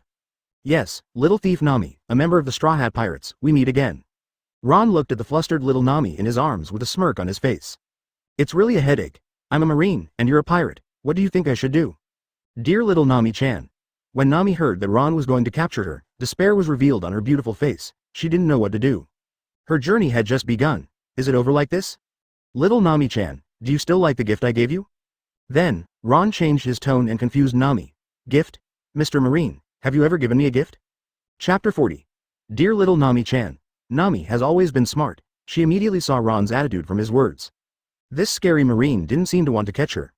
Great, she was saved. It was the mouse colonel who bullied you. I broke one of his legs. I let you off the hook. This is my gift to little Nami. After hearing Ron's words, Nami suddenly remembered the funny look of the mouse colonel leaning on a cane and supported by his subordinates that day. So it was you who did it. Thank you very much for your gift. After Nami knew that the mouse colonel had deceived her, she was very desperate. Before leaving the village, she beat up the mouse colonel severely. If you want to thank me, then buy me a drink, little Nami. Ron's arm slightly increased the strength, and Nami's soft and white body was hugged tightly. Ah, Mr. Marine, let me go first. Nami was extremely smart. How could she not think that the marine in front of her was taking advantage of her? Damn it, this marine with terrifying strength is a big pervert. Ron ignored Nami's resistance. Anyway, Nami's strength was weak in his eyes. Nami resisted for a while, but Ron's arm was still motionless, and he hugged her tighter. She was about to melt into Ron's body. Mr. Marine, I'll buy you a drink, you go and relax me first. Nami had no choice but to show weakness to Ron pitifully. She didn't ask Ron to let go of his arm, but just asked him not to use force. She was almost out of breath. Oh, so, thank you very much, then I'll start, little Nami. Ron eased his strength, and Nami felt extremely comfortable instantly. Start? Nami looked up at Ron in confusion. She hadn't even asked the bartender to serve the wine yet. The next moment, Ron's face quickly moved towards Nami's mouth. Nami's mind was blank for a moment, and she let Ron's crazy demands. By the time Nami reacted, Ron had already satisfied himself. You be ********** D Marine, I'm going to fight you. Nami looked at Ron, who was enjoying himself, and the numbness in her mouth, her eyes were full of anger. This marine actually did this to her. Advertisement. Ron was very comfortable at this time, letting Nami in his arms attack his body with random punches. Ron's extremely terrifying physical strength, no matter how Nami hit him, it had no effect. Nami felt that her hands were like hammering on steel. The more she hit, the more painful it was, and she almost cried in pain. Nami stopped her crazy attack, and her white and smooth hands were red. There was no way. Nami's smart little head immediately thought that what she did was just a pebble against a rock. Her round eyes flashed with some cunning, and she immediately pretended to be weak and cute, giving Ron a good guy card. Mr. Marine, when I first saw you, I knew you were a marine full of justice. I thought you wouldn't embarrass a simple and kind girl like me. Ron couldn't help laughing when he saw Nami, who was always tough in his impression, being so gentle. But Ron would not let Nami go so easily. The good guy card had no effect on Ron. That's right, little Nami, you're right. I just remembered that I'm a marine with justice in my heart. There's nothing I can do. I can only eliminate you, the little pirate. Ron pretended to take action, raised his strong arms, clenched his huge fists, and looked like he was going to execute Nami on the spot. Nami was frightened by Ron's sudden change in fierce momentum, and a panicked look appeared on her beautiful face. She was still so young, and her journey had just begun. Could it be that she would be buried in this small place today? After a long time, Nami breathed a sigh of relief when Ron's fist did not attack her. It turned out that Ron, the B************************************************************************ was trying to scare him. Was trying to scare him. Nami couldn't help but grit her teeth and cursed Ron fiercely in her heart. Damn Marine, you dare to scare me, it's so damnable. But, you can ask me to let little Nami go, unless you take the initiative again as you did just now. Okay, but after that, you have to let me go and can't stop my journey. Nami agreed very readily, because she knew the purpose of Ron's visit today, and it was obvious that he came for her. But she had no way to refuse Ron. After all, her dream had not been completed, and she couldn't be executed on the spot by Ron. Nami's dream was to draw a world map.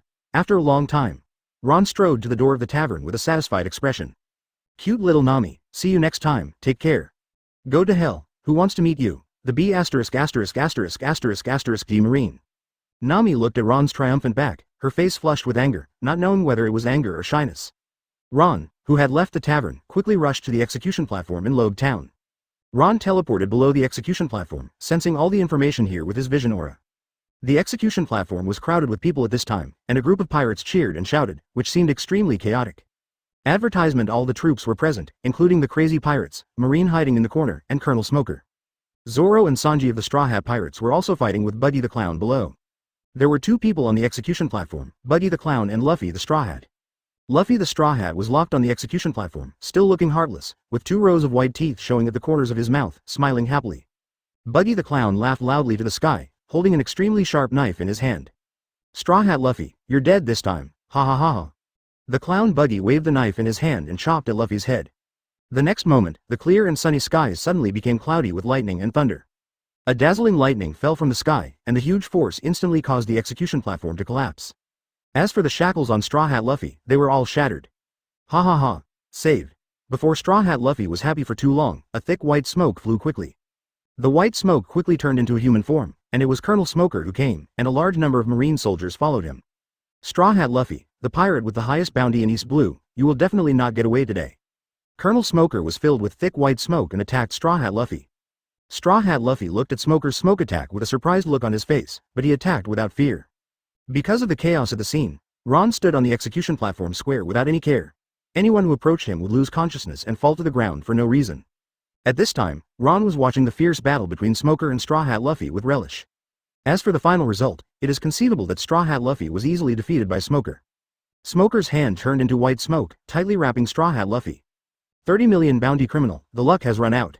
After Smoker finished speaking, his palm went behind him, ready to take out the 10 hands inlaid with sea stone to understand this Straw Hat Luffy. Really, it's hard to say.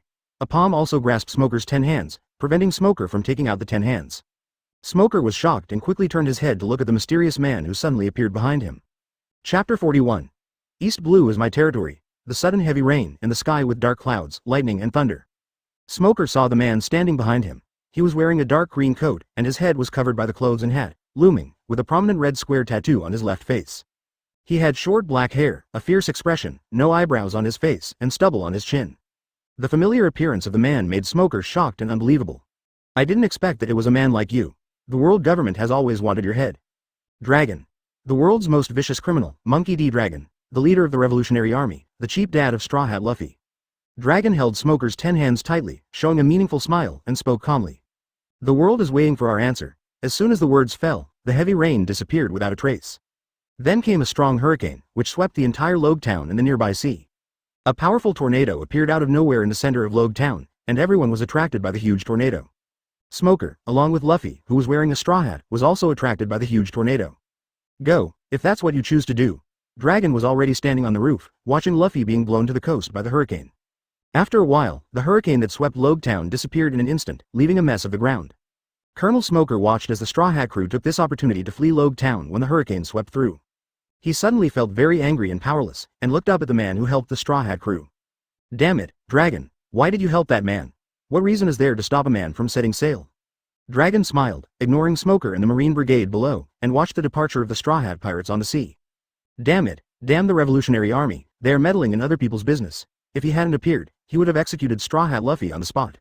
Smoker was extremely angry and humiliated at this moment, but he had no way to deal with the powerful man in front of him. Advertisement, Smoker, you are such a loser. You can let a Straw Hat kid run away.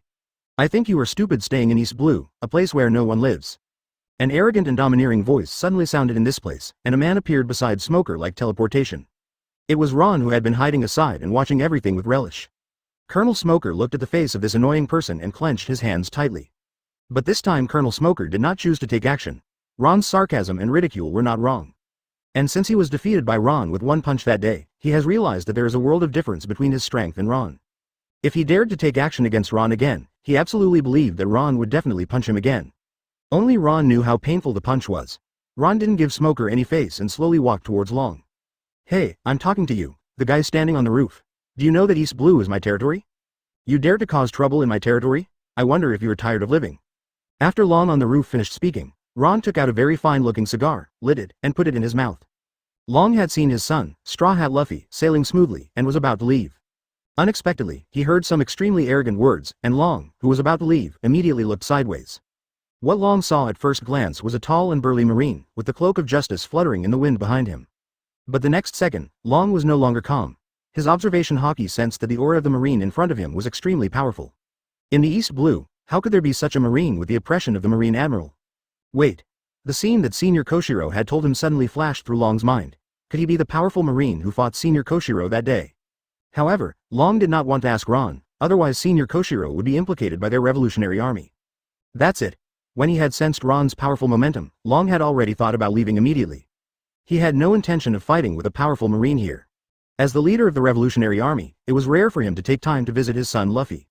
Advertisement: a strong gust of wind blew, and Long's figure loomed and rushed into the sky with the gust of wind. Damn it, you came to my place and smashed it, and you still want to run away. It's not that easy. Moonwalk dance in the sky. Ron watched Long quickly run into the sky, and suddenly stepped hard with both feet, and a big pit collapsed on the ground. He chased after him with an extremely fierce momentum. Damn, Lousy's system reward hasn't been obtained yet, and you still want to run. Leaving a group of stunned people on the ground, Smoker also stared at Ron's leaving figure, with a dead look on his face. The gap is really getting bigger and bigger. Ron quickly rushed into the sky here, and observation Haki firmly locked Long's body. Shave teleport. Ron looked at the speed of the dragon, and suddenly teleported like a ghost, blocking the dragon in front of him. Then Ron raised his right fist, condensed emission armament Haki all over his body, and attacked the blocked dragon. Iron Fist armament. The powerful fist made a series of sonic booms, causing the surrounding air to collapse. Seeing Ron launch such a terrifying attack on him without saying a word, Long immediately reacted. The same emission form of armament Haki covered his whole body, raised his right fist, and with the same momentum, he confronted Ron head-on.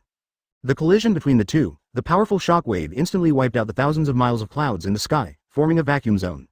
The huge movement in the sky, like a natural disaster, shocked everyone in Loguetown below. What kind of power can cause such a movement? As for Colonel Smoker, he was not attracted by the movement in the sky, and he woke up. Only by catching the Straw Hat crew can he wash away his shame today. Smoker said to the marine behind him in a serious tone. Prepare the boat, I want to chase the Straw Hat crew, I want to go to the Grand Line. Chapter 42. Fierce battle with the leader of the Revolutionary Army. Long didn't expect that the marine in front of him was so powerful. The two of them confronted each other with their fists. He was caught off guard by Ron's monster-like power and was instantly knocked away hundreds of meters. The power of this fist was infinitely close to that of his unreliable father, the marine hero Garp the Fist. Long stood hundreds of meters away from Ron, looking at him in shock.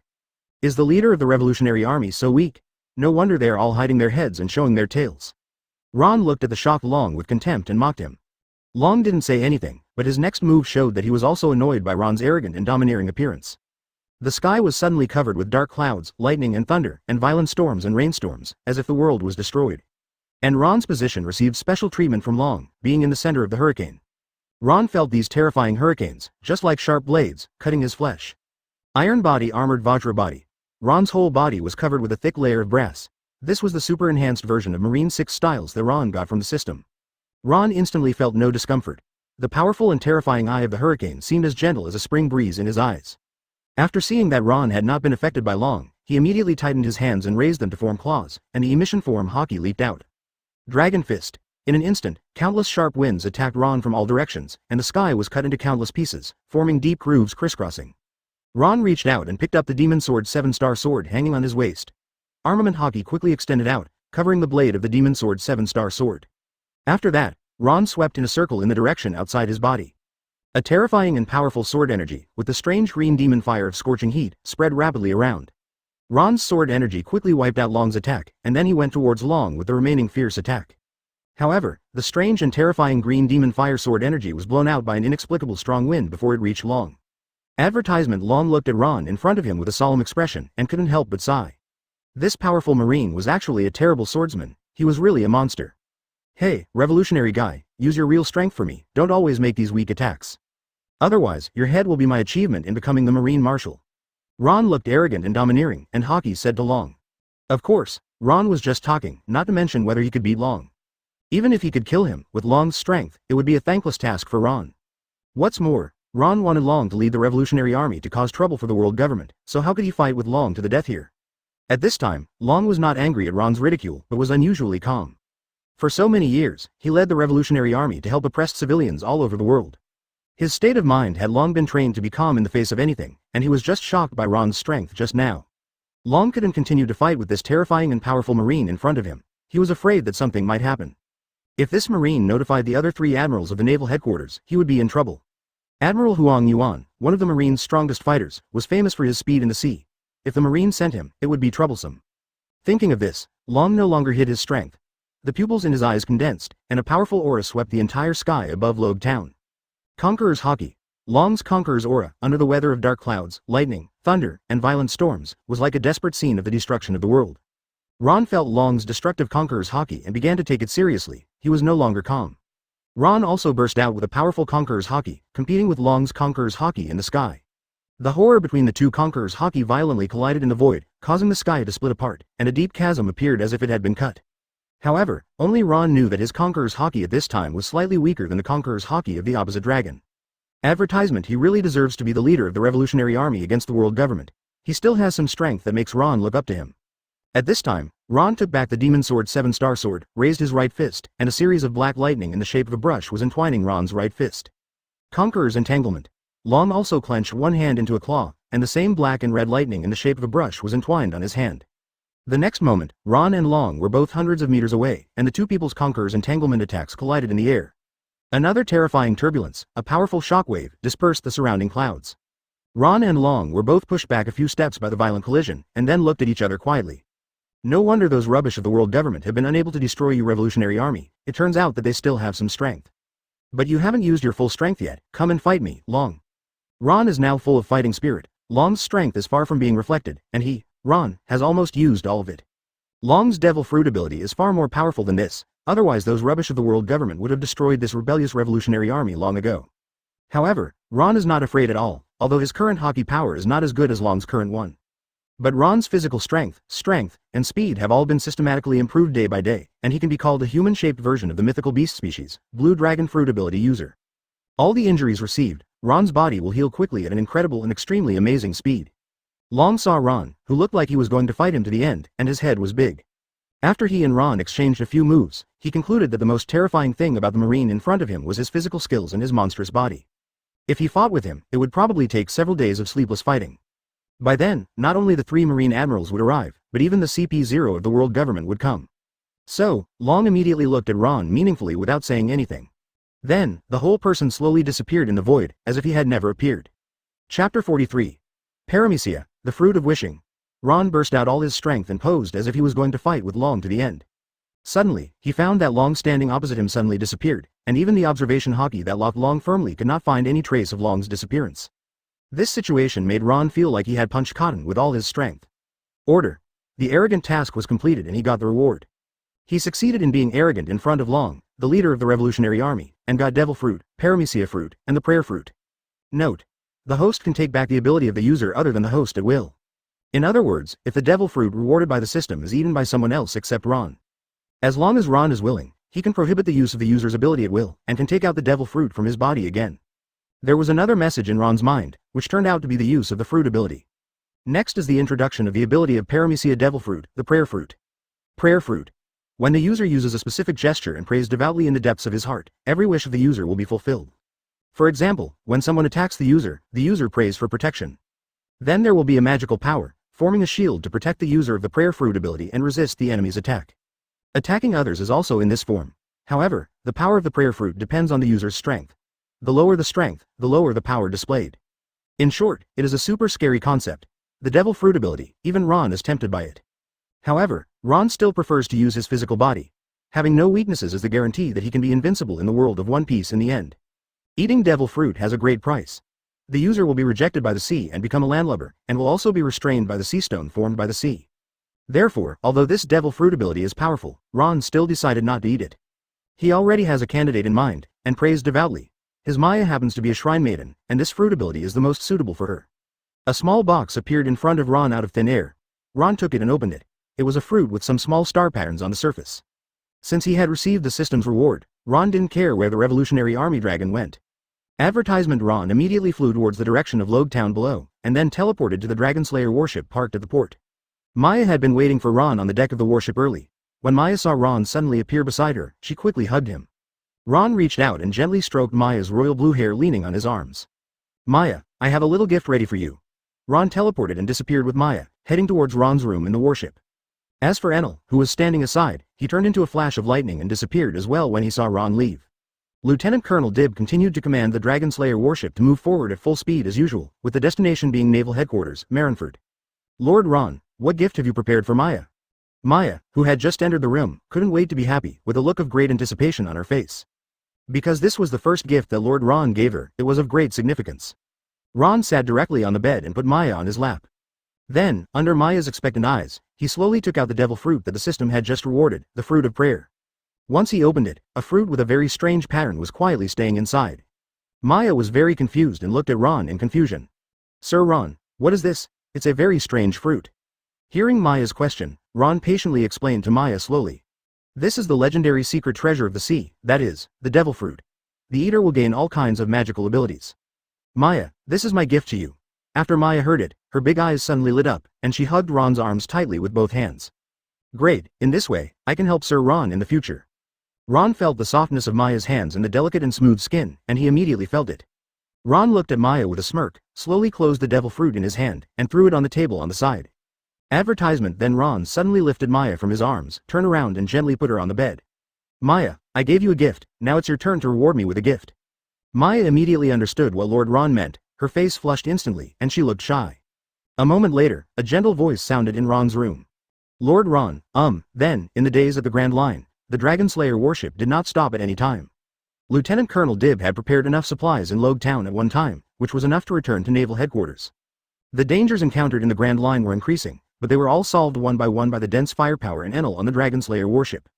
As for Maya, she also took the wish fruit smoothly, but because Maya's strength was too weak, the power of the fruit was very low. Maya, who had just taken the wish fruit, was tested by Ron, and her defense shield could only withstand some small-powered guns and cannons, and her attack power was also. However, it doesn't matter. When we get to Naval Headquarters, Ron will find someone to teach Maya in person. Naval Headquarters. Its white exterior walls and the buildings with winding eaves above, there are two big words on the wall, Marine. At this time, on the sea not far away, there is a huge, Haki leaking giant marine warship. It is the Dragon Slayer warship that came from East Blue thousands of miles away, and Ron was urgently transferred back by Marshal Sengoku. Ron lay on the highest floor of the Dragon Slayer warship, and Maya lay beside him. As the Naval Headquarters got closer and closer, Maya saw the appearance of the Naval Headquarters and was stunned. She had never seen such a big building. Ron quietly looked at the Naval Headquarters Marin Vando, expressionless, as if thinking about something. Naval Headquarters, this uncle is back again, and now Ron's plan is to cultivate his own power faction in the Naval Headquarters. Ron will never let go of the power of Marine, he will definitely be the Marine Marshal. 2 a.m. Chapter 44. Arrival at Naval Headquarters. At a glance, the Naval Headquarters Marineford port is full of huge marine warships, which makes people feel terrified. The Marine soldiers stationed at the Naval Headquarters port saw a giant marine warship approaching slowly, and immediately widened their eyes to observe carefully. Such a huge marine warship, where did it come from? Why haven't I seen it before? The Marine soldier suddenly woke up and ran to report to the superior. He has been stationed here for more than 2 years, and he has never seen a strange marine warship. He must go to inform his own height. Although he didn't think that there would be a fool who dared to pretend to be a Marine and dared to come to the Naval Headquarters to die, it was still just in case. Finally here. Lieutenant Colonel Dib looked at the familiar Naval Headquarters. He was Ron's adjutant and left the Naval Headquarters with Ron a few years ago. I thought that Lord Ron, who had offended celestial dragons, would be transferred back to the Naval Headquarters for a long time. But that's right, with Lord Ron's terrifying strength, even celestial dragons and world government will never suppress Lord Ron to death. Ron hugged Maya's slender waist, took the lead and walked in front, and got off the dragon-slaying warship first. However, Ron frowned as soon as he got off, looking unhappy. Damn, I'm back, how can no one come to welcome Lousy's return? At least some people should be allowed to welcome me, which is in line with my style.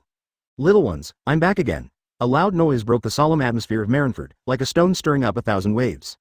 For a moment, all the Marines in Naval Headquarters Marineford heard this arrogant and domineering voice. Damn, who is so brave and arrogant that he calls all of them little brothers? This is the first thought of most Marines, because they don't know who shouted it out. And those who were familiar with Ron's voice all had the same expression. Some were angry, some were helpless, some were shocked, some were happy, and so on. In Marshal Sengoku's office, Sengoku heard this familiar and annoying voice, and veins on his forehead bulged. Advertisement. This B************** D is still so arrogant, and he hasn't changed at all. Ron's kid is back, and now the headquarters is getting lively again, but Yaotu should be very happy. Staff Officer Crane also took over Sengoku's words, and also looked very helpless.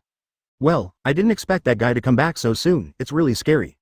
The person who said this famous catchphrase, except for the Marine Admiral Kizaru who looked like he deserved a beating, there was no one else.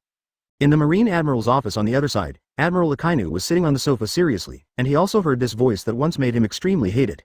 Akainu sat on the sofa, his face was black and blue, and it can be seen that he was extremely unhappy. Admiral Akainu is one of the people who can't stand Ron. Ron's existence is the biggest stain on the justice of the Marines. This B*************** D is reckless and has never followed any Marine military discipline. He is arrogant.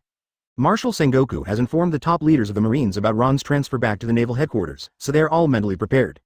Outside the port, after waiting for Ron to shout loudly and arrogantly. Not long after, a group of Marines came slowly outside the port. This voice, Hina can't think of anyone else except you. Hina is very angry, Ron. Among the Marines who came, the sexy beauty with long pink hair stood in the front. The woman had long, light pink hair with a middle part, and purple sunglasses on her head.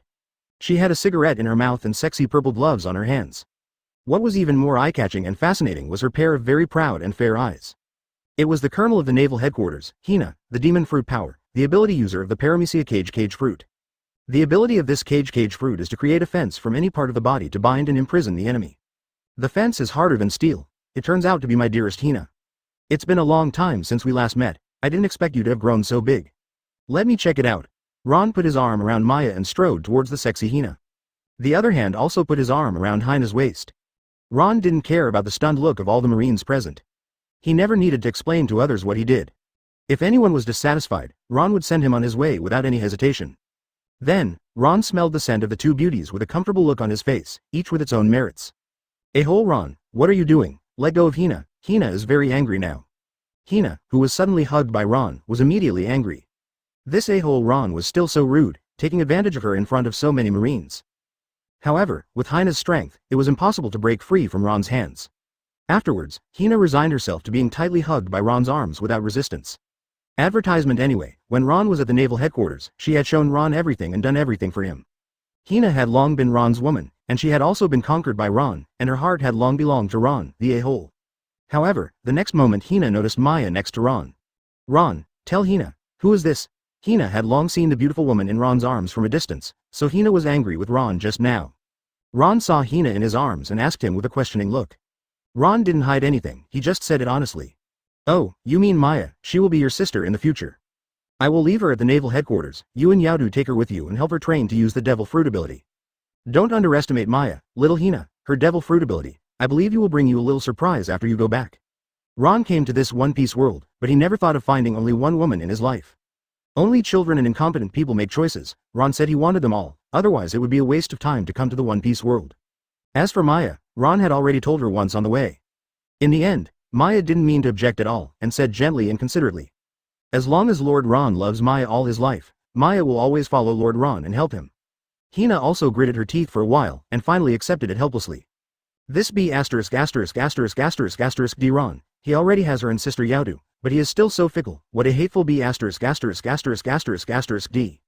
Okay, don't stand here, you take Maya to Yaodu first. I will go to find you later. I will go to find the old man Sengoku first. After saying that, Ron's figure disappeared in a few flashes. And Enel, who has been acting as a little follower, also turned into a bright lightning and chased after him. Chapter 45.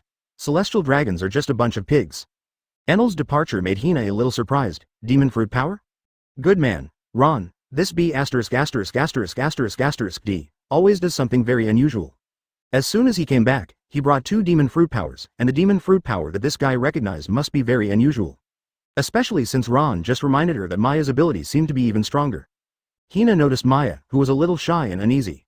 Hina immediately looked like a big sister, stepped forward and gently took Maya's hand, saying with a smile, "Maya, don't be nervous, let's go, I'll take you back first, and introduce you to the Naval Headquarters."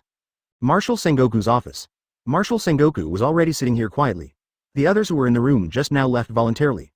Marshal Sengoku was waiting for Ron's arrival alone. Bang! There was a loud sound of the door being kicked open suddenly, and then a person outside the door walked in first with a graceful and unhurried step. There was another man following behind, who also walked in.